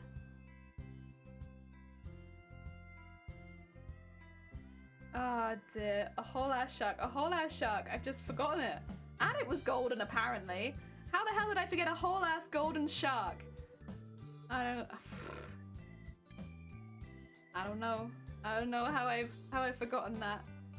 My brain is clearly not big to have forgotten such a big shark. How important to the plot was the golden shark? Oh! I was gonna say, how the hell did you get that in, Sonne? Jesus! I saw it for a second and then just appeared. I was like, whoa! People can't normally post links. How the hell did that happen? You very nearly snuck it past the filter there. I'm impressed. I'm impressed. That's the closest I've seen anyone get for a while. You can always pop it in the Discord, by the way, if you have a picture. Just pop it in the live stream chat or something like that. Lo, I'm hacking. Yeah, I saw it. Very, very briefly, I saw the link and I was like, whoa, I haven't seen a link for ages. Like, people, of course, sometimes come in and try and post them, but like, physically, I haven't seen any of them for a very long time. Sonne hacks? Sonne cheat codes? It had 2 episodes and it was the antagonist? Oh wait, is this not in the movie? Because the only thing I've seen is the movie for Aladdin.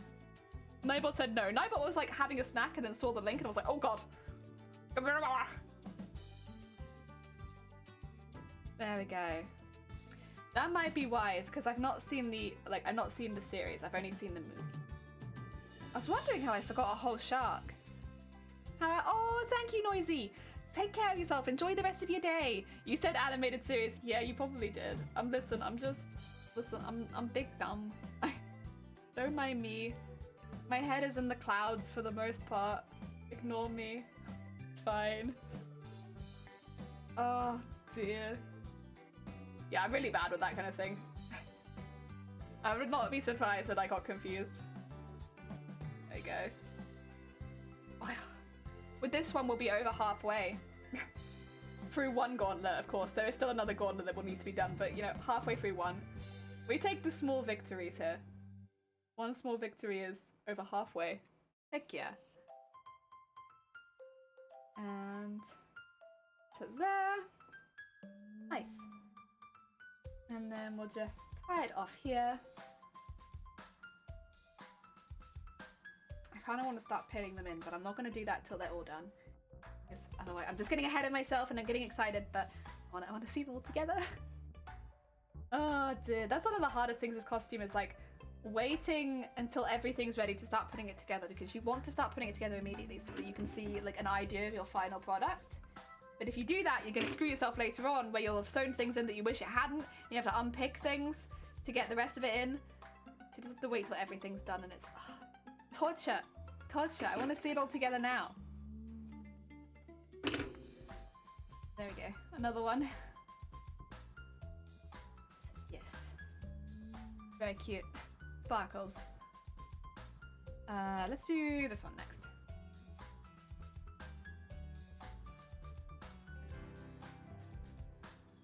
Go.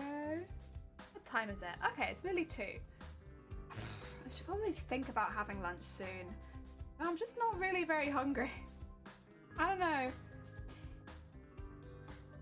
I can think about it for a while longer. I've still got some more scales to do. Sometimes we have those days, right, where it's like, I probably should eat, but I don't know. My stomach's just not really feeling quite up to it, to be honest.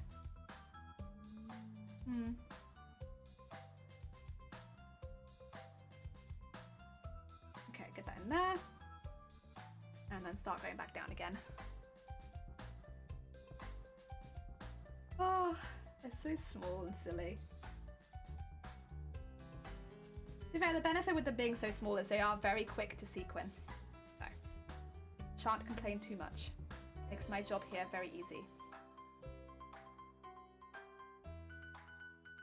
There you go. Well. My hands look like they've been through the wars.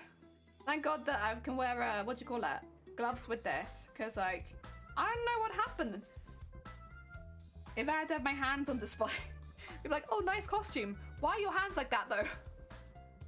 I made the costume. Doesn't made this. No, and now my hand's screwed. There we go. Pull that through there. Pull that through there. And up there. Look at us zooming now that we're not having knots every 2 seconds. Almost like the knots were slowing us down. Oh dear. Although I will say, the knots, we had 3 of them. I think we handled them all really well. Like if it was early, we cut it off. The other 2 we threaded back into it. So now you can't see them. We did, I think, you know, all things considered, we did pretty well. They were really bad ones. Normally you can pull them with the sort of like sewing that I'm doing. You can pull them and the knots undo themselves.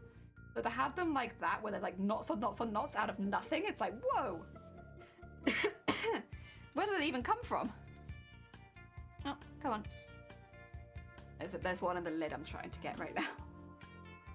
Go. And...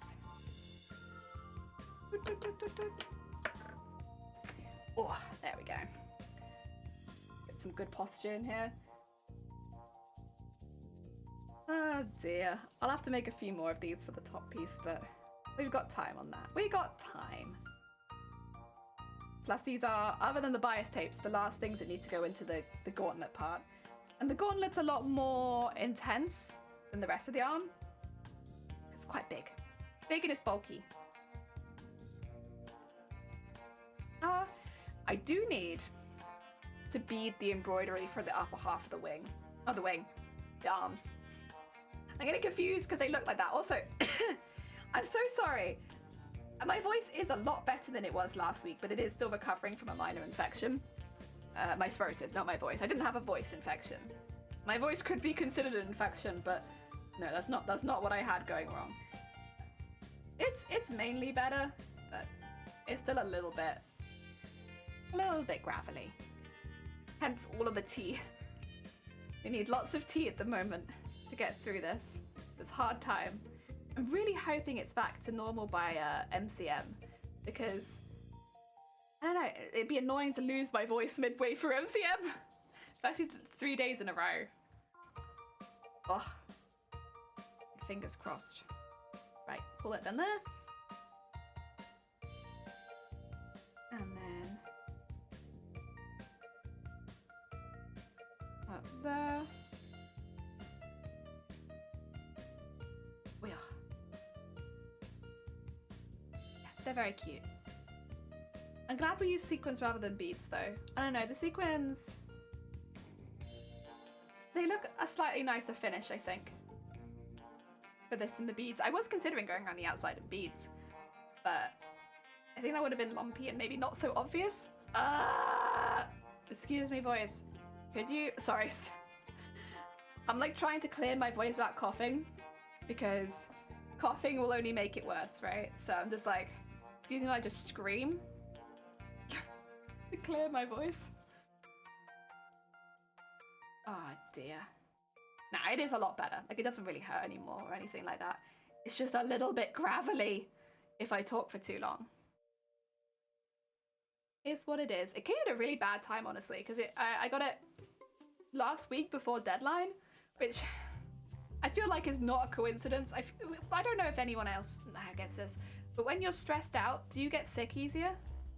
Because I feel like I only have things like this happen if I'm stressed. Like, I would never normally get a throat infection, right? But then I'm stressed out. Okay. Okay, it is time. Now is the time. Go.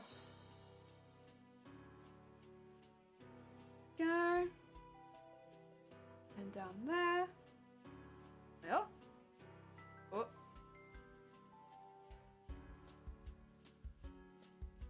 And back up them again, just to attach them nice and clean. Oh. Yeah, let's go for that one first. And then up the rest of them.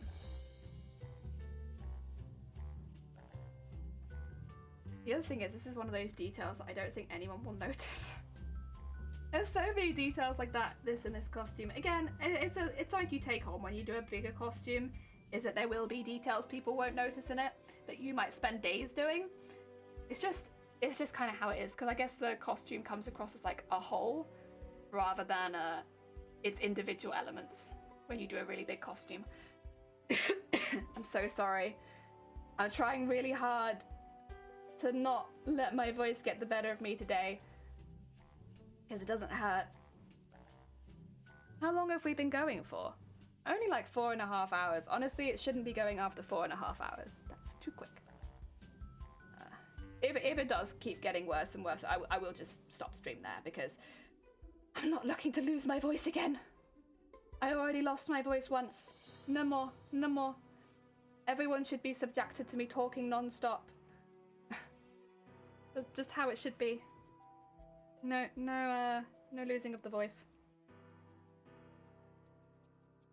Ow. Straight into the thumb. Especially when we've only got a few more left to do. Oh yeah, on one side. Metal Handsies, Flotil! Welcome on in. I hope you're having a good day. Welcome, welcome, welcome. But made of fabric, exactly. My gloves are actually downstairs, so I can't show you right now. Because when I'm getting changed in and out of the costume, I do it downstairs, just because it's easier.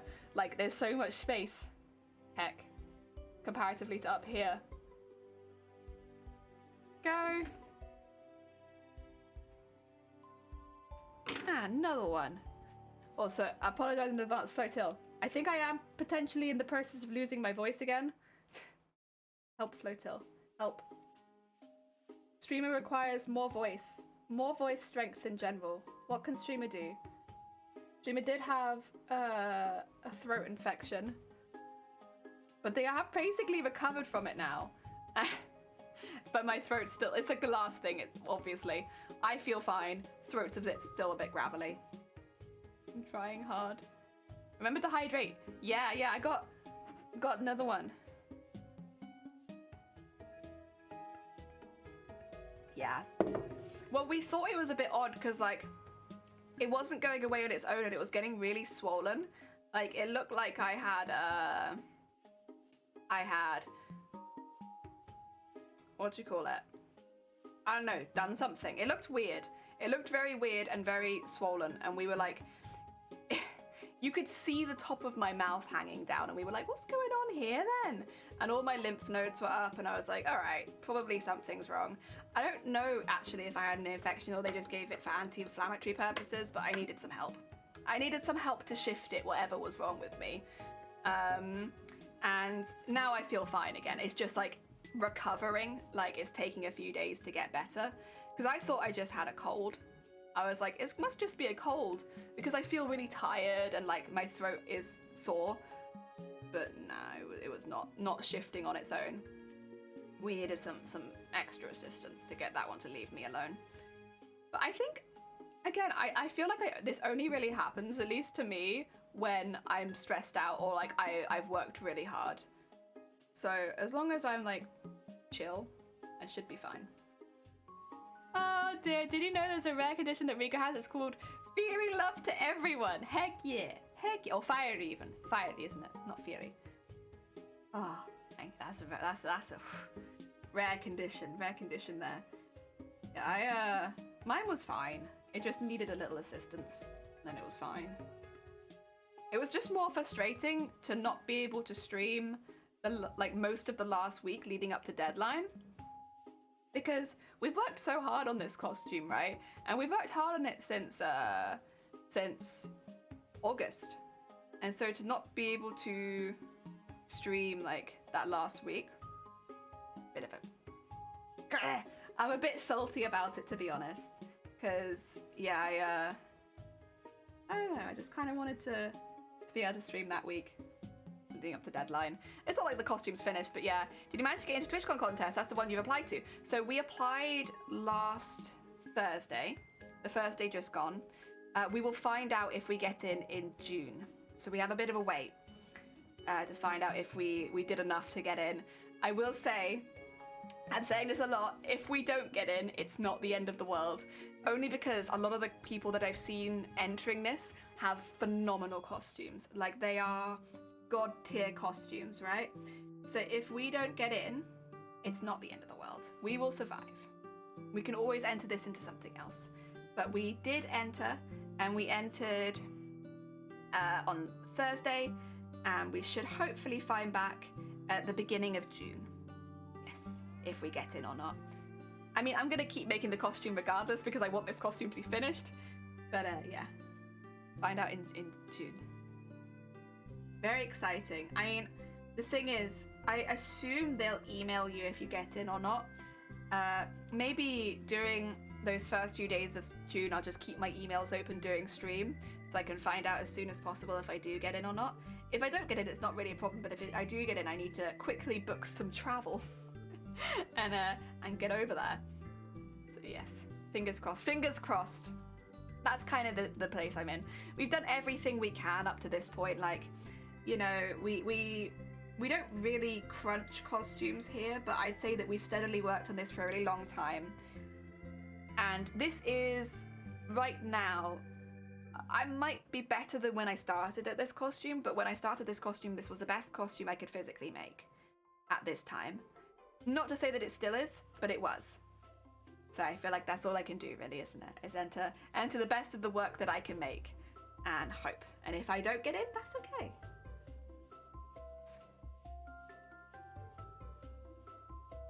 I mean, regardless, it's not like the costume disappears if I can't get in. I still have a really nice costume to wear. Yeah.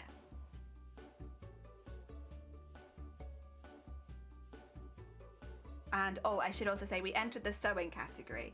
So this was a really difficult one. So here's the thing. Here's the thing with this costume.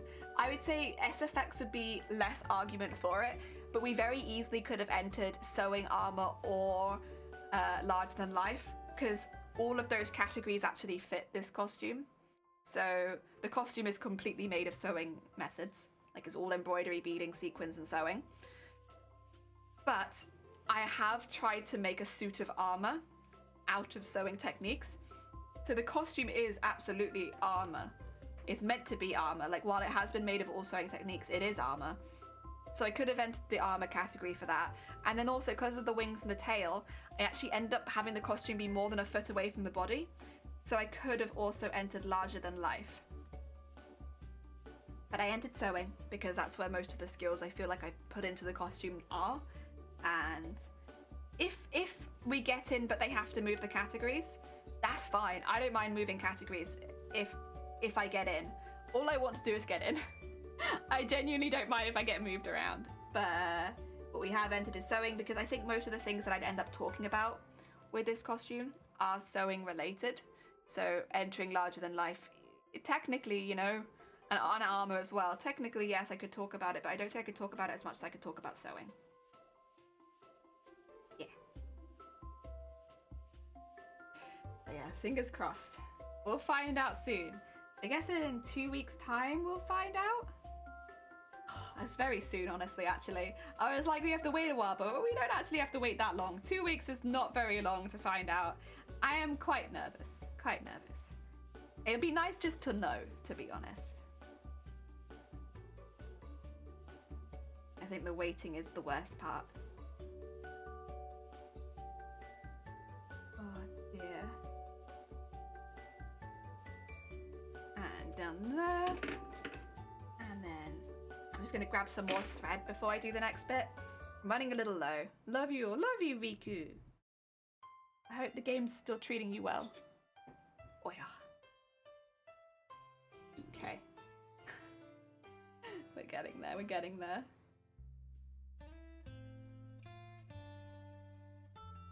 Although these bits are always kind of hard. I'll be honest, my fingers are so battered at this point. Threading a needle's really rough just because I can't see the thread very easily between my gross, disgusting, battered up fingers. Like, the thread just sort of disappears into it.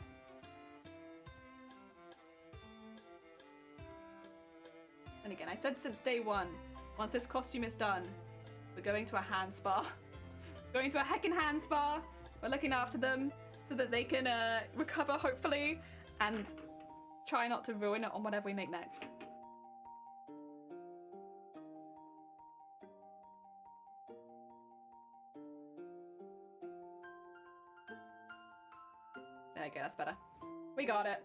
got it. It took a minute, but we got there. Okay.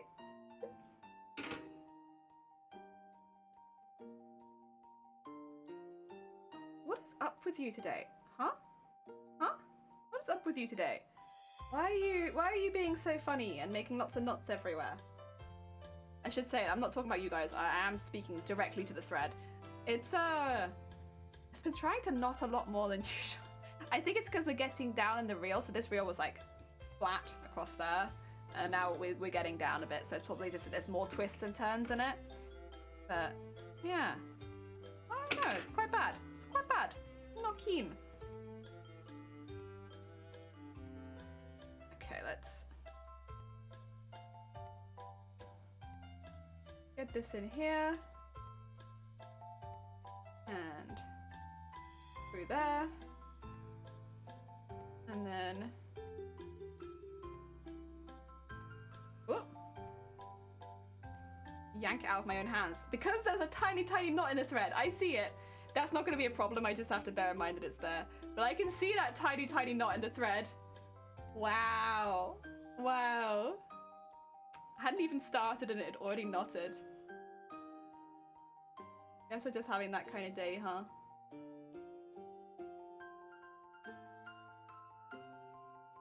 Yeah. Go.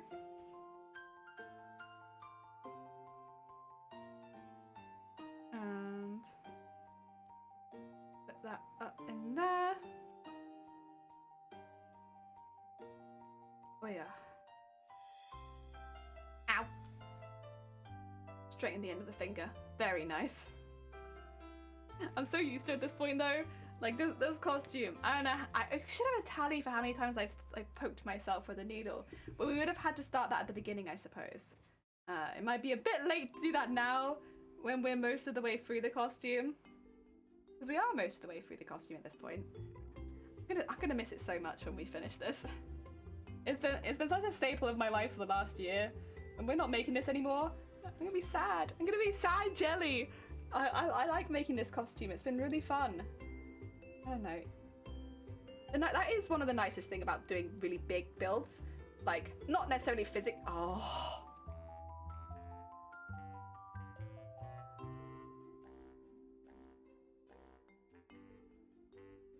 Don't you dare. Yeah, I got it that time. The nicest thing about doing builds that take a really long time, they don't have to physically be big, but like longer builds, I suppose, is that you always have something to go back to and do.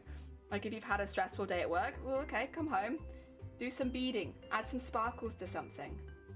You know, you're having a day where you've got lots of spare time, maybe do some pattern work. There's always so much to do with it that you're never left feeling bored or like you don't have anything to do. And yeah, that's really nice. I really like that part of it. And also there's a lovely cosplay community centered around like longer builds. Oh yeah, okay, right. Tie that off there. Carefully. Easy does it. Easy does it. And okay. Throw that back into the costume. Go. Don't you dare not once we've already finished. That'd be very rude of you. There you go. Another one. Oh, 3 more to go. The fact that this, like, just doing the sequence has taken the same amount of time as cutting them out and making them. Oh my god. That's quite a feeling. Quite a feeling, huh? You guys take a really long time to sequin. Go. Although, once again, getting a whole set done in a day, pretty good. It's pretty good, not gonna lie. We could do much worse than that. Oop. There we go. Do our standard start. I think what I'll do is I'll get these done and then I'll end there, because that way I can, at the end of today, I can pin how it's going to look, you know, into the gauntlet, and we can have a little look at it. And other than structural things, that would actually be the gauntlet done. So it'd be really nice to do that, because even though it won't technically be sewn in place, it gives us a really good idea of how it looks. And that way I can rest my voice for the rest of the day. Not talk too much. Quiet bean. Okay. Go back through that sequin, please. Thank you. There you go. Make sure it stays going around the edge. Go up and down this one again. They look really heckin' cute. Teeny tiny scales. Teeny tiny scales.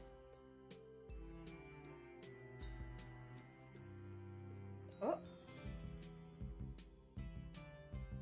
Okay. We almost had a knot, but we didn't quite. We fixed it. No knots here. After we come back from MCM as well, we'll have to do more embroidery machine printing, because I've still got more of the wing pieces to print out. Probably do more floor sessions as well, like when we're working on the wings and working on the dress and stuff like that, it's just much easier to do it from the floor. There are still things I'd actually really like to add to the dress, but that I'm not prioritizing because, you know, it looks good as it does right now, but there's still things I'd like to add to it. Go lurk. Oh, have a nice lurk, Riku. Thank you for popping by. It's always lovely to see you, but yeah, get yourself some lurk. Ah, dear. Yeah, I'd really like to do some more of that, I suppose. And coming into the summer, it's a good time to do it because it gets you away from the sewing machine, which gets quite hot. It's quite hot. Whoop. Plus, all of the stuff for the wings will be hand stitching anyway, so we don't really need the sewing machine so much for all that. Go. I really want to start pinning them into the gauntlet now. I shall not, but damn do I want to. Oh yeah. Just being impatient, really. Go. Ooh. There we are. See this twisty thread?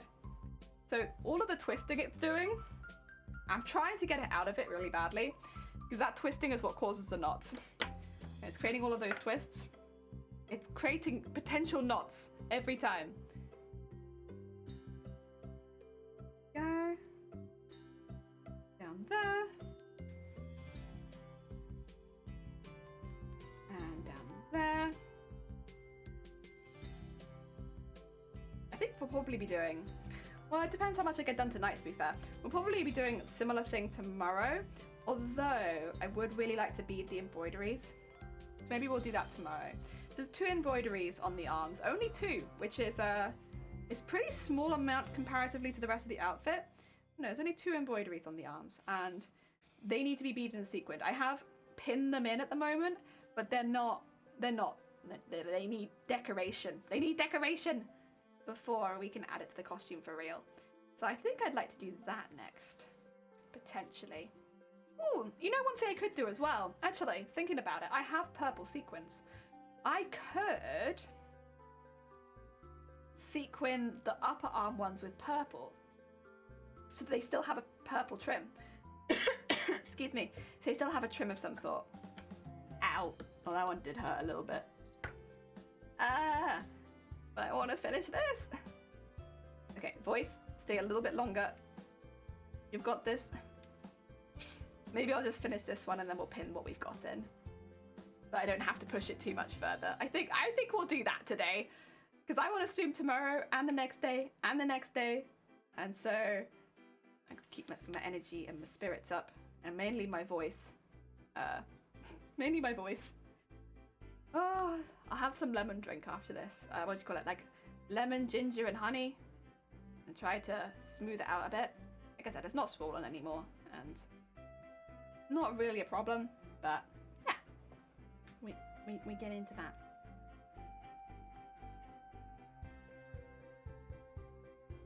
There we go. Yep.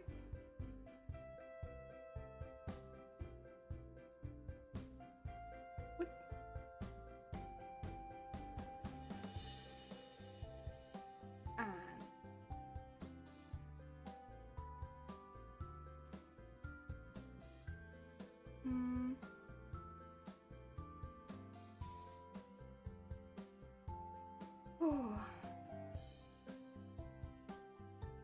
It is also getting warmer in this room.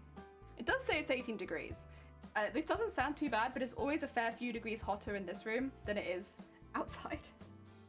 Because of the big window and everything, it just gathers heat in this room in the afternoon. I'm very used to it at this point, but it's starting to get a bit toasty in here. So to be fair, probably not a bad time to wrap up, but what I'll do first is pin what we've got into the gauntlet, so we can at least give an idea of what we're aiming for. Oh, is that a knot? There you go, not anymore. That was lucky. That one was very close to unsavable. If we'd pulled it a little bit more there, we would have had to got more thread again. There we go, through there. And there. And through there. Go. Oh, yeah, I was gonna say I'm missing one of the stitches. Where did it go? It got stuck on another sequin. The sequins really do attach themselves to the thread. Or I guess the thread really attaches itself to the sequins. Like, you have to be constantly vigilant to make sure that you're not making mistakes without even realizing. There's been many times so far in this costume where I have caught my thread on a sequin, not realized, kept sewing, and then had to go back and like wiggle the thread out of it.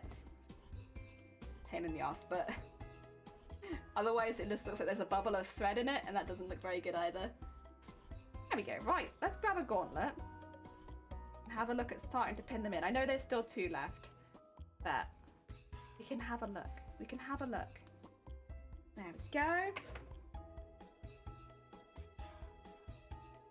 Oh dear. Right.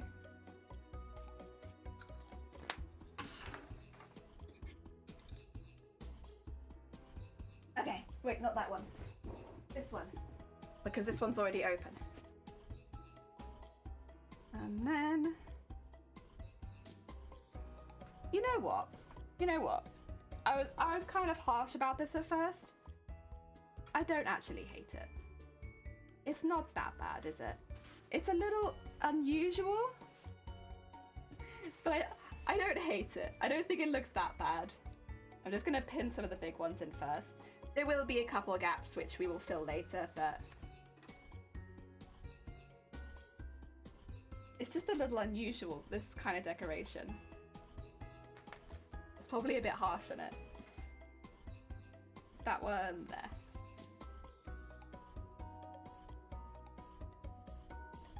And then start filling it in a little bit.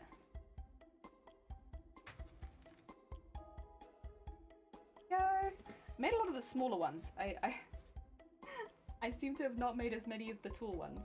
That's okay. And like, I probably want a tall one in there, to be honest. I can have a small one in there. I can see that I've got 2 tall ones to go, and I can kind of see where I'd fit them, to be honest. But for now, at least, put these ones in here. Actually, would I want it more like there? No, I think I do want it there. And then I'll put this one here for now, but it will need something else behind it. That's too short at the front there for me, I think. Needs a little bit more in the back. And then there.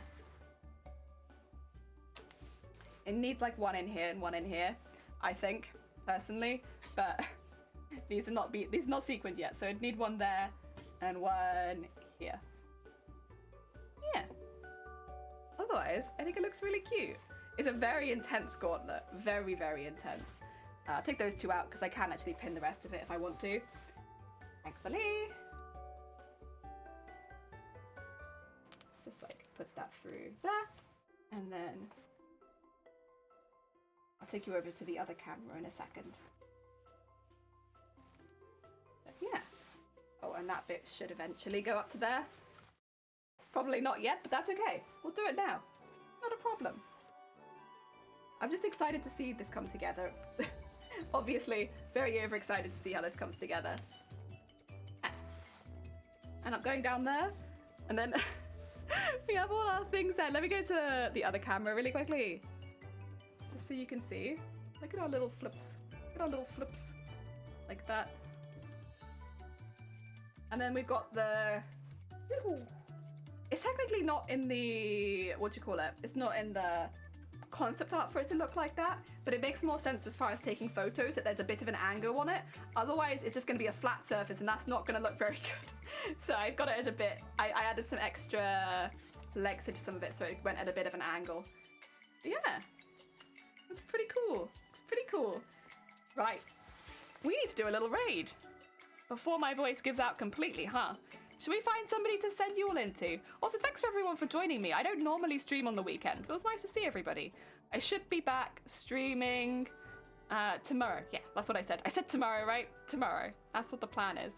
Right. Let's have a little look-see. Look-see what's going on. Oh, you know what? We can raid into B. B is 3 followers away from 1.7. So if anyone is not following B and they want to help push B over to 1.7k followers, heckin', now is the time. You could be one of those last 3 following B. Also, if you would like a raid call, no pressure to do it, but you're welcome to. There's one there. It's just a nice way of spreading love in another channel, to be honest. B is playing... I'm going to make an assumption she might be playing Apex. I could be wrong. Could be wrong. Yeah, there's Apex. Oh, dear. Dilly, no! No, no, no. You don't need to shout me out. It's very kind of you, but you don't need to shout me out. I hope the rest of your day goes well, then. We're going to send everybody over to B, and then we'll be back tomorrow, hopefully with a strong voice again. And I'll see you all soon. Take care, everyone.